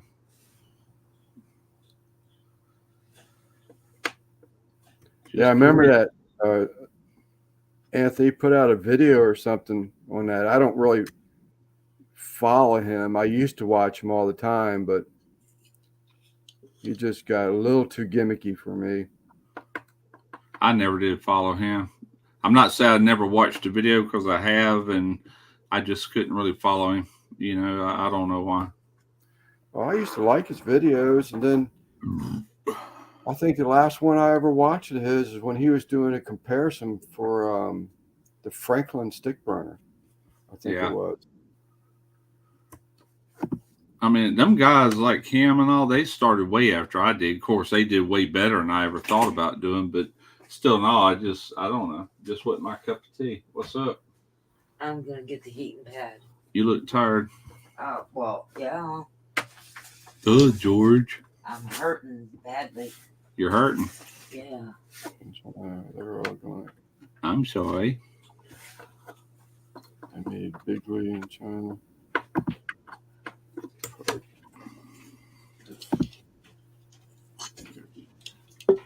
I thought she was coming in there to start the freeze dryer up. No, I don't guess so. What? Lance said that he thought you was coming in here to start the freeze dryer up. You're on the live. I ain't gonna mess with you. Are you drunk? No. You ain't drunk. I'm fucking tired. You're tired. Okay. She don't even drink. I'm sitting there asking her if she's drunk. I mean, she will drink. God knows she's got a hell of a booze collection, but Right. I like him personally. He works for me. his personality works for him. Personally, Oh, I don't dislike him. I'm just saying he just I don't. he wasn't my cup of tea, you know. I mean, he wasn't teaching me nothing I didn't know.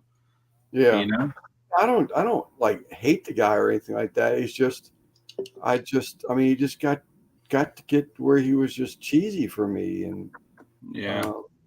Everybody tends to fall into that, and I'm guilty too, man. It's like, and that could have been part of what's hurt my channel. It's like you do this long enough, and you start getting these things that you know, sponsorships, and sometimes I wish I could rewind the clock and just kept it real, you know, start to finish on the video, never mention anything, pay for everything, just call it a day, you know. But that didn't happen like that. I say it got too cheesy for me, but look where he's at. Look where other people are at, including myself. But I just, I don't know. I'm not saying it's bad. I'm not saying he's not a good person. I just, matter of fact, I even try to strike up a conversation with him about trying to verify his Amish background. Yeah. And he didn't even respond to it. So I said, well, you must not want to talk about it. But yeah, like I said, I know very little about him. I probably watched maybe 2 or 3 of his videos ever, and it's just somebody I don't think about. I just don't. I don't know why. There's a lot of people like that. A lot of channels out there I haven't watched or seen or even know about.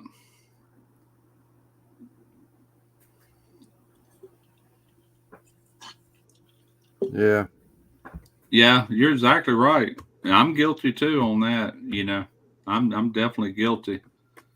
At the time they offer you this, we'll pay you this, and it's like I could use the money. Okay, yeah, I'll do a little 90-second slot.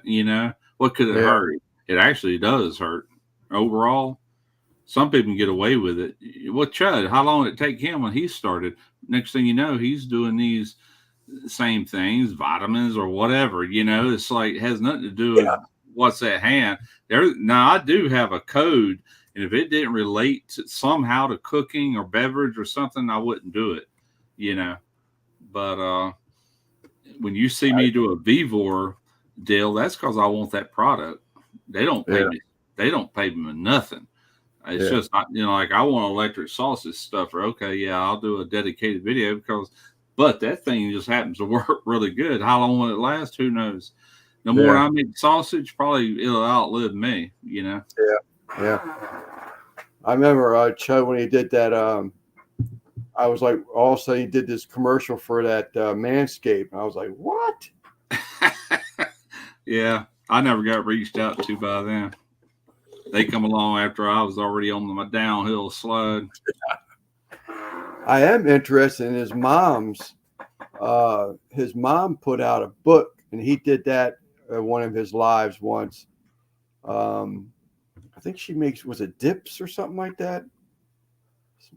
Dips or something that she put out, a small little cookbook. And I was like, wow. Oh, I remember that. Yeah. I like that kind of stuff, Sure. Yeah, he was promoting his mom. Nothing wrong with that. Nothing at all. Do the math and figure out how much it takes to get a free tree from Brazil to the USA. Yeah. I guess that's why they're so expensive. Jealous Devil and Fogo. Yeah. They're both out of my range. If they wouldn't offered, there's a guy, I guess he's still affiliated, when his name is Sebastian. I actually met him in New Orleans in 2020, and that's who I used to go through. Then I don't know if he took another part of the company or what, but then I had to deal with this other guy. And last time I got a load, he said, well, instead of sending a year supply, how about we just do 6 months at a time? Like that. And I knew then I was on my way out with Fogo. And I run out, and I never contacted him back. I probably could have kept working with him. I don't know. I was using it in every video that I needed charcoal.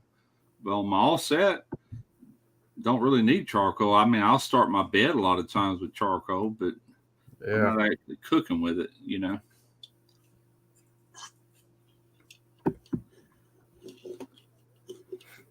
I can't remember when that was had been over a year ago. That cookbook. That was a year ago. This past Christmas, January era. So that was a whole year before that. So it's been about a year and 4 months ago. Yeah. Yeah, I remember that one. Well, I even got caught up in that mess somehow. What's that? Oh. I'm back. That was a good one. That was a shame. Yeah. That was a good live. 8 hours.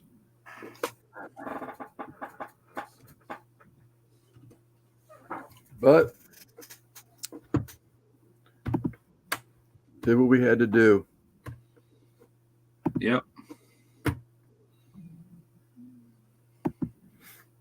Stop buying Brazil charcoal. No You're problem American. here. I buy from the Ford company, Kingsford. That's how it all started. Yeah, that's all I Kingsford and that Cowboy. Yeah, I don't use lump much anymore because I don't really have nothing. I got rid of all my Kamados. I don't have my drum, and I'm definitely not using lump inside of a pits and spits. It'll burn up like that. I'm using briquettes, so I buy the old blue and white Kingsford. Works for me. Lock up your girlfriend. Right, Zach's back in town. Haven't paid charcoal in almost a year. Really? I can't say the same, but I'm all right. Matter of fact, I just looked because I'm down to my last. I might have 4 more bags of briquettes over there, but Yeah, I gotta get my old hickory cleaned up, man. I gotta use it on a video soon. It's been a little while. It's been way too long. I haven't used it since it's been over here. I just gotta wipe it down good. And Derek let that seasoning really build up on the inside. And the owner's manual tells you in there to wipe that down every time you use it. And I'm gonna clean it. It's probably that thick on there. all right. And, yeah, I'm gonna take a scraper and get all that off and really clean the fire out of it.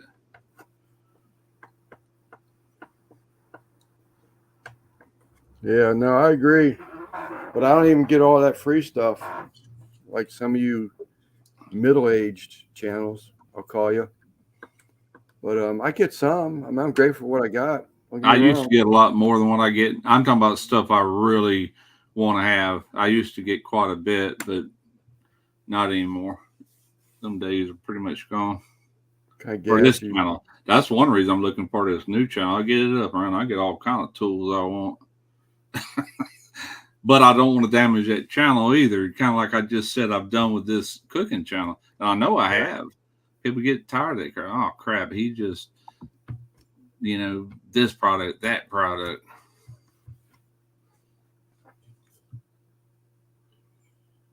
The best and I say that there's actually, if it was barbecue related, like a new Lone Star Grills smoker or something like that, those videos did good and people would buy them, but if it's some off the wall crap and you just throw in the middle of the video, there was a negative response to that. People just didn't want it. Yeah. You're looking at that one? Yeah, propane.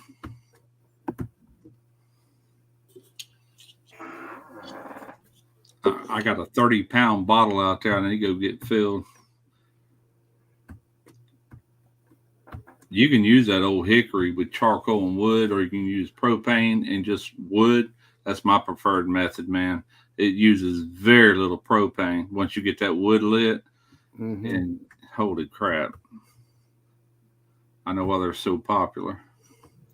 Well, that one Brian had, that's all it really, he said it was just an assist. It's a gas assist. That wood's burning kind of like it is on an offset, and that'll hold your temps up. But every now and then, if it drops a little bit below, it'll reignite it kind of, But it keeps a fan blowing on that wood too. And most of the heat's coming from the wood and all the smoke's coming from the wood. But if it needs to bump it up, it'll kick on and it don't run long, like 4 seconds, right back out. It's pretty cool. Zach's got a question for you. Yeah. Does your old hickory have the comps? Yes, it does. It's got a gas valve, plus it's got a comp switch over here on the other side of it. Yep, it sure does. And you can go with that model that's a little smaller than mine, and you can't even hook propane in it at all. It's strictly started like any other grill or smoker, But I wanted to make sure I had that gas when I got mine. I already knew I wanted gas. For videos and all, it's too easy. Fire that thing up, get the wood going. You're off and running.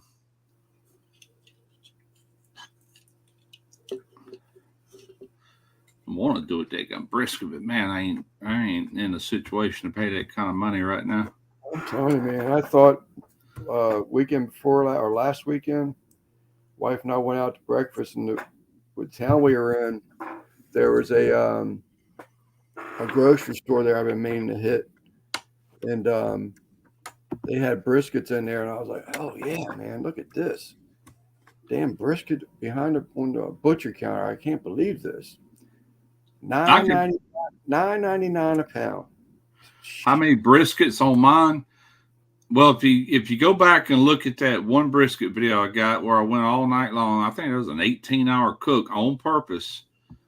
And I would not crowd them. Like if you went sideways and try to put 2, I would say you could do 6, but comfortably and realistically, I would not do more than 3 briskets on it. I got 3 racks. Now, if you go to the CTO, it's got a 4th rack. You could comfortably do 4 briskets with all kind of room around it. I mean, technically, you could probably do 8, but I'm talking about realistically, I wouldn't put more than 1 brisket on a rack. Them racks are long. I don't know if you remember the video when I pulled it out. You could get two briskets on a rack, no problem.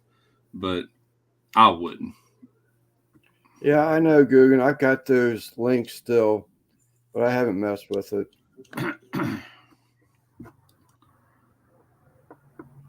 Wild Fork. Anthony Sands, an installer, is only as good as the materials he's given the work. Not bad, 5 6.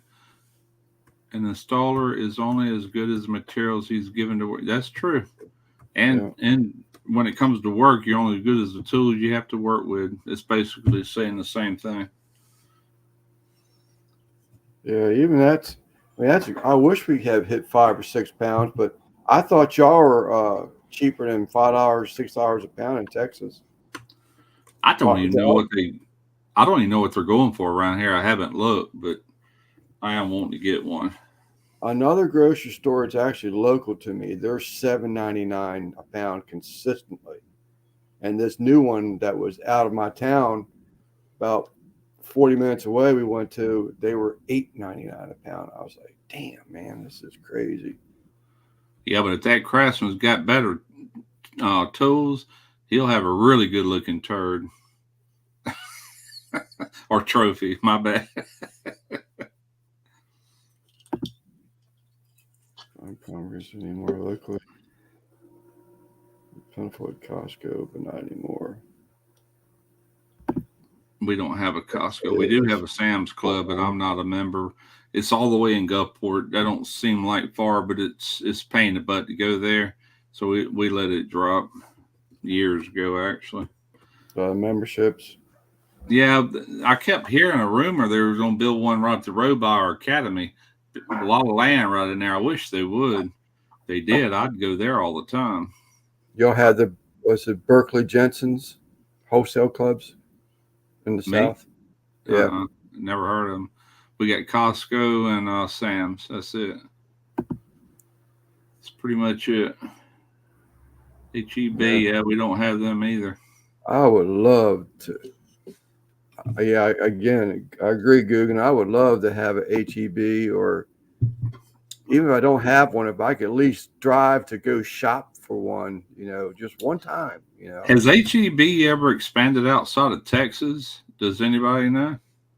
Hey, Siri.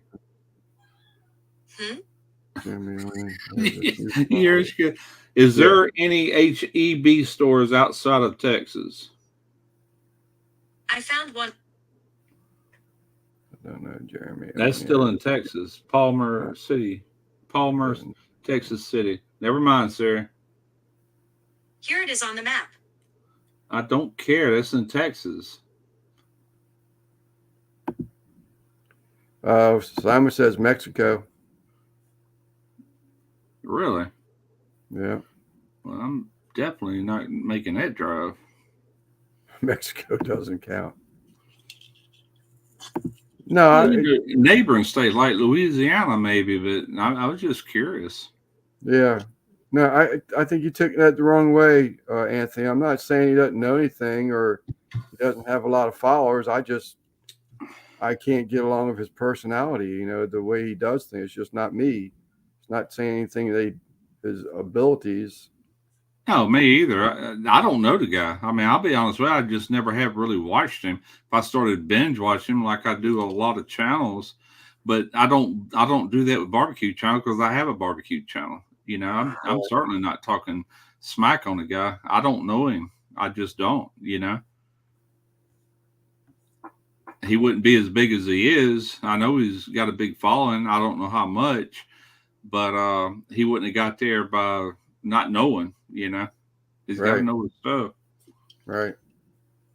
I think the first video I ever watched of his is when he did he was looking for a hot spot and a new pit, doing the brisket test. The biscuit test. Oh, that was first yeah, the video I ever biscuit watched test. Yeah. That's the very first video I ever saw.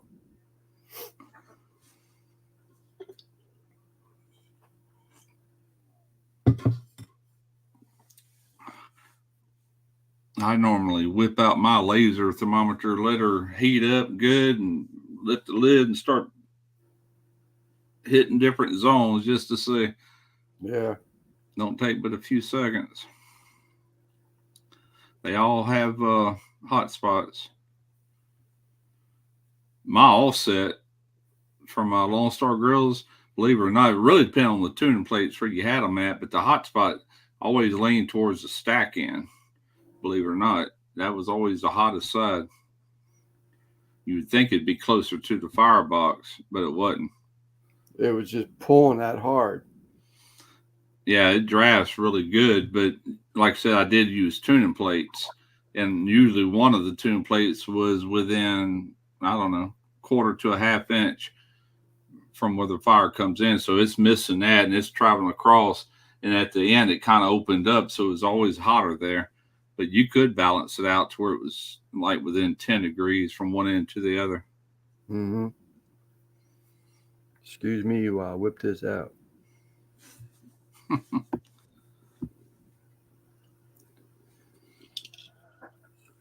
SHB to me is Orange, Texas, about 40 miles. Right? I didn't realize you're that close to Texas.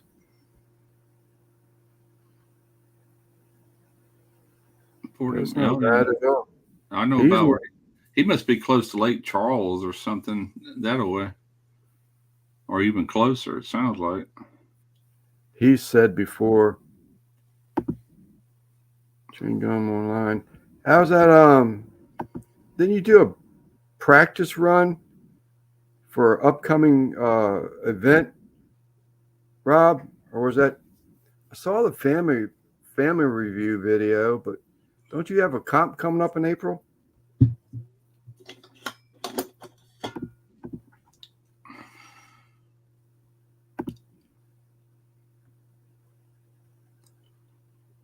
Larry Buck in Texas. Yeah, I don't know.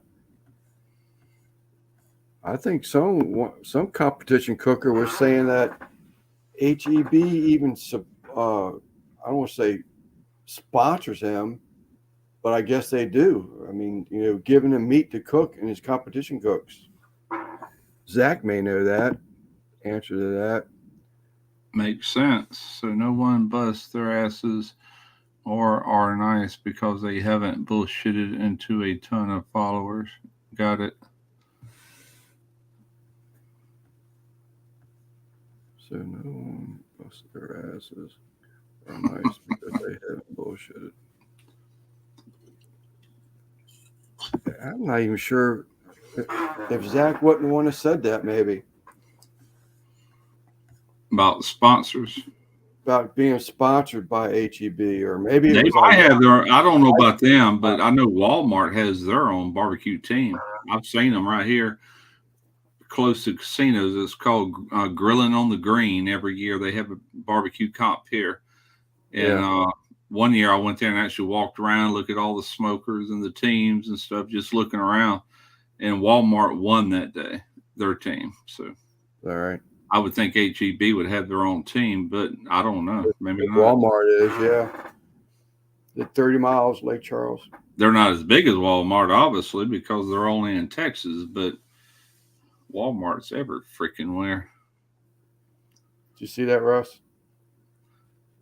30 miles of Lake Charles. I'm assuming to the west. Okay. North. Oh, north. Okay.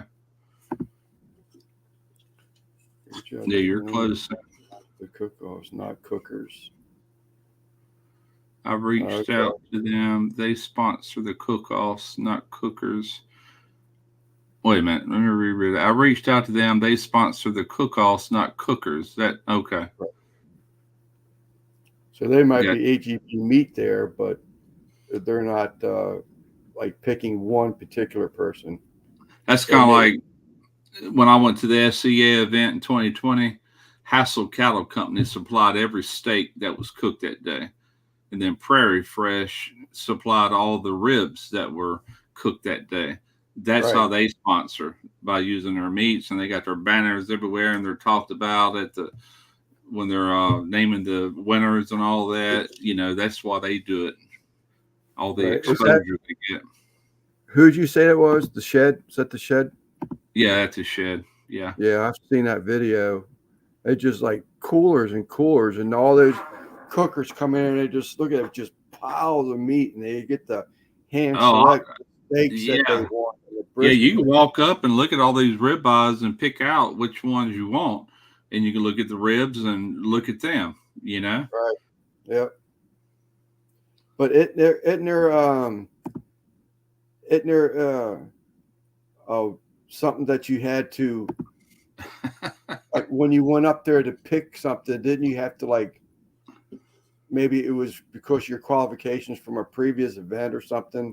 Like who went first, who went second type thing. All right, I'm sorry. Say that all over again. I was reading Guggen's comment. Isn't it so when you got to pick your product, your protein at the Shed, wasn't that based on like previous qualifications, like where you placed that in the cooking? No, not that day.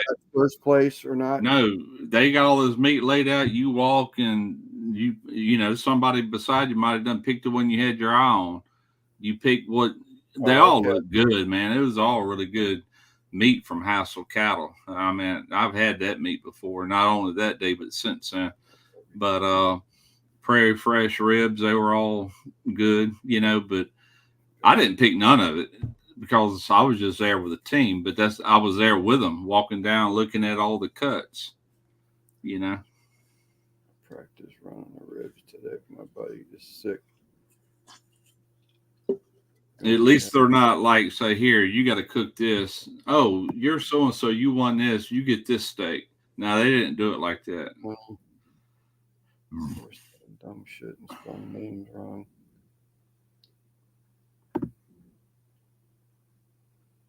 What? It's Anthony or King. These two are at it.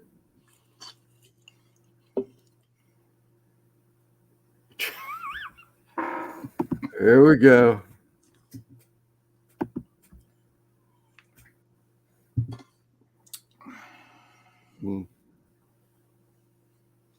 Lordy.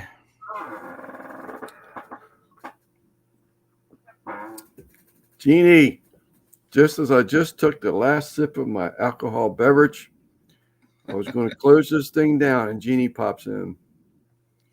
How you doing, Jenny?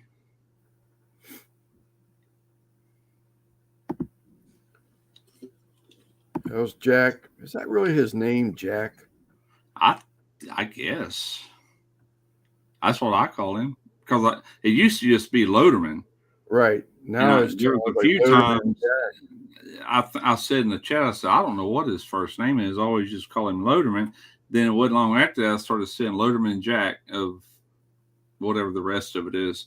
I said, okay, his name must be Jack. So I've been calling him Jack ever since. Jenny, is his name Jack? Yes, his name is Jack. Jack. Okay. Thank you for clarifying that. Because I he thought looks like a Jack. Huh? He looks like a Jack, if you really think about it.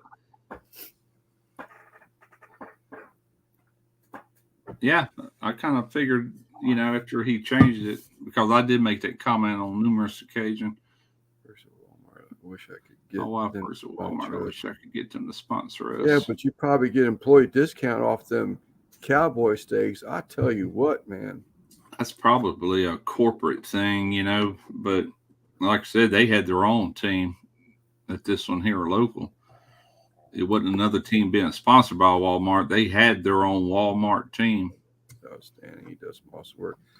I see his pictures that he posts of those sheaves, and they look so nice. Sheath. They do look nice. Zach won a knife sheath from Dez's Auction. what do you call that thing? It was an auction benefit thing to raise money for her wheelchair. Yeah. There were some giveaways. Tyler had given her some stuff to raise money, and Zach was one of the ones. There he is. Did I hear my name? Did I hear my name? Yes, you did, Jack. Lance wasn't sure if that was your name or not. And I said, I think it is. And it is. Jenny confirmed that. All the time, even when things go cold in Iowa.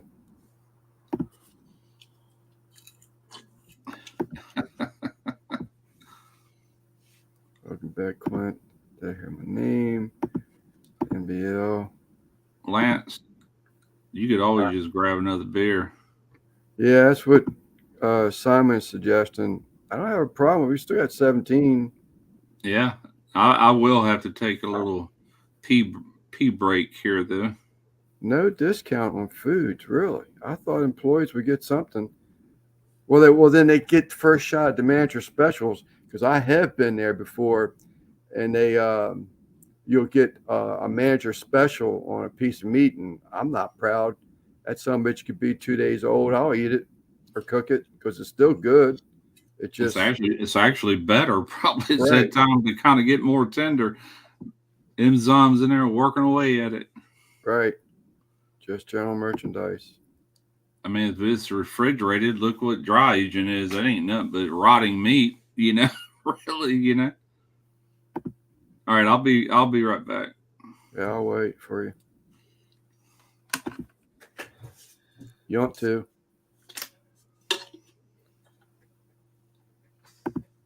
There's Des. Sticks him, picks Clem on the cheek and says goodnight.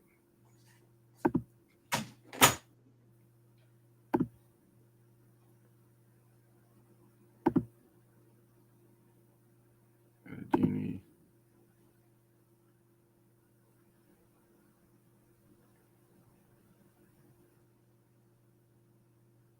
Mr. Jacko. All right.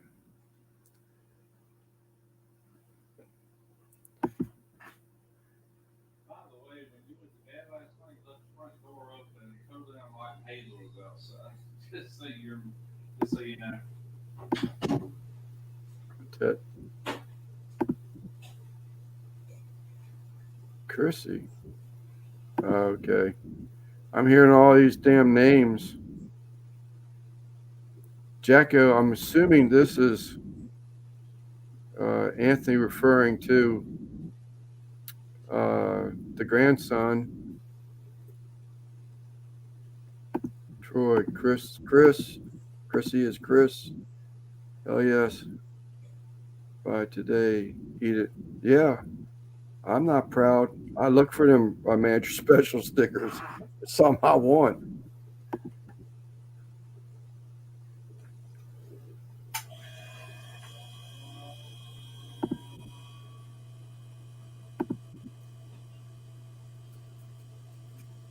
Doing a video on the fire cups.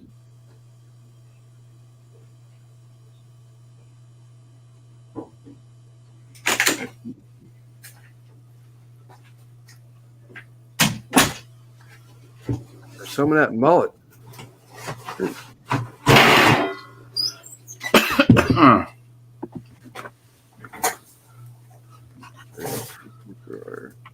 Only yours cheap.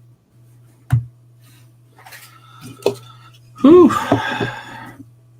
Zach saying you need to buy a bigger freeze dryer and sell Zach yours for cheap. Yeah. I kind of wish I had that extra large now. Yeah. We could really crank some out. If you're gonna run a cycle, might as well get as much in there as you can. You know, Right. the Especially newer, moving it. the medium. This is a medium. Mine is 4 trays, and the new ones have 5 trays. So that's already a whole nother extra tray. You know. Who's Marvin? Oh, M&T. Never mind. I thought about doing another video using this thing and name it something like freeze dried freeze dried home business 8 months later, you know, something like that, and just talk about it because yeah, man, it's really worked out good, more ways than one, you know. Yeah. Her husband was doing bad, if I remember the story correctly. That's who Marvin is.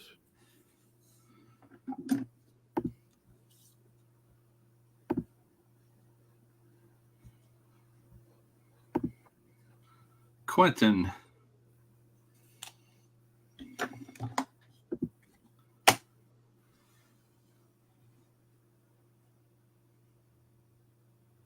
Yeah. Tell you what, a lot of people are interested in that. It blew my mind just how many. It's a very popular thing right now. I don't know how long that will last, but since we've had this one, my wife has not had a problem selling any of this stuff. I know it, man. I was like, geez. You think people get burnt out on it. It's kind of like at first, and then it'll slow down, but heck no. Yeah, you had some strokes. After I put remembered you came in the chat. I put 2 and 2 together. I knew Marvin was your husband. Matter of fact, we just talked about that the other night. I normally see you with all them, the vegetables and the plantings, the seedlings that you were started. Yeah, I get me a welding machine and start doing metal art, and she can do the freeze dried. Heck, I might leave YouTube altogether. That'd be nice. The way she's moving it, you know. But, you know, the state's going to come in and crack down on it. Look at the money they're making. We need a piece of this. Yeah. Russ, is that a safe crack? Huh? What's he talking about? Oh, Russ, it is a safe crack. Oh, yes, I get it now. In other words, it's addictive like crack, but it's safe. Yeah. Well, maybe you might end up with diabetes, but who knows? Soon. You need a delivery? There you go, MBL. Hand delivered. Door to door. I've yet to try any fire cups. I'm just going to have to do it one day. Metal art. My biggest thing is I don't really have many cookers left that I have to light, you know. Even that Piston Spitz has got gas to start it with. I don't do that very often because I got to hook the bottle up, but it does have it. Yeah. Yeah, I'm definitely considering it, Quint. The metal art thing. That would be sweet. You know, I don't know if like big, I mean, not even necessarily art. I mean, some of it could be art, but some of it could be like if somebody wanted something built out of metal. You know, I've been watching this channel. My wheels are just like, holy crap. I said, this guy's making his living. It's a big operation. It was like 5 of them guys working together, knocking this stuff out. I mean, I'm sure there's a lot of money up front for the operation he's got. He's got, what was it? 4,000 square foot shop, which is good size open space. And they got that CNC machine in there. He's got probably 8 different welding machines now. Some of them was sent to him because he's growing his channel. But he's got some top of the line stuff that he actually paid for. Plasma cutter that goes to the CNC machine. Just all kind of stuff, man. But yeah, just working on my garage. I could scratch out a little business there, you know.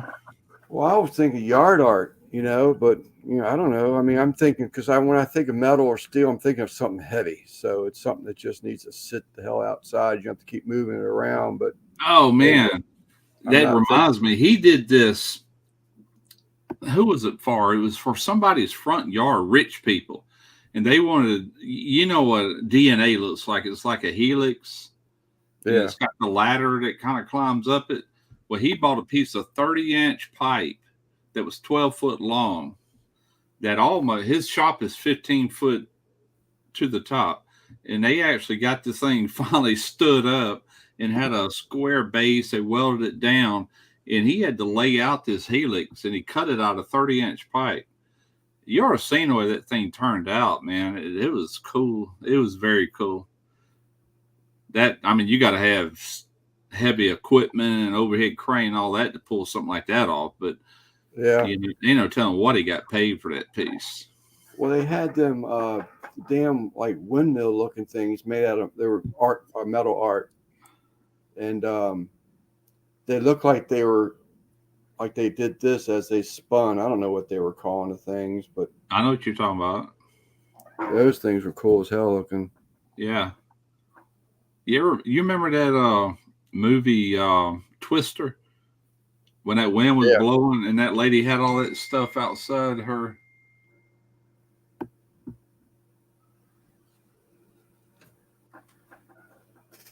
You got to reply to this text. Benches and other stuff at the farmer's market. Stuff for home decorations and outdoor use. That's what I was thinking, Quint. I mean, stuff that was outdoors, because I think of metal, I'm thinking heavy, you know, but, you know, I'm sure there's something else, you know, that I'm just not thinking of right now. Yeah, talking about benches, I watched a video earlier today that this guy did and drove it to North Carolina and actually put them in the ground. It was benches, all metal framing. Then there's this wood that looks like mahogany, but it comes out of Africa. I can't remember the name of it, but it holds up way better. It's like naturally resistant to weather and everything, and it keeps that look to it. Cannot remember the name of the wood, but they sourced that wood, and that was the slats that you sit on, and then had two on the back and had armrests. It's pretty sweet. Adirondack? Huh? Like an Adirondack chair? No, it was benches.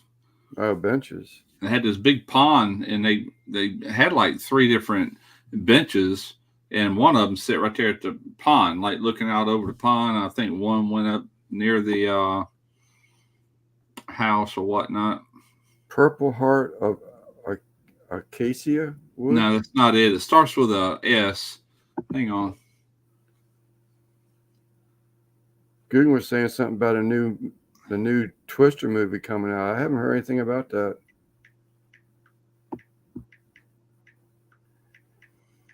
I set up a Ernesto Neto Yard Bobcat. It was made of 1 1/8 inch thick steel. I bet you it was a Nito. There it is right there. Sapel. I can't pronounce it. Sapel lumber is often marketed as a type of African mahogany. In some ways, this is true since Sapel is in the mahogany family. Right. The issue here is that there are many species that get lumped under the African mahogany. Okay. Well, I don't know where he sourced it, but that's the name of the wood. They have what's the other one they have? Just Coca-Cola? Isn't Coca-Cola an African mahogany? I don't know, but that's the name because I remembered it from. I watched that one yesterday or maybe this morning. I don't remember. I've been binge watching that guy, man, for hours, literally. Yeah, I do. I did like that Twister. I don't watch a lot of movies, but I do remember that one. I like that one. Did you see this one here? What Loderman said about Anito art, yard art, steel. Had to take a Bobcat to lift up. It was 1 1/8 inch thick steel. Holy crap. I know it. Good God. That is thick, man. Golly. Okay. He's a great supporter of fire. That is good. I have a boat in restoring, and they recommended it for someone. Okay. I've never heard of it till I watched this video. And he was describing it. It has the looks of mahogany that looks just as pretty, but it holds up really well outdoors, you know, like a bench that's going to live by a pond or a boat. I see. We were talking about earlier, Battalion Brian. So he just dropped a video. Who?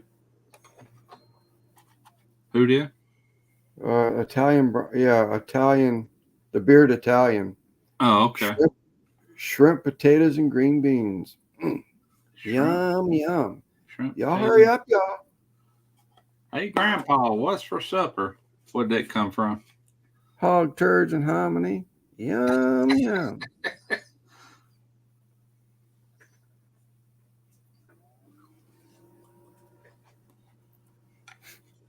Oh, hee-haw shows. Remember that?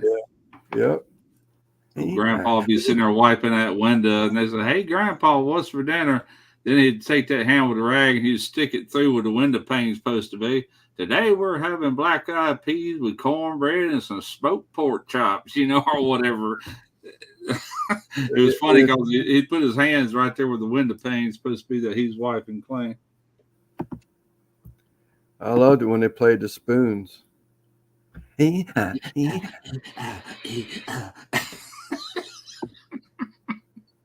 Hog turds. Come on, MBL. You never had hog turd? Night, Robert. These guys.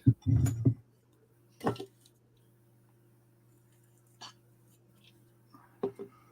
right, Rob. We'll see you later, buddy. Thanks for coming in.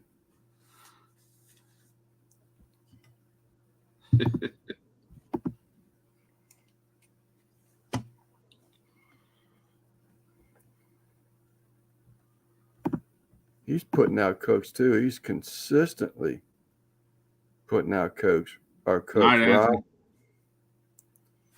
He hauls on YouTube. Yeah, most everything Night, Anthony. is. You can go. Thanks for You can coming go. in.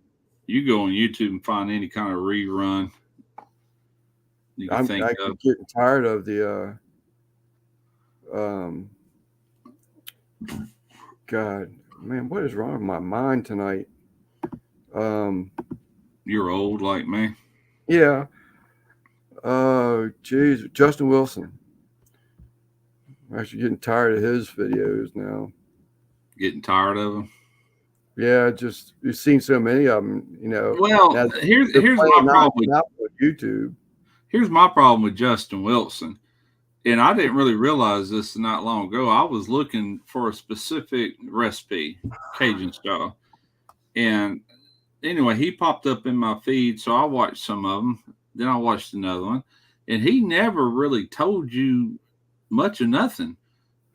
I mean, he kind of like, we're going to put a little of this in there and a little bit of that. And there was no recipe there.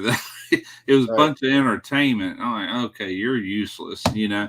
But I've always loved watching him. But when it comes to really duplicating, you ain't going to find it there, you know. You have to buy Justin Wilson's cookbook. And I do own a few. It's laid out in there. I got one, and it's autographed by him. All right, Guggen. Thanks a lot, buddy. Thanks for coming in live or the chat. Appreciate you. Later, Guggen. AJ. Yeah, I got I did a relocation move for a lady out of Louisiana, and she had to go back home. And she brought me. We got into conversation somehow or another about him cooking. It may have been because she told me where she was from. I used to do a lot of Philip Morris, Capital One, Rubbermaid relocation moves. When the furniture got damaged, I was the guy that got contracted to go in there and do dent repairs, veneer repairs, whatever needed to be done to it. And So I got to meet a lot of people, and we got talking to her, and sure enough, she came back. Obviously, he was still alive, but this was probably, good God, probably, well, that was during the Exxon Mobil oil merger. So I don't know, or what was it, or maybe it was, I don't remember, but it was over 20 years ago. Yeah. She came back with when I brought her furniture back to her because it wasn't an in-house repair. It was just too messed up. I bring it here in the shop, which is now my cooking area, but and I had to bring the piece of furniture back to her, and she says, "Oh, by the way, I got something for you." And she brought out that book. She says, "Sign right here." She was actually a friend of the family's, if I remember correctly. I'll be there. You're talking about Justin Wilson, right? Yes, sir. Yeah. Well, I'll tell you what, you know how a lot of people called him the safety man. You've ever heard that? They referred to the safety man. Okay. When I showed you these buckles earlier. When I worked for Brown and Root, that was at the Chevron oil refinery. And this is like, God, what year would that have been? This would have been around 1982. Justin Wilson came there on the job and had everybody gather up and did a safety thing to the whole, everybody, every Brown and Root employee with a microphone and all that stuff. He was a safety man, and he was talking nothing but safety. Yeah, that's what he actually did outside of making those shows and writing cookbooks and all that. Like OSHA guy.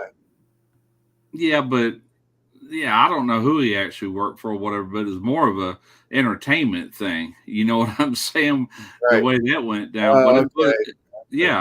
But he was known as a safety man. A lot of people would know that, I think, that knew anything. You know, you'd have to maybe Google it or whatever, but yeah, he actually did like safety. I would say safety orientations, but it wasn't that. It was like in front of a big group of people outdoors with a microphone type thing. Mm-hmm. And it was pretty cool. Yeah, he was kind of known for that. Let me see what Justin Wilson, the safety man. Oh, hey Siri. Tell me about Justin Wilson, the safety man. Okay, I found this on the web for Tell Me About Justin Wilson, the Safety Man. Check it out. She's gonna make me read. I tell you what, just hearing her or you and having a conversation with her makes me wish I had it on my phone.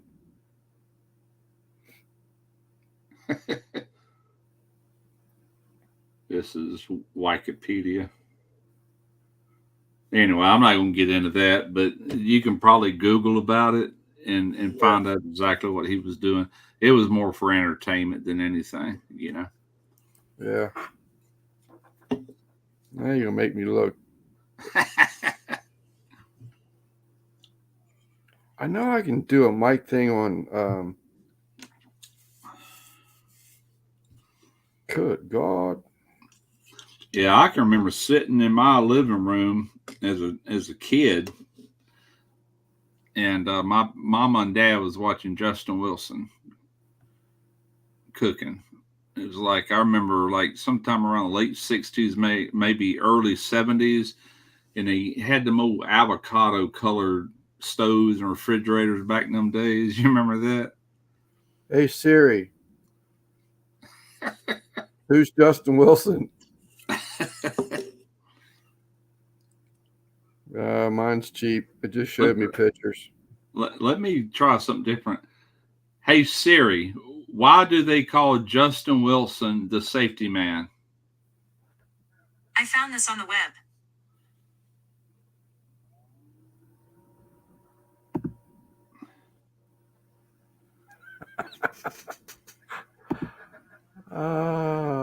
Wind up.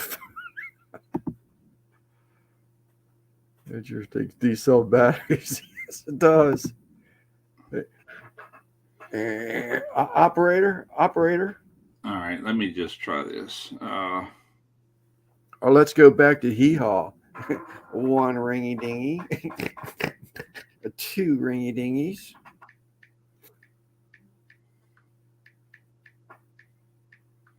Russ, do you have the current iPhone? All you have to say is Siri. No. Hey Siri. Mine is not current. I have Current update. I think this is a 12 Pro. Okay, Wilson began his career as a safety engineer while he traveled throughout Acadiana. The safety lectures that he made to refinery workers prompted him to become a Cajun storyteller. That's the short version of it. Yeah. Get my cursor over there. Yeah. But his career, he was a safety engineer, but it was specifically oil refineries, and that's where that happened, was Chevron in Pascagoula. Man, but he was already well known as a comedian type cook back by then, you know. Sorry about that, Simon. I don't have a Siri. I got it. The Google's got a mic. If I push the mic, it don't talk back to me or anything. I don't know that it would. I don't think it does. I think they do have a talking version on those Androids. I think. I'm sure they do. They're back and forth, man. Whatever one comes out with, the other one will, and vice versa. You know. What was her name, Russ? Lily Tomlin? Yeah, Lily Tomlin. One ringy dingy, two ringy dingy. Yeah.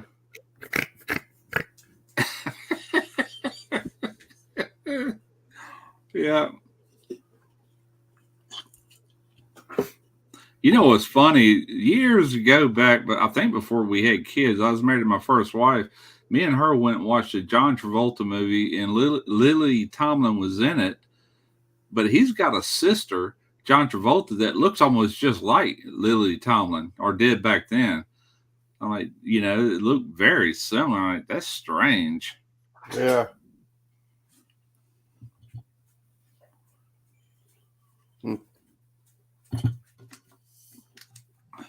Yeah, Quint, with mine, you have to say, hey, Siri. I don't want to say it too loud. She'll say, She still did. She just lit up just by saying Siri. Siri. Hey, Siri. Hello. Goodbye. Okay. I like the better. Yeah.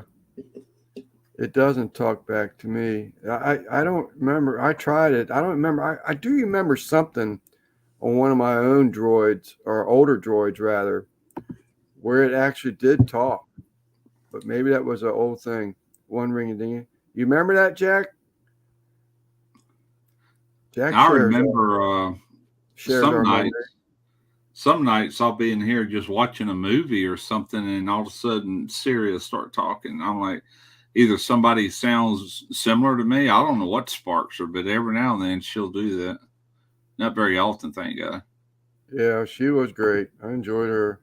I can change it in settings. Maybe so. It's just I'm so used to saying the hey word.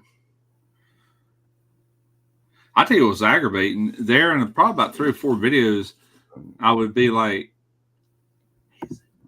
hey, Siri, set a timer for 10 minutes. 10 minutes starting now. And when I was in editing, I had to keep running over that part, and it would keep setting her off. So I finally just quit doing it. Yeah. Now I got to turn my timer off. It's pretty cool, though. I love it, man. I'll go pop something in the oven to warm up or whatever. Yeah, that's what I think. I mean, I'd never really, because it's like they get that. My sisters and all, they got them things in their house, but yeah, the silly stuff, and I never been, a fan of them, but yeah, like today, I had some of that Best Stop Boudin, and it was thawed out. Anyway, I went in there and I put 2 of them because Tarina had texted me and said she's getting ready to leave work. She had swing by Walmart. So I'm heating up some boudin, one for you, one for me.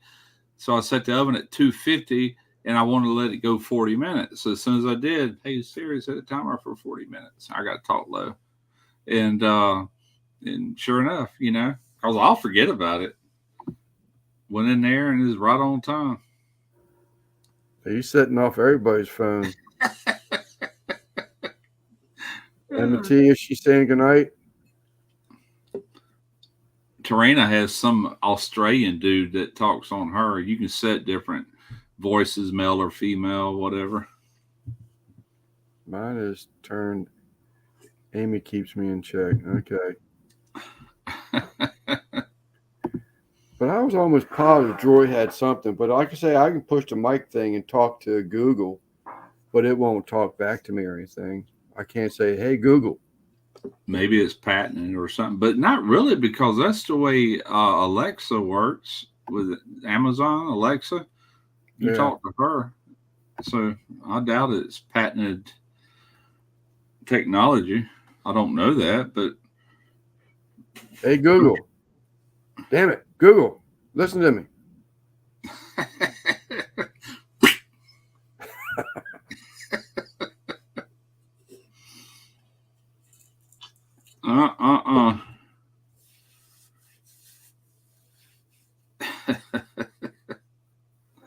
It's pretty handy tool, though. It is neat, just like the timer thing. Just that alone, you know, would make it as hell. I bought one of them timer stacks. ThermalWorks sells them, where you can set like 5 timers for different things, and where they're handy is like a steak competition. Like you have it this way 2 minutes, and you go move it this way 2 minutes, and you do it in that order. That timer go off, then that one will go off, and that one will go off. I bought one of them things. Then I got to think, I said, boy, did I waste money. I could do the same thing with the freaking iPhone. And I ain't got a push nut. Just tell it. I could set 5 timers off right now if I wanted to. You know? It's like, geez. But anyway, I still got that other one. It's up here somewhere. It's called a stack. I don't know where it's at. It's probably dead batteries anyway. That's the bad thing about it. You can't turn it on and off. And they designed it for chefs that didn't want to have an on-off switch, just always be on or whatever. And batteries only last like 1.5 years, and you got to replace it.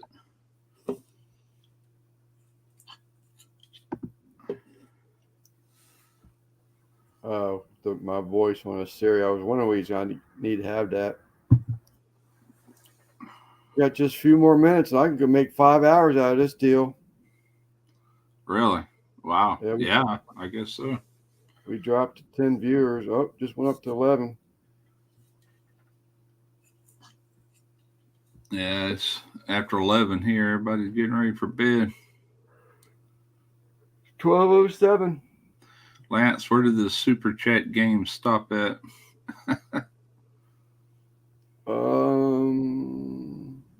How do I check? You can tell when times are hard, man. You know, a couple of years ago, everybody gets super chats. Nowadays, you don't hardly ever see a super chat. Let's see here. My channel. Videos.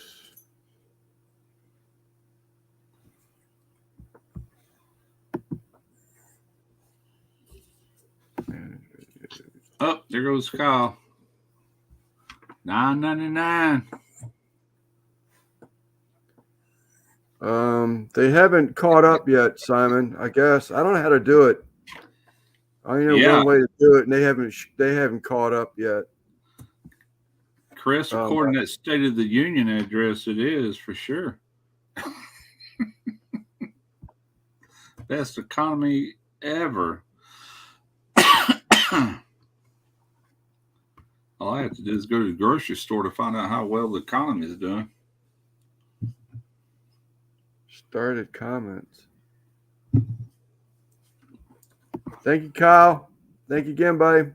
Started comments. It's on the starred comments. Starred comments. Oh crap! I didn't know all them come through. Star at 6 right there. Start with Okay. Simon. Let's play the super chat game. Kyle Alex $2.99. Peaceful Des $3.99. Simon $4.99. Kyle Alex $4.99. Kyle Alex $6.99. Lance is sexy. And then Oh, damn it. comments live. Then he just did $9.99. Kyle did. Well, heck, I didn't know all them was popped through there. I obviously wasn't looking at the chat, huh? No, I was seeing them. About $36 roughly. That's a good. Comments. Oh. Comments 3. Kyle says he wants to do Apple. Oh, wait a minute. He says won't do Apple.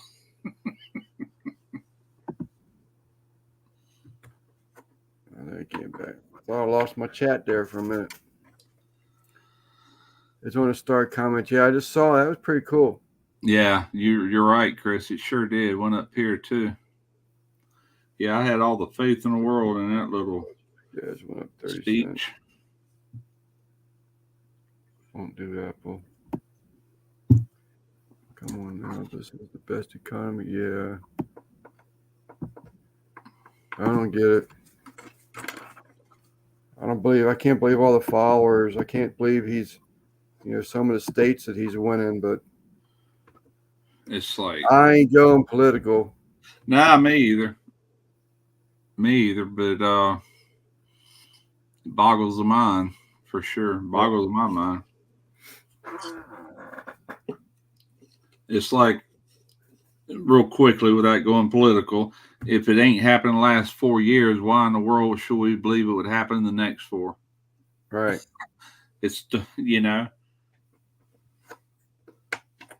Yep. had 4 years to prove your point. You ain't done crap but make it worse. Okay, that's all I'm saying about that. And that's all I got to say about that. Name the movie. Yeah. Uh-oh. Lance, check your PayPal.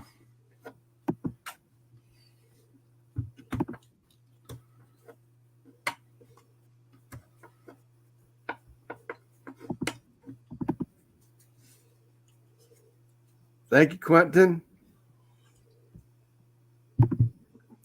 Yeah, Quint is doing it really the right way. PayPal, man, they don't take out crap compared to what YouTube takes up. Exactly. It you get it all. Yeah. I just did my first.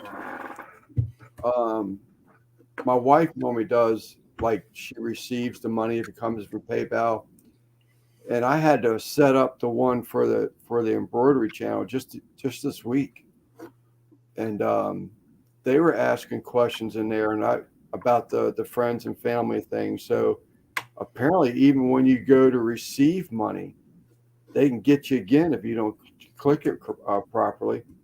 Yeah.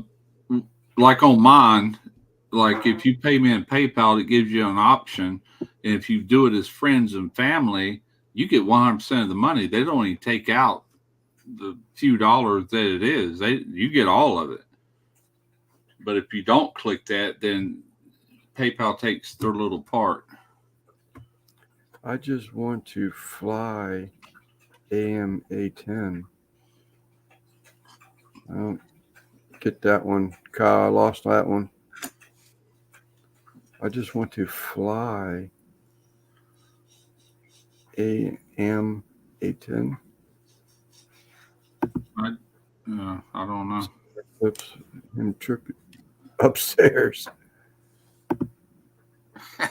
Winner gets to White House. No doubt. Does she think I'm your bitch? A-10 Warthog aircraft. Okay. Both candidates should have the first flight.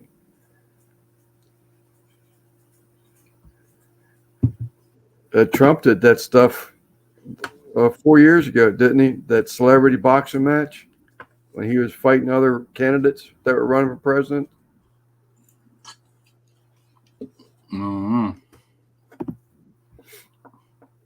It's going to be interesting.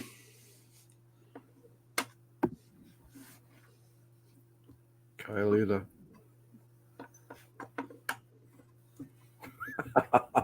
I just got that NBL. Well, Kyle said something about, I guess he's referring to my wife, asking if that he thought I was your bitch. And, NBL comes back with Kylita.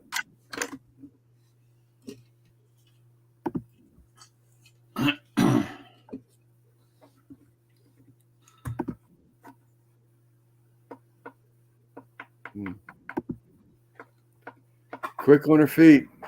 Takes me time to think about that stuff. Think of something funny or come back. All right, Russ. Mr. Jones. I'm sorry you got your I do super chats for Eastwood Farms members only channel.